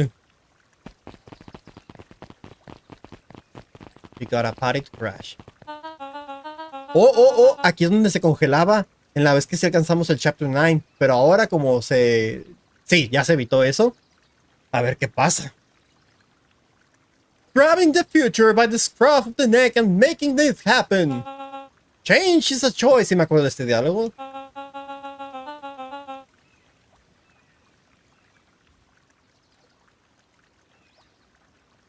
Okay. And I'm tickled pink that we will be all making the choice together. How great is that? This man is a liar. Excuse me? I will not. This town has a dangerous secret and perennial harpist only exists to keep it hidden. Nonsense. They pick up the whole damn town and moved it right under our noses. You're not making any sense, dear. Mr. Kerr addressed the crowd with a sarcastic tone. Imagine such a thing. It's absurd and just plain impossible. They promised they could fix the full harvest. They told us they will clean this place up. We just had to leave town for a few days. But while they had us evacuated... Miss Harford, I'm afraid I'm going to have you test. I'm afraid I'm going to have to ask you to...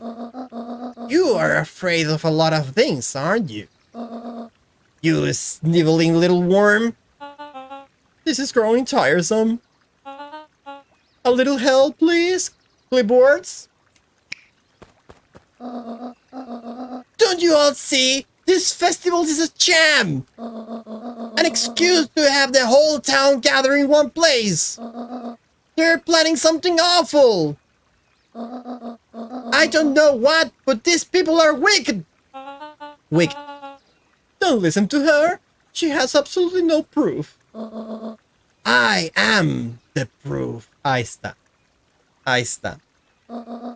I'm Eleanor Van Horn. Whispers filtered through the crowd. Damn. Well, aren't you just as sneaky as the Dickens? We all knew Valentine's fertilizer was too good to be true. And now this whole town is paying the price. Ladies and gentlemen, I'm so sorry about this disruption. My associates will take this obviously disturbed woman somewhere comfortable so that she can get help she needs. Oh no. She's not the one who's disturbed. You two-timing clown. Two-timing? You all know there's something wrong with this town. You all know. It was just easier to look the other way. The truth is...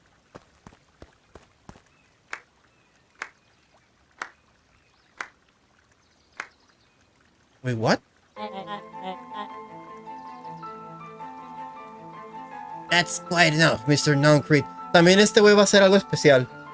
Porque este güey se lo pusieron de la nada a los Valentine a que lo adoptara. Torment dragged on Joseph Nuncrete's face.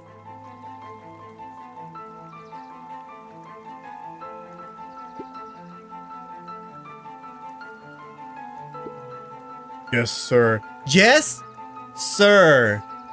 No me digas que Solomon es el papá del alcalde. Take him away. No, I want them to see this. Ah, the ever tempestuous Eleanor Van Horn. A la bestia. You've been quite the thorn in my side. Like a weed that's burrowed in where it doesn't belong. O sea que este es Sharper. Este es Sharper Valentine. ¿O quién es? I must confess, you look dreadful. Ella le envejecieron y este güey lo rejuvenecieron. He paused for a moment, plucking a piece of fuzz from his sweater and discarding it to the ground. Consider yourself in rare company. You managed to pull one over on me. It won't happen again. I knew you had some sort of plan to disrupt our little party. But alas, I expect something a little more impressive than incoherent rambling. De hecho, lo estaba. Si no hubiéramos evitado eso, hubiera sido la congelación. No matter, your failures are yours to bear. Mr. Kerr? Yes, sir. It's a shame it was cut short, but I thank you for that rousing oratory. I will take it from here. Sí, este güey es Sharper Valentine. Este güey es Sharper Valentine.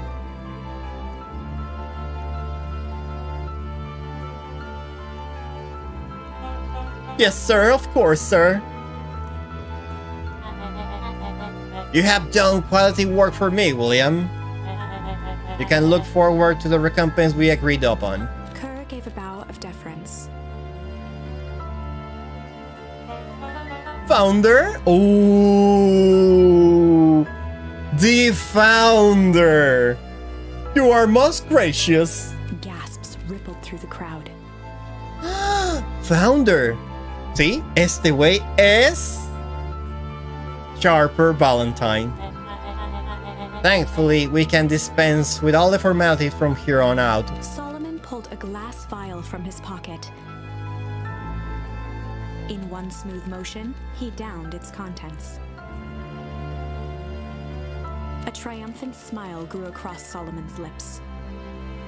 Se tomó algo. You can all call me Sharper Valentine.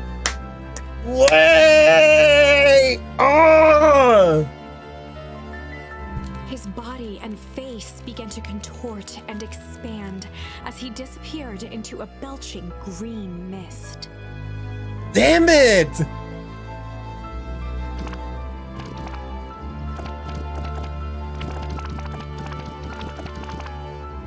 A hushed horror gripped the crowd. What the fuck? This is a story about change. What? No! You didn't see that coming. No, de hecho, ni yo. Ni yo. Dije, mira, se va a hacer más joven todavía. No. En su punto exacto. Good. Sharper examined his new hands. Well, this is quite the improvement. Everything looks so much smaller now. Eleanor was right about one thing. This festival was a ruse. Ruse? Rest? I want you to all witness my glorious return with your own eyes. Había una profecía, ¿no? O se había dicho que estaba Sharper Valentine que iba a regresar. No me acuerdo dónde lo vi. No me acuerdo dónde lo vi. Why does everyone look so downtrodden? This is a celebration, people. Maybe it will help if we set the mood. Mr. Kerr, be a dear and reveal the sign. Sharper Valentine Festival. Wonderful. Sharper choked out a crude squawk of a laugh. Frustrated grumbles sprinkled through the crowd. Sharper, you malicious bastard! Malice. Nueva palabra. La bestia, güey. I'm glad you're back so I can tell you to your face. You destroyed this town, motherfucker.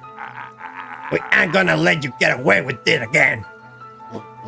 Sorry, this is not the time for audience participation. Some assistance, Mr. Kerr? William Kerr gave a subtle nod to the clipboards. You coward! Does anyone else have something to contribute? A helpless quiet settled over the crowd. I thought so.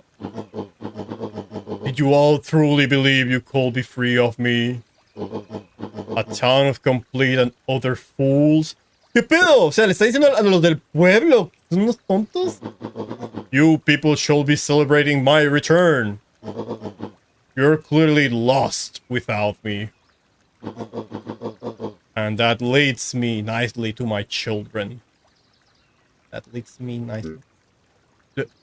Dad, ¡A la bestia! Primera vez que lo veo contento. Daddy? I gave you both the greatest gift a parent can give. The opportunity to prove yourself in my absence.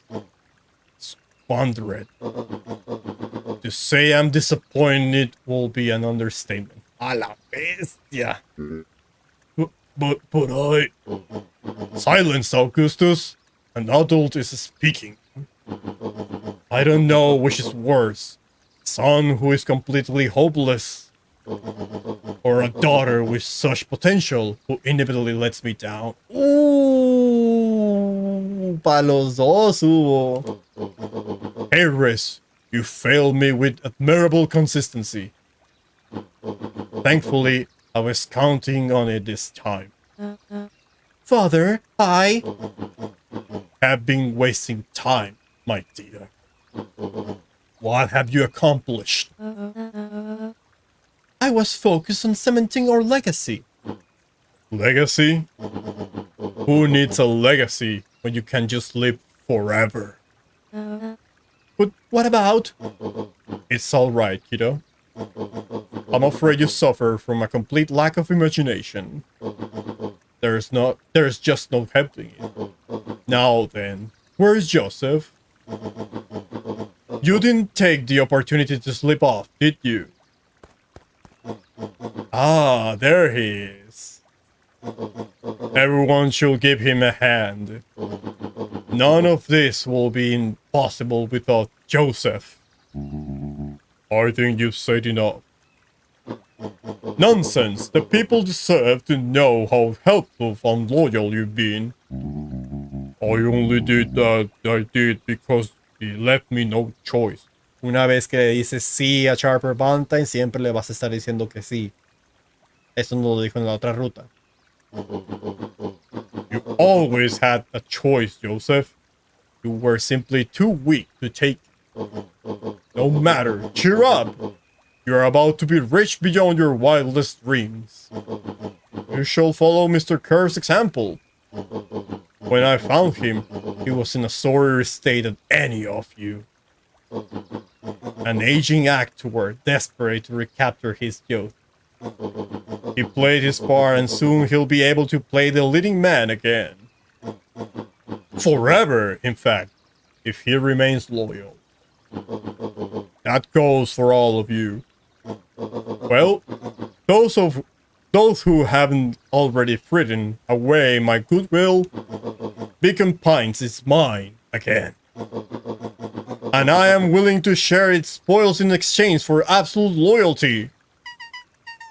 Are you saying William Kerr has never in charge of perennial harvest? De hecho, no, dice que lo recogió, que fue un actor ahí que estaba perdido. Huh. You think that Puffed Up Blatherskite could have accomplished all of this? Down, I suppose it's time for your big exclusive. Down por su nombre, la niña murcielaguita. Sharper addressed the crowd with indignant pride. He'd planned this moment for so long that now, at the deed's fruition, it almost felt frivolous. You see, I needed a figurehead to hold things down while I orchestrated my return. Don't want to misdirect, lie, and bilk this town for a spell. So I invented William Kerr. Take your bow, you've earned it. Mr. Kerr flourished a preposterously elaborate bow.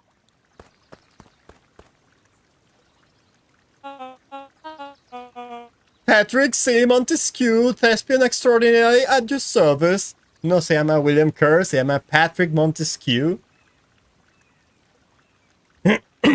Okay. Founder, I just want to thank you again for this opportunity. It truly was the role of a lifetime. Wait! So this Bill Kerr was a Pat C the whole time? William Kerr was a Patrick C? Now that your secret is out in the open, what's to stop this town from rising up against you? Ajá, yo me quedé que pedo, o sea, se van a revelar. Oh, that's the delicious part. Fear. Thanks to our clipboards, I know what each and every person in this town fears most. And I will take those fears manifest for anyone who steps out of line. The choice is simple. I'm not afraid of you. Oh, the young hero. I've kept a keen eye on you, boy. You and your friends made a habit of disrupting my plans. What a pity.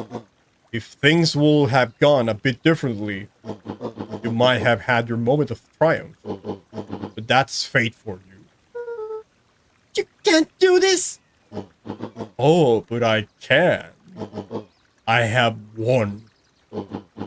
Never underestimate what a great man can do, give it time. And now time is my plaything. Perhaps the most expensive thing I've ever bought. But well worth it. Huh. Sharper coughed up one final laugh and cracked his knuckles. Enough chit-chat. Let's get to work, shall we? Shit. And so, Sharper set about remaking the town in his own image. The fertilizer factory soon reopened for business. Sales rose steadily as more and more farmers across the countryside began to swear by its miraculous properties. Beacon Pines became famous, a secretive town that, for the right price, shared its gifts with all. Gifts that became more and more necessary in a world where winters grew longer and longer. The end. What? Bueno, tenemos otra palabra. This is wrong, but things are becoming clearer now. You can feel it, right? We can't let Sharper win. He might just be the key to this whole thing. Let's see.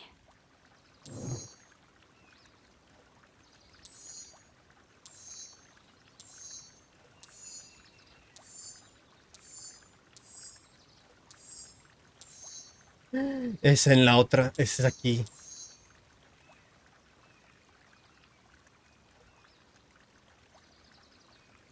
Ah, bestia. Tengo un chingo de hambre. Tengo un chingo de hambre, pero le quiero seguir. Hay que acabar esto. Bestia.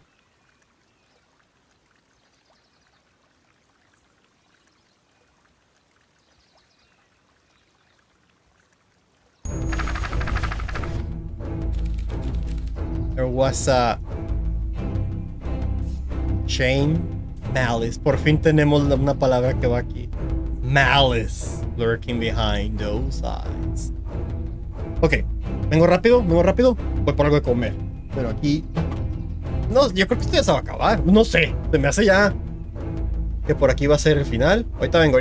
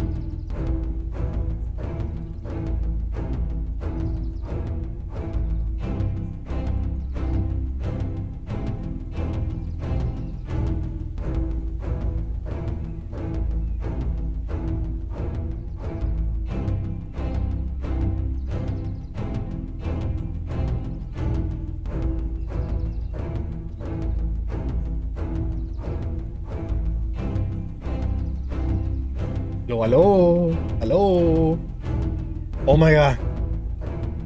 Sorry. Fui a comer algo muy rápido. Me estaba muriendo pasado de lanza de hambre y de sed por la garganta todas las veces que he hecho. Ya hace más de una hora, un poquito como una hora, que hubiera dicho yo, no, ¿sabes qué? Ya hubiera dejado aquí el stream. Pero no, güey, creo que este juego ya se va a acabar. Creo que esto ya estamos llegando a un final. O al final más bien. Y pues vamos a ver. Es la última palabra que nos queda. Malice. Es la última palabra que nos queda. No sé si por aquí está el camino. No me acuerdo si aquí está. Por este camino estábamos los tres personajes. Los tres morrillos. No sé. ¿Dónde quedó el control acá? A ver, déjame. Pues ni modo, te digo, ¿le seguimos? No fui por otro café ni nada, no tuve ni tiempo. A ver qué pasa. Ya vamos a llevar 4 horas de stream, no hay problema, le seguimos. Porque no voy a dejar, con todos los spoilers que sabemos de quién es la abuela realmente, de quién es el Solomon realmente, son spoilers muy grandes, no podemos irnos nada más así del stream. Ya le continuamos en otra ocasión. Eso se tiene que acabar aquí. Malice. There was a malice lurking behind those eyes. Like a trap ready to spring. Luca felt the weight of Nuncreed's hand on his shoulder. A ver. Something wasn't right. He didn't know why, but something was telling Luca to get out of there. I just want this to be all over. This to all be over. Yo me quedo como quiera, señor búho. Que mañana descanse, señor zorro. Oh my god, mañana toca hacer 6 horas de Genshin. Of course, I'm sure it will all work out soon enough. I should get going. I told Roxy I'd check for Rolo at the treehouse. Luca twisted free of Nuncreed's grasp. Of course. Luca. You know your dad and I were good friends back in the day. Can come to me with anything. Anything at all. Corre.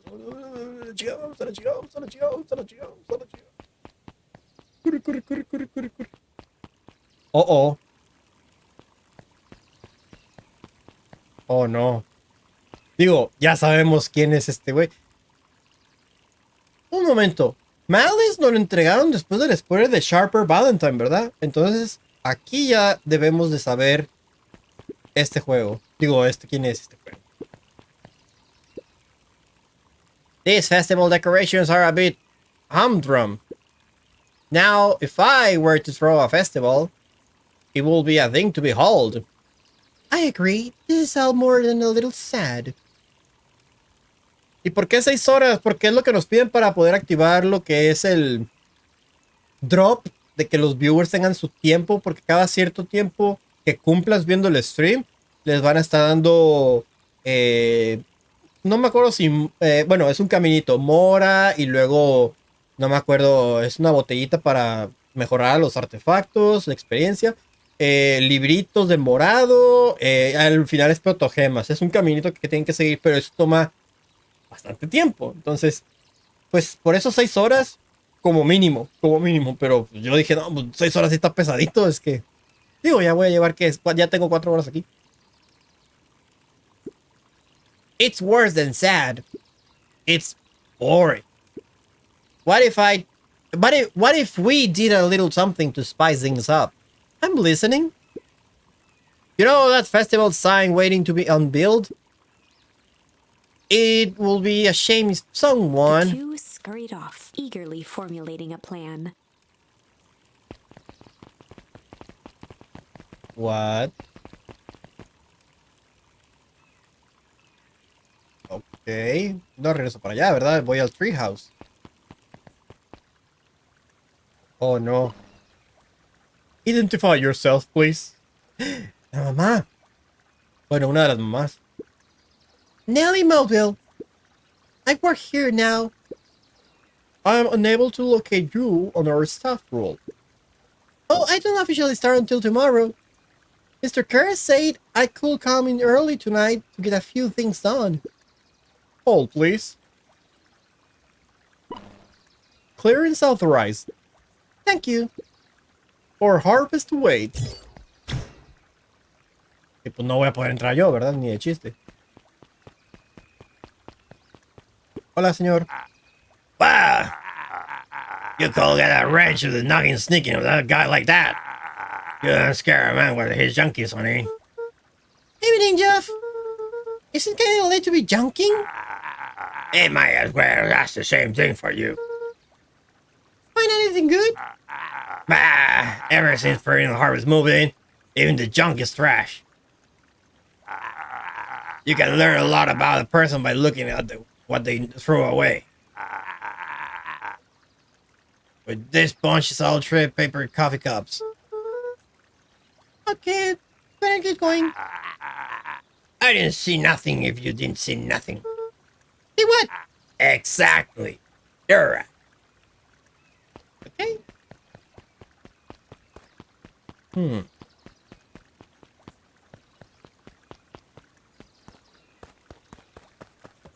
No, al treehouse.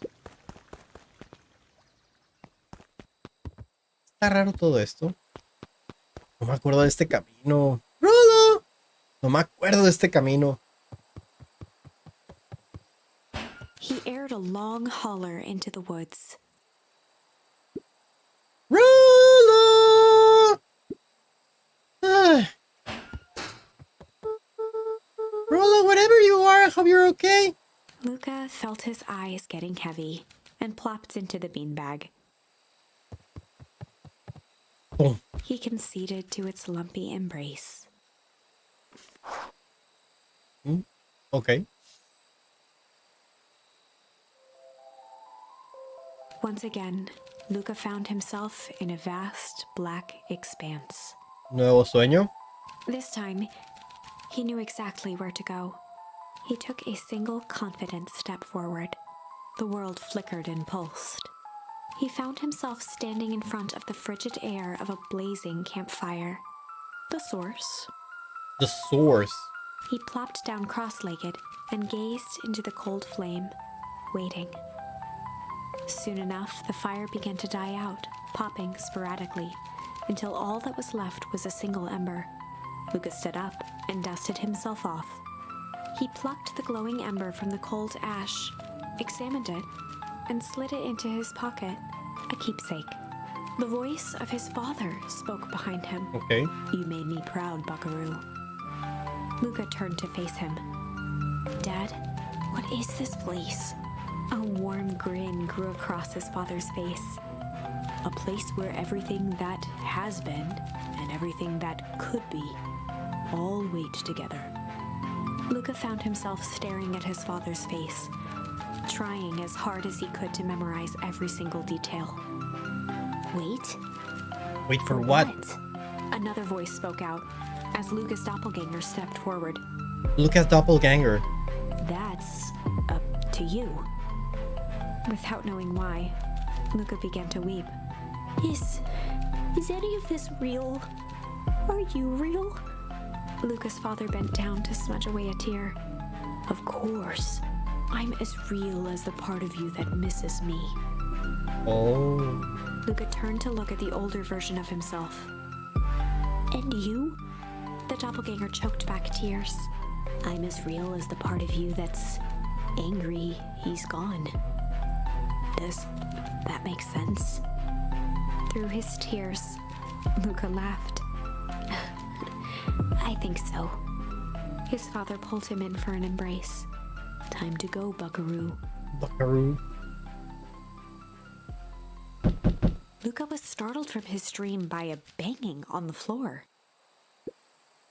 Are you in there? A commanding voice rumbled from below. Just as Luca sprang to lock the entry hatch, the door knocked open. Shit. Chapter 5. What? Dangers big and small. Luca stumbled back. He heard the rope ladder creak under significant weight. Keeping his eyes fixed on the hatch, Rollo! he inched backward to the balcony. ¿No? As his hand grasped the door handle, Luca froze. A large figure clumsily wriggled up through the hole. ¡Es Rollo! Wait, ¿no? Stop right there. All right. Sheesh, I know it's dark and all, but I figured you recognize me. Who are you? The large figure cocked its head inquisitively. What? Stop now or I'll clobber you with a baseball bat. Whoa, take it easy. Luca, you need to get your eyes checked. It's me, Rollo. No! Nice try, but I know you are not Rollo. You're like one of his random uncles or something.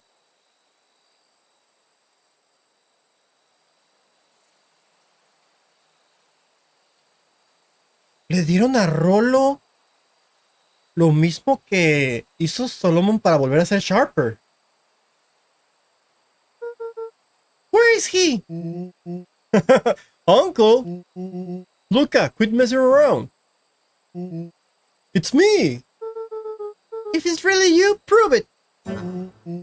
Flaming Chicken Coop, Luca. Luca's jaw dropped. He peered more closely at the man standing in front of him. Something about him was undeniably Rollo.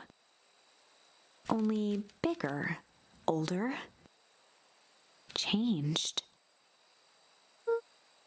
How? What happened to you? When I was running away, I ran into more people in those yellow suits. They grabbed me and dragged me away. What? Where did they take you? You know, they threw a bag over my head. It was cold and smelled like a swimming pool. No creo que te hayan dejado salir, tú te escapaste. I think it was an underground lab or something. They made my hands all big, look! Rollo proudly presented his hands to Luca. Pretty sweet, right? I mean, I will not be my first pick for a superpower. But beggars can be choosers. Beggars can be choosers. Rollo, it wasn't just your hands. It was all of yourself. No, de hecho no he mencionado que estoy más chaparrito entonces. My feet too? Dang, Pa just made me new shoes. Wait, Luca, where? Ya está, ahí está. Wait, Luca, why are you so small? Luca moved to the side and pointed Rollo to his reflection in the balcony window. What the? His hands shot up to his face. Holy Toledo! Rollo, what did they do to you? They made me drink some sort of green crud. Que fue que ya vimos que se tomó también Sharper. Ew. Actually, it wasn't too bad. It kind of tasted like licorice.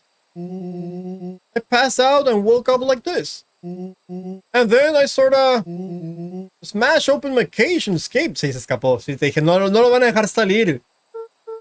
What? You smashed open the cage? Kinda.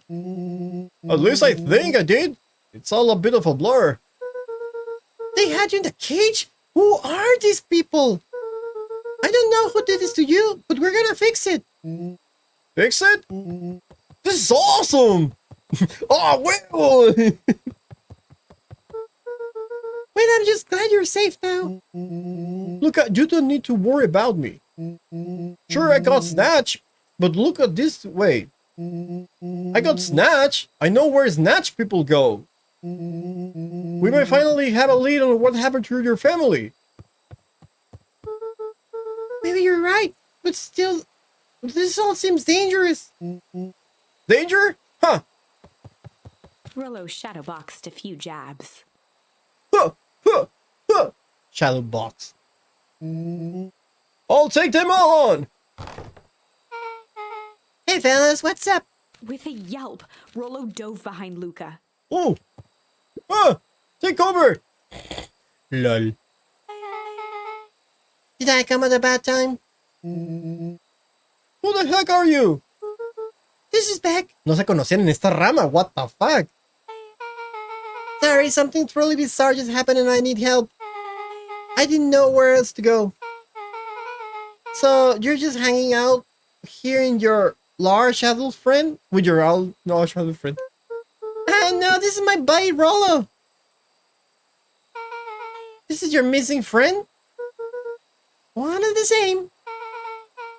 He seems a little old.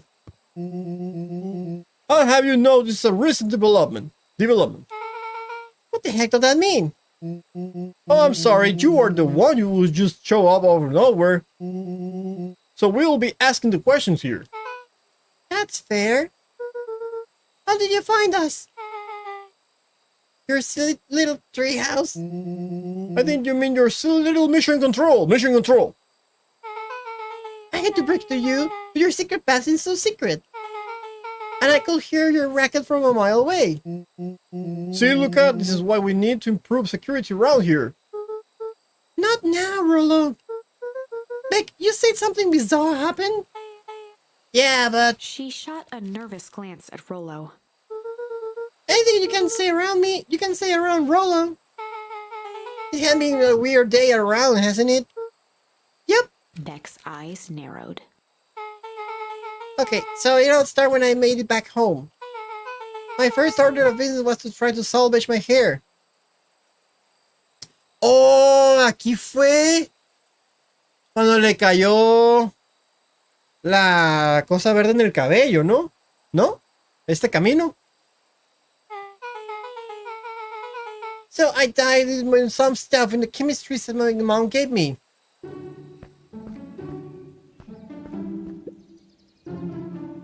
Okay. Just need to play it cool. And I hope no one notice.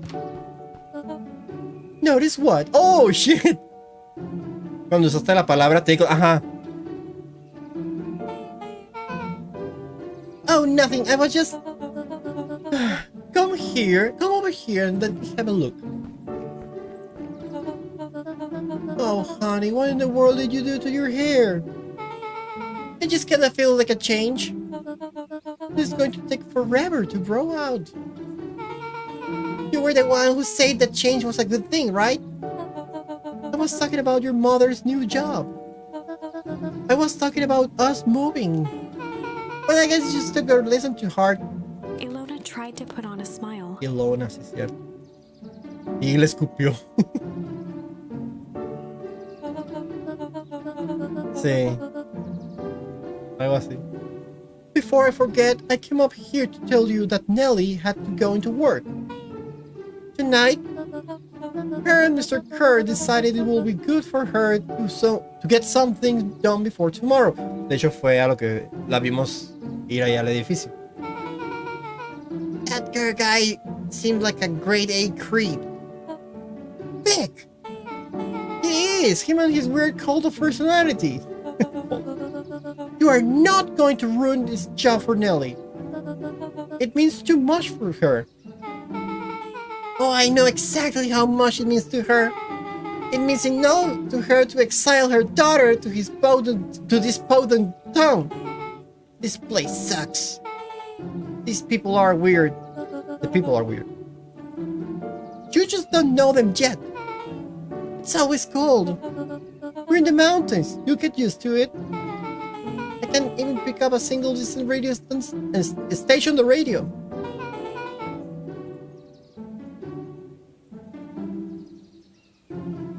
A ver cómo está Iggy en esta línea. De hecho, no lo hemos visto, si es cierto.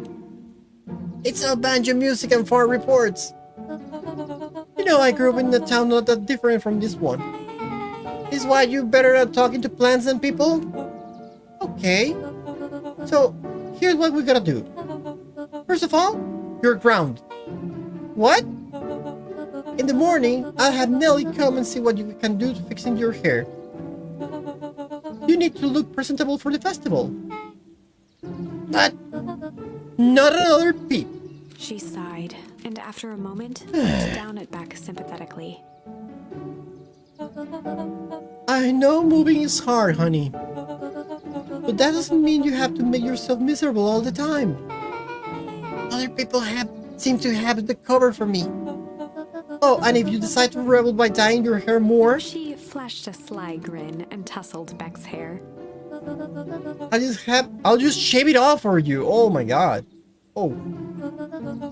Think of how rebellious you look then. Very funny. Thank you. Good night, sweetie. Good night, Mom. Mom number 1 or number 2, I don't know. Mom. Wait. First of all, this town does not suck. Second, you need help because you got grounded? No. I'm sorry you got in trouble. It's my fault your head got screwed up in the first place. Don't worry about it. It actually kind of like this look. I actually kind of like this look. Great, we can get back to the story now. Next part is the important bit. I have this radio I upgraded with my mom, and I was too angry to sleep. So I tried to dial in something worth listening to. Iba a encontrar lo de Perennial Harvest. Sí, a huevo. Mr. Kerr, are you there? Mr. Kerr, a menos que esta sea su mamá. Oh, shit. Yes, I'm busy. What is it? Apologies. I have the founder on the line. Patch him through immediately. One moment. Hello, sir. It's so nice to hear from you. Skip the pleasantries. What's your report on our new lead research? Lead researcher of deep engineering. O sea, la mamá. Nellie Modwell seems to be integrating nicely. At this very moment, she's working to help us meet our deadline. She offered to work overtime before I even had the chance to suggest it. Excellent.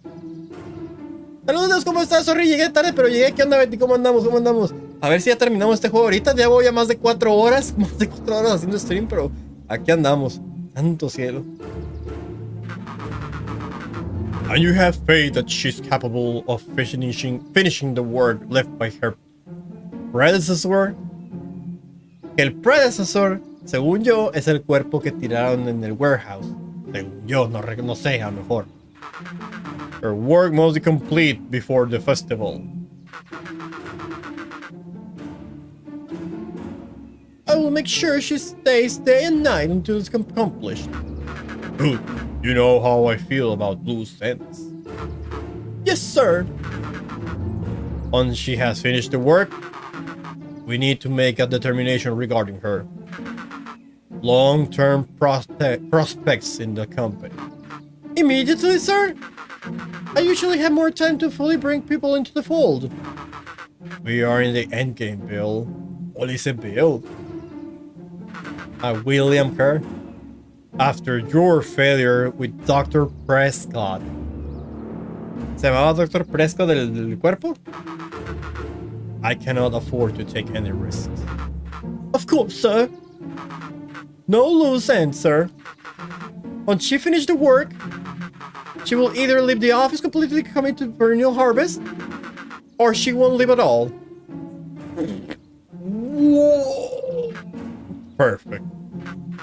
Sir, if I might suggest, maybe we should delay just for a bit. Oh? It's just, we seem to be rushing to hit this festival deadline. And rushing into things has caused some issues in the past. I see. Please understand that I just want what's best for you. I'm eternally grateful for what you've done for me. Bill, I'll make this very clear for you. I brought you in to make things run smoothly, not to have opinions. Of course, sir. Chin up, Bill. You are only a few days away from having everything you ever dreamed of. Yes, sir. Thank you, sir. Whoa! Yeah. Just so we're clear, when they say loose ends, they may talking about murder, right? Like actually killing someone. Capital murder. Luca gave Rollo a quick elbow to the ribs. Rollo, it sounds like one of us, Mama. Who is this founder? I was hoping you guys will know. Nosotros como viewers sí sabemos. Ellos no. Nosotros como viewers ya sabemos quién es. As far as we know, Curry is the top banana of perennial harvest. Ni madre, ya sabemos que no. You sounded scared of this founder guy. So we haven't even topper banana on the field. What the hell is my mom coughing? Has she talked about the job much? Not really.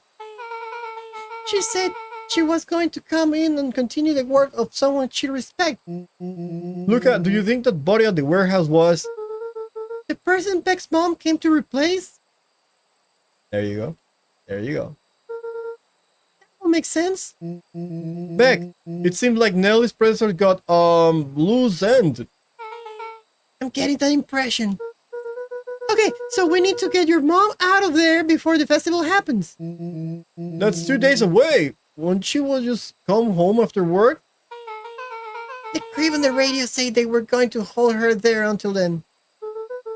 If she's not coming out, we gotta go in and get her. Beck flicked a large sheet of paper out of her pocket and slammed it on the floor. Maybe this help? You have blueprints? Well, it's really just a welcome map from my mom's PH orientation day. But it shows the layout. Sure looks like blueprints to me. Look, here's a reception area. There's a big room marked founder's office. What? It even has the exit mark. Guys. We have a deadline. We have an objective. We have blueprints. You realize what is it, right? Rollo started to wiggle with excitement. I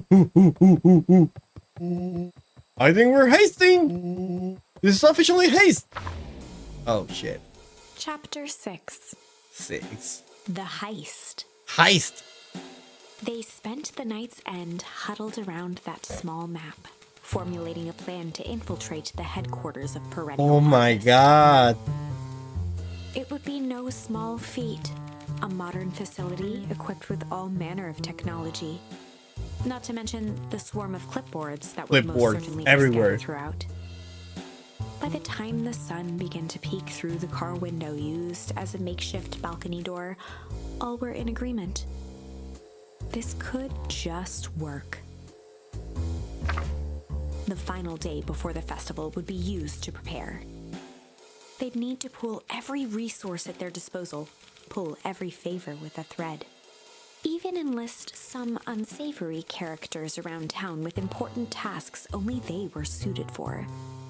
Luckily, there was enough ill will and mistrust toward Perennial Harvest that alliances could be found at a bargain. Luca, Beck, and Rollo rubbed their eyes as they exited the treehouse. They hadn't slept at all that night. There was no time. The festival was to begin in 1 day, and they each had their assignments. Alright, quick recap. Rollo, you're gonna talk to Roxy. Es cierto, ¿ya vio su familia el Rolo y no se van a sacar de onda que está así? Cordially.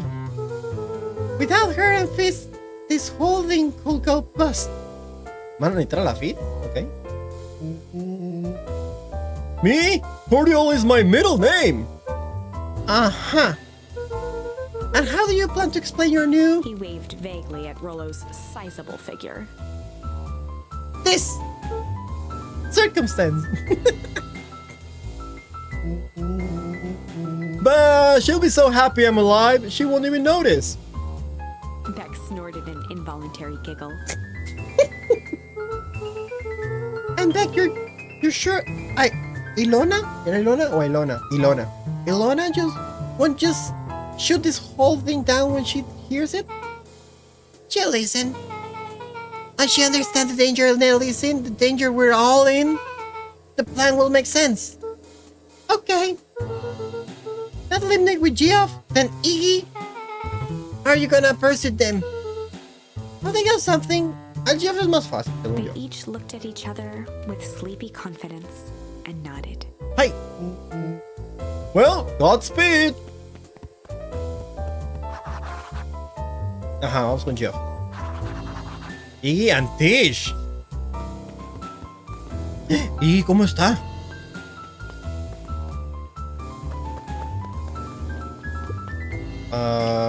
¿No debería estar aquí el Geoff? Oh, ¿dónde va a estar? Uy.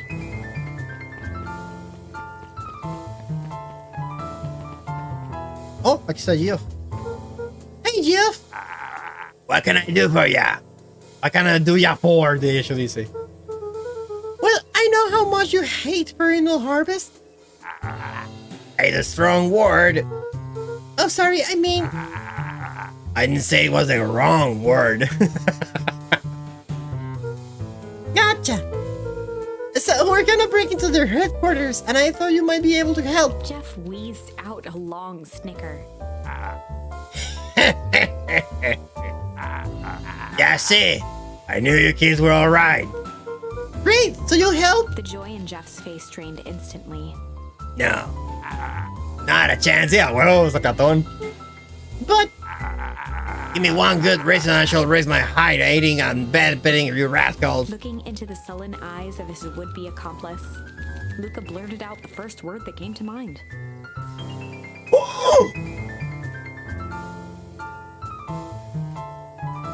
¡Wow! Es la primera vez que me hacen elegir palabra que no sé para el libro. ¡Y son 4! ¡Damn!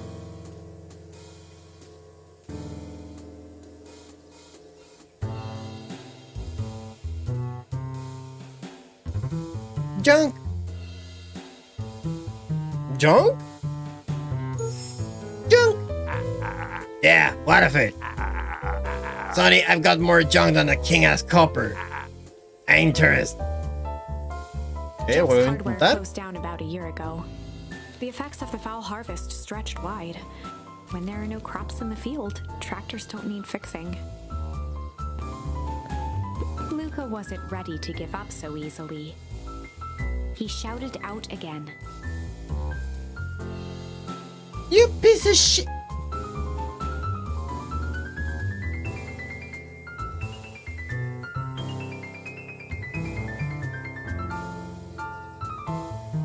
Fight.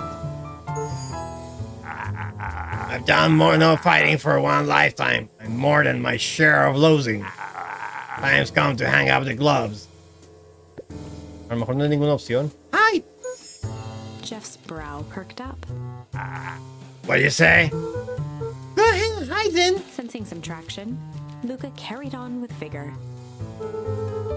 Let a bunch of kids do what needs to be done. Oh, le pegaron, me van a pegar en el orgullo. Ah, hubiera escogido shit entonces. We're not afraid. Jeff's scowl faded with a sigh. Say what you about old Jeff and they'll do. But you'll never hear them say a hit for nothing. One good From stomp nothing. of the foot was all Jeff needed to drive his point home. What was it you kids needed? A huevo.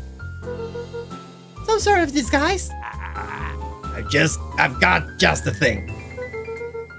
And when we're that crate should be coming handy. Isn't gonna be free, you know. I'm thinking 5 bags of sour gobs should cover it. Put it on my tab. Luca offered out his open hand to seal the deal. We have a deal? With a firm and dusty grip, Jeff reciprocated. Okay. Done. String my first thing in the morning. Alright. No puedo volver a hablarle, ya no puedo escoger shit. ¿Qué hubiera pasado? No me voy a regresar, ni modo. ¿Dónde estarán los bullies? Hola. Nunca puedo entrar, ¿verdad?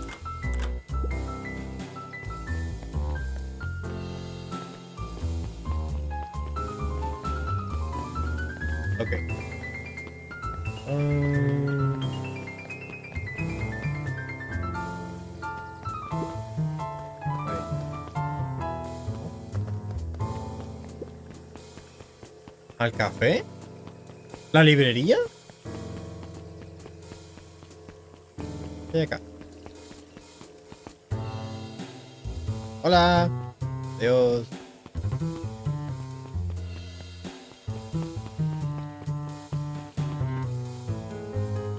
Aquí no hay nadie. A ver, seguiremos entonces. ¿Encuentra la librería? Ok, pues no están. No puedo entrar aquí, ¿verdad?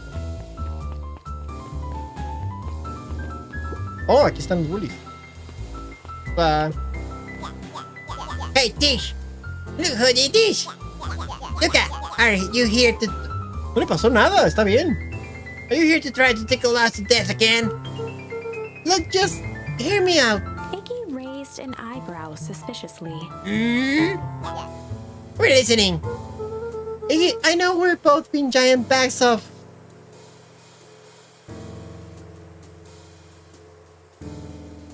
Damn.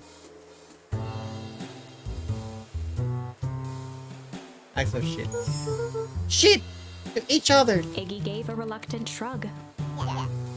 You're not wrong. But lately, life has been kinda... Life is strange. Life is strange. Life is strange. Como el juego. strange, you know? Iggy considered the point.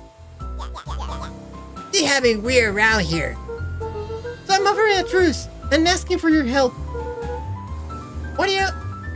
What I just say we... Break. Hide? No. Pull? No. Break. Break into the perennial harvest. break our hostilities, at least for now. We do like breaking things. Even if a truce means less breaking things. What if I told you there was a way to have a truce and break stuff? A huevo. A huevo. Go on. I need you to cause a distraction so I can sneak into Perennial Harvest HQ. A wild-eyed grin spread across Iggy's face. My, look at that, I'm impressed. And after all is all done, maybe you and Tish can come and hang out in the treehouse sometime. Iggy glanced over to Tish, who nodded in agreement.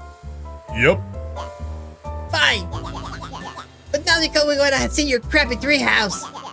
We just like to cause chaos. With a quick nod, Luca was off. Okay, bye. Did you hear that? Ay, tenían que ponerla a hablar, ¿no? Did you hear that, Tish? Yep. Iggy gazed up at Tish with a smile. He invited us to hang out at the treehouse. A single tear ran down Tish's cheek. Yep.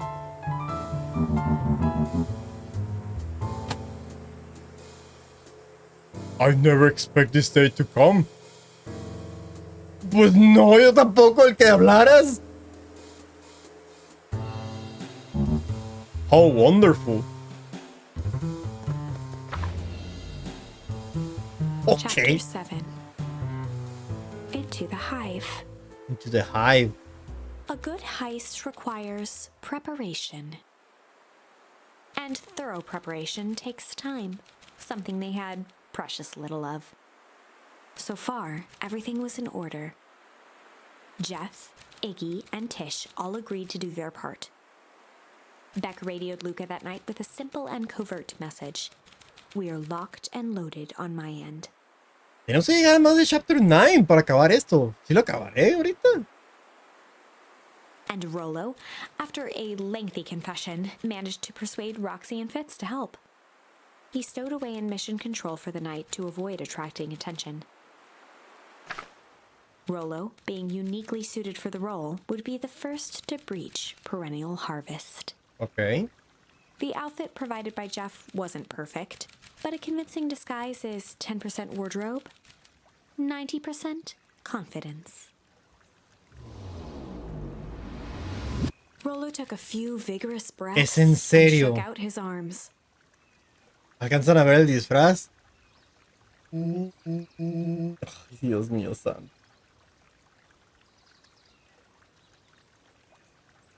You stay calm, Rolo. You can do this.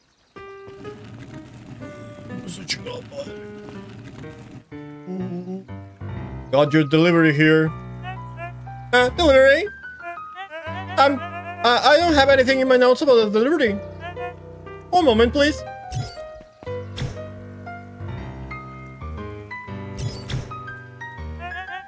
I'm so sorry, but there's no delivery scheduled for this morning. Right.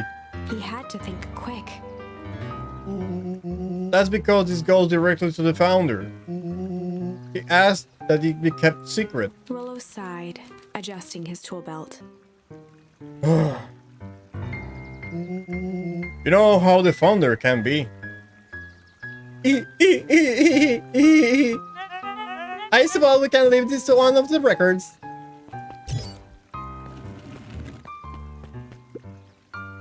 Or harvest away and such. With a stroke of his porque siempre dicen mustache, Rollo proceeded into the Perennial Harvest headquarters. Our harvest awaits. Package here for the founder. Oh, I didn't hear anything about. Yeah, this is a need to know kind of thing. Oh, I'll just check. He stammered and flipped through the pages of his clipboard. This goes directly to the founder. I don't have to fill on you in. Oh, I see. If you could just complete this form. Rollo interrupted with urgency in his voice. Every time within the forms. Look, if you want to explain to the founder why I'm late, well, it's your funeral. I'm sorry. What did you say your name was again? Rollo panicked. Oh shit. Ni siquiera pensaron en un nombre. Or harvest awaits, Sir? That's a restrict area. Excuse me, sir? Or harvest awaits. Ready to light this candle dish? Yep. Suck on this perennial ham fist.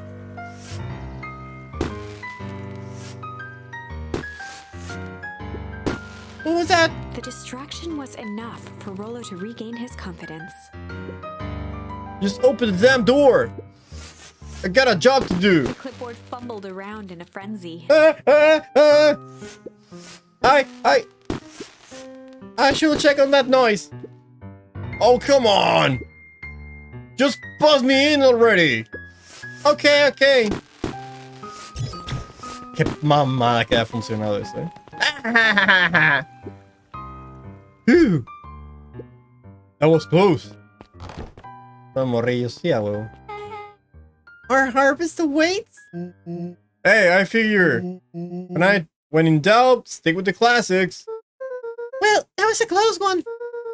But you pulled it off. Nice work, Rollo. Alright, everyone knows what to do? Yep, deep engineering to the north. I got it back. In case she needs some muzzle. I head east to the founder's office. You two be safe. Oh shit. Founder's office. Pues va a ser acá. Quiero agua. That's odd. There's not even any cups for the water. Entonces, ¿este es un activador de entrada secreta o algo así? ¿O salida secreta? Oh shit. Esto se ve más importante. Esto es el Founder's Office. The whole place just feels fake. But of all things, a fake plant? Fake glasses? Ok, aquí se ve. Estos tapetitos se me hace que están en el camino. Solomon? ¡Ay, güey! ¡Ay, güey! Solomon stopped in his tracks. No! Luca? What are you doing here? It's a long story. No, Luca! Es que tú no sabes. No, Luca! Are you okay? A veneer of confusion flashed across Solomon's face. His words rushed out dramatically. No, I am most certainly not okay. Some strange people grabbed me and... Were they in hazmat suits? No, Luca! Yes, how did you know? They brought me here and locked me up, and when they were distracted, I ran. Damn, okay, you should stick with me. We've got a plan. Solomon's facade briefly faltered. We? Yeah! Rollo and Baker head to the deep engineering. Thanks heaven you found me. Shit, way. We got to get out of here. We can't leave just yet. But they'll catch us again. I gotta do something first. When you were running, did you happen to see a door marked Founder? Founder, where are you looking for him? I'm not. I just need to go into that office. Now that you mention it, I do think I saw a door that said Founder. It was just down this way. Luca happened to notice a plaque above the door. Office of the Founder. Ah, genial. Knocking comes with consequence. Oh, here it is.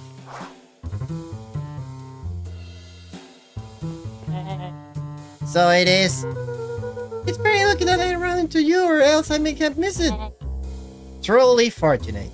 Luca tried the handle. Oh, man. Esto va a terminar mal. Locked. Pues sí, acaba de salir. Solomon leaned forward to examine the mechanism. Regrettably, it seems to be some sort of electric lock. I don't see how we could possibly defeat a lock like that. Luca smiled and looked at his watch. Let's just wait a minute. Wait, what? ¿Ilona? ¿Una pala? ¿Qué pedo?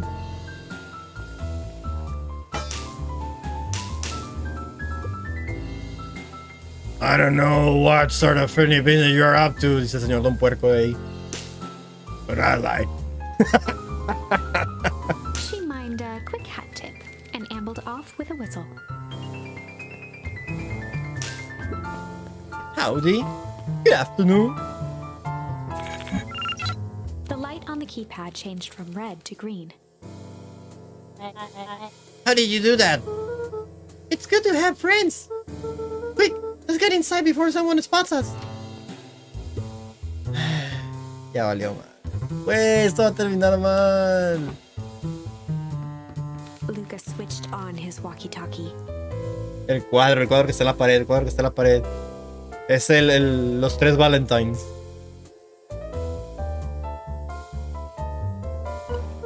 Rollo, I'm in. As suspected, there's a control panel. Great timing! We're stuck at a locked door marked 24601. Need you to get us through. What if someone catches us? We shall get out of here. I'm not leaving my friend, Solomon. On the computer screen, a green cursor blinked in a password field. Surely you don't have a way to get around the password. Luca pecked out his best guess. Underground secrets. Underground secrets? ¿Cómo sabe esto? ¿Cómo sabe underground secrets?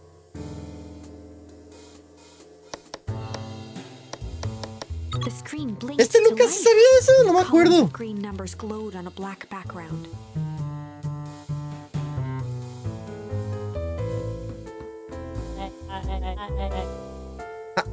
How did you guess that? Oh, it's just an absurd password Rollo heard when he was down here before. Oh. It's funny how someone arrogant enough to call himself the founder uses such a basic password. Or they were thinking several moves ahead, not expecting anyone to guess something so simple. These villain types always end up outsmarting themselves. Solomon's jaw clenched into a half smile. Así, it's okay. Your powers of deduction are as impressive as your luck. Luca quickly scanned the columns for number 24601. Rollo, I think they shall do it. Bingo bango, door's open. Look at you, never failed to impress. What is that slippery loud they've been doing down there? We have a friend whose mom is in trouble. We're here to get her out. I see.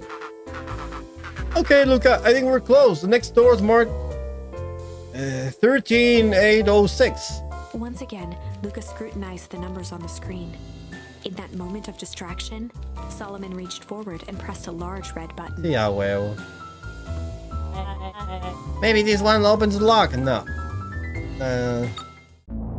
Es una alarma eso. Sí, a huevo. Sí, es que ya está viendo que están yendo muy lejos. Dice, no, a la chingada. Crap, we got company. Luca, must go faster. Oh, 1 second! I can't think with all this noise! He quickly skimmed the screen with his finger. Here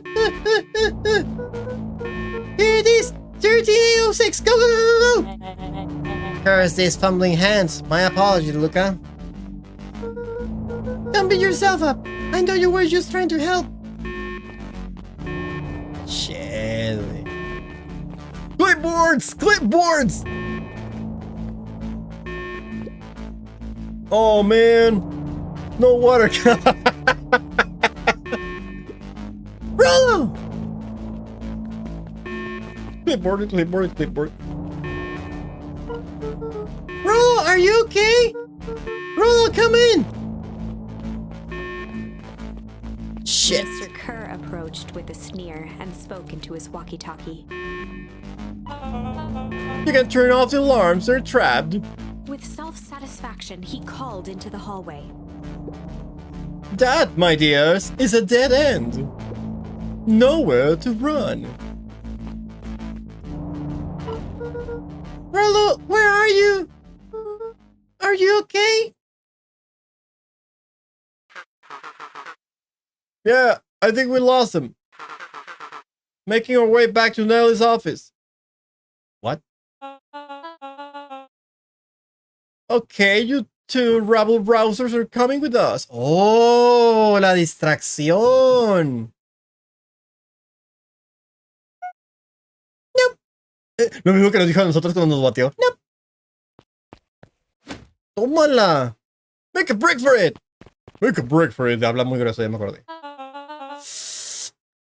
Oh, did that little shit just kick me? Oh. Don't just stand there after them. God damn it. Okay, I think that worked. Roxy and Fitz have them on a wild goose chase. I'm having trouble following what just happened. Like I say, it's good to have friends. Esto es demasiado. Es como si fuera una genkidama. Esto tiene que dar algún resultado, ¿verdad? ¿Verdad? Rollo, how long did you think Roxy can distract them? How long can Roxy keep someone so pissed off they can't see straight? Let's just say, we got time. Entering Nellie's office now. Mom! Oh, honey, what do you do to your hair? Oh, es lo primero que le dice. I thought you'd be happy I finally used a junk chemist lab kit. You sure have a knack for making me incredibly proud in the most frustrating ways. We need to get out of here. We? Who is your adult friend? Oh, I'm not an adult. What? Have you heard of a ground spurt? I had more of a ground spew. No, that's not possible. Nellie leaned over to examine his teeth. Substantial bending of the enamel of the molars consistent with temples of equivalent. Is that what you call the gong they forced me to drink? You drank it? Oh no. They told me it was only being tested on plants. Oh, big sweetie, I promise I didn't know. Mom, what the hell is going on in this place? I was brought here to work on the discovery of a lifetime. A novel chemical compound was discovered under beacon pines in a wellspring they called the Source. They named it Tempus Liquamine. It pulls energy from its surroundings in order to fundamentally alter matter's relationship to time. Oh. It was the secret to Valentine's fertilizer. Oh. They harvest the source, infusing small amounts of temple liquid into the product. It worked wonders, drastically accelerating plant growth. probably ready to harvest in a fraction of the time. But it led to complications. The full harvest, así es. Her real harvest came in to clean up the mess, to succeed where Valentine failed. But Tempo's liquid is rebellious. Rebellious? You can think of it as a manifestation of change itself. Its volatility is pure, very nature. So the more you try to force it to do a specific thing, the more it resists. Yes. What? I can relate to that. My role was to finish the work of my predecessor, Dr. Prescott. Harnessing Tempo's liquid to reliably manipulate an organism's age. Just imagine how many people we could feed. Mr. Kerr was very insistent that we achieve a successful result before today's festival. But you didn't, right? Nellie sighed. You know how much I love a good puzzle. I poured myself into the problem. I wasn't long until I discovered oddities in Dr. Prescott's notes. Oddities? They contain obvious errors, mistakes that someone of his reputation will ever make. So I fixed them and now I get to replace my entire wardrobe.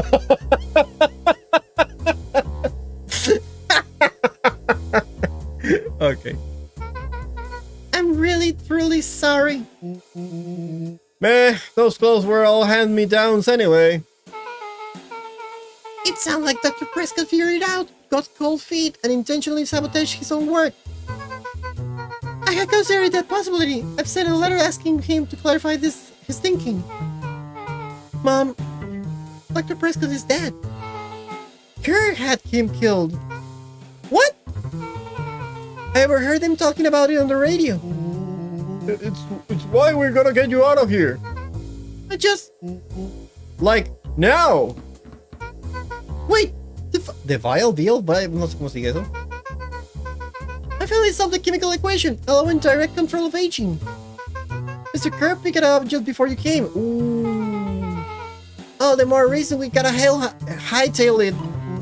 Look out! We got Dr. Mogul. Heading your way now. Right now, be careful. No, este güey no se va a dejar. Este güey no se va a dejar. Everything's on track. And what is your plan for escape? We'll tell everything when they get here. In the meantime, maybe we can dig up some more info. Oh shit. ¿Una llave? This is about it. Malice, Malice. 80 proof whiskey. Es whisky, guácala.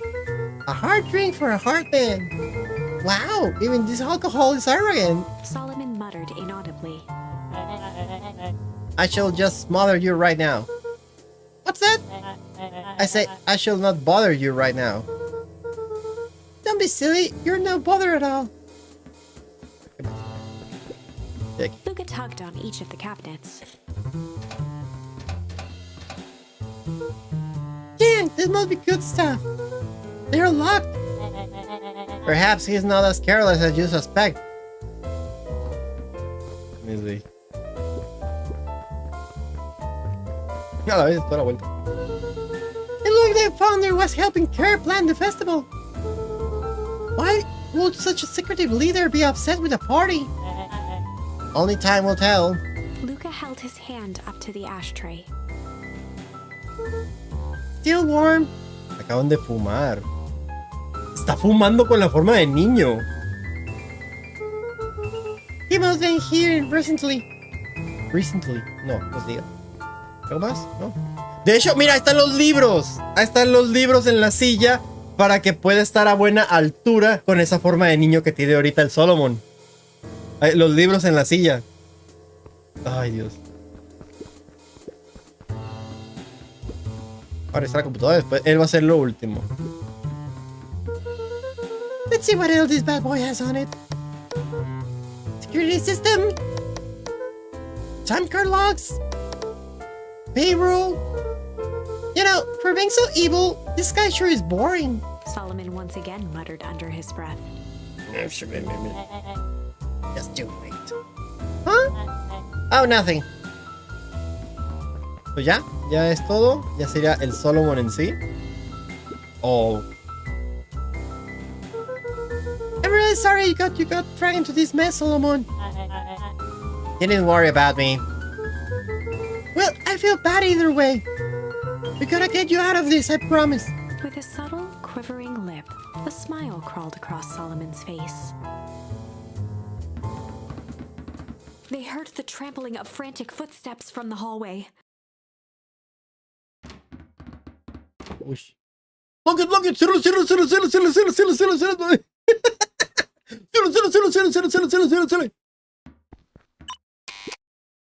Cerrado. That was close. When we left Nellie's office, it was swarming with clipboards. We barely got away. Did they follow you? Tape. Rollo. Before we start tossing blame around, it is possible someone ordered a pizza? No es posible. We'd like to hear your thoughts. Los clipboards. Definitely not pizza. What now? Don't look at me. I'm officially retiring from the heisting business. We're so sorry for the inconvenience. We just have a few quick questions. Just let me think. Can someone watch the door? Of course. Y los va a dejar entrar. Everyone else, huddle up. Oops, exactamente. I think this little capper has gone on long enough. Sí, a huevo. A huevo que no iba a funcionar cuando estaba Solomon ahí. Solomon, no! Hush now, child. The adults are speaking. Dr. Mogul, a brief reintroduction is in order. We've never met in person, but we have corresponded. You see, it was I who hired you. Solomon, the pathetic orphan child. The powerful and enigmatic founder. Sharper, the fallen progenitor who created this town. Sharper Valentine. Perennial harvest, Valentine fertilizer, all connected by a single thread. Yours truly. But that's... Her eyes searched the floor in thought. Solomon watched eagerly, waiting for the flicker of epiphany. With a sickened look, she peered into his soul. Ah, yes. Now you've got it. Tempus Legomine, you discovered how to reverse the process. En vez de que se envejezca, es que enjuvenezca. Solomon clapped with genuine delight.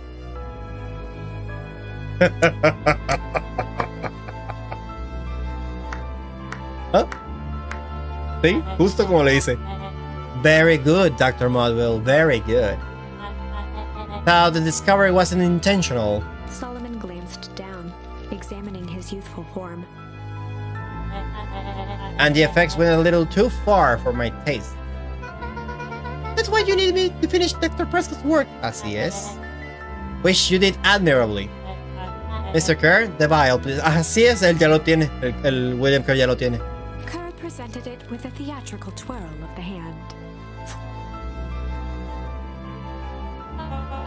May I present to you the eighth wonder of the... Before he could finish, Rollo snatched the vial from Kerr's palm. Ah, Rollo? Wow, this stuff sounds pretty valuable. Be careful, you fool. You have no idea what you have in your hand. Actually, we do. You just did a whole evil villain model thing about it. Rollo casually tossed the vial to Luca. ¿A Luca? Gosh, maybe I'll have a taste. ¿No se va a hacer viejo? Luca jiggled the vial mockingly. Says him. Luca, Oh, over here. se lo andan pasando. Move Try another inch and I smash it! She held it tightly behind her back. ¿Cómo va a terminar esto?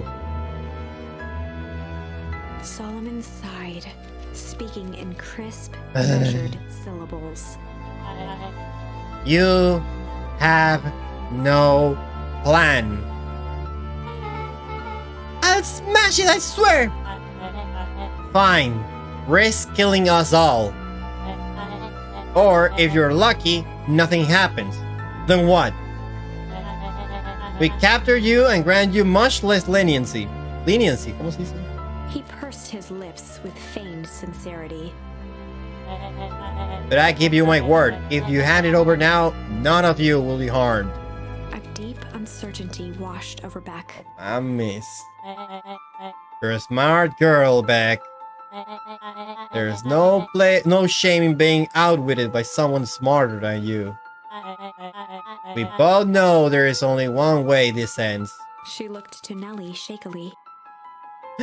With a dispirited nod, Nellie sighed in defeat. Beck slowly approached Solomon. That's a good girl. Beck, don't do it! We can trust that jerk. I'm sorry. He's right. With apprehension, Beck conceded. What? Solomon pocketed the vial and brushed off his shoulder with a sharp flick. Oh, God. Mr. Kerr, you have allowed yourself to be humiliated by a group of children. Report to my office tomorrow for a performance review. The blood drained from Kerr's face. Of course, sir. But first, you have a speech to make.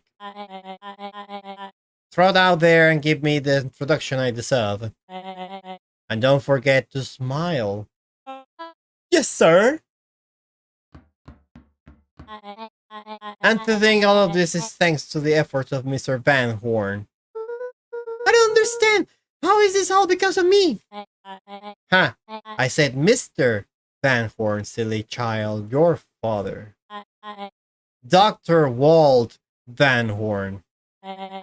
Your father was always a thorn in my side. I offered him an opportunity to be a part of something great. But the fool was blinded by righteousness. He even broke into my laboratory in an attempt to sabotage my work. Solomon shook his head with gratification. The universe has a funny way to correcting course. By meddling with a force he didn't understand, Walt showed me its true potential. As fate will have it, Luca, your father's dying act was to grant me eternal life. A muffled applause resonated faintly through the walls. Well, that's my cue. After the festivities and my subsequent ascension, I will return to deal with you all. Until then, I suggest you use this time to reflect on the magnitude of your failure. You three keep paws outside the door. Yes, sir. Yes, sir. Yes, sir. Clipboards. Cerrado. Well, crap. God damn it.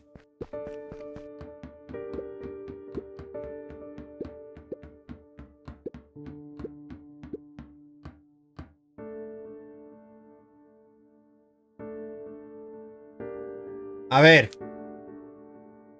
Ya pasan de las 12. Ya es lunes. ¿Le seguimos o lo dejamos para otro día? ¿Yo puedo seguirle? Sí, yo puedo seguirle. ¿Pero va a terminar pronto? No lo sé. Todavía a lo mejor faltan 2 o 3 horas. El juego dura 5 horas y media si te lo pasas rápido, si sabes lo que estás haciendo. Yo no sé lo que estoy haciendo, este es mi tercer stream. Puedo seguirle, pero no aseguro. Mejor si le seguimos en otro stream. Ay, no, fue 1 hora más y ya. Pues un stream corto, ni modo. No lo sé. ¿Qué sería viable? ¿Qué sería viable?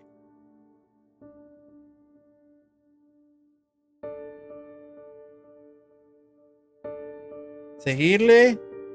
O frenarle. Y frenarle en este punto, ¿no? Oye, ¿no es salvado el juego? ¿Se salva el juego aquí? ¿Cómo sé? ¿Qué es esto? Oh.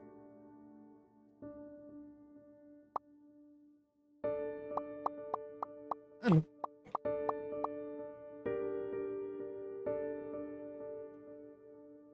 Y tiene que ir, señor Bus, comprensible que tenga que descansar. Sí, porque mañana nos aventaremos. Bueno, ya hoy nos aventaremos un stream de Genshin de 6 horas o más.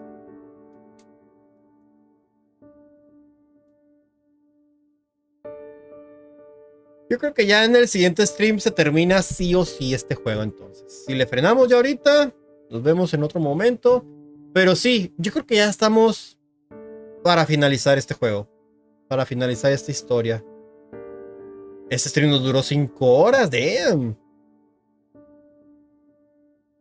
Pero bueno, ok, sí, entonces sí, porque ya es bastante tardecito. Quiero agarrar energías, descansar, porque mañana el stream largo de Genshin. No sé aún a qué hora lo voy a iniciar. Puede que a las... Estoy pensando como a las 3, 4 de la tarde más o menos. Estoy pensando hacerlo desde las 3, 4 de la tarde y de ahí hasta las 9, 10 de la noche, dependiendo de qué hora empecemos, para que sean las 6 horas. Y a ver qué onda con eso de los drops y los premios que nos vamos a estar encontrando. Bueno, yo tengo cosas que hacer en la mañana también. Tengo cosas que hacer de trabajo y demás. Entonces voy a aprovechar ese tiempo de la mañana. Y en la tarde nos veríamos en el stream para Genshin. Y si todo sale bien, a lo mejor que le continúe el martes. Martes tal vez. Porque damn, no sé cuánto le falta a este juego, la verdad. Ahorita veré el inicio. Ok. Sale pues entonces. Nos vemos en unas horas. Un poquito más de mediodía, pero sí. Porque vamos a hacer el stream de Genshin. Sale pues, cuídense mucho. Esto fue Dios Invita. No se pierdan más. Pues el último video, yo pienso, próximamente de Beacon Pines, parte 4. Yo creo que ya final, porque esto se puso bien intenso. Ya sabemos muchos spoilers de esta historia. Y a ver qué show. Señores, nos vemos, cuídense mucho. Esto fue Deus Invita. Síganos si les gustó el video. Recuerden darle el like en la plataforma roja, seguirnos en la morada, seguirnos en la roja también, en el Caralibro. En el Caralibro estamos los anuncios, etcétera, en todas nuestras redes sociales. Ahí están en la esquinita, depende de la plataforma que estén viendo. Ahí están todas nuestras redes. Nos vemos, cuídense mucho. Adiós, cine. Bye. Les dejo aquí el ending de Klee siendo Spy X Family. Señores, vámonos. きっと約束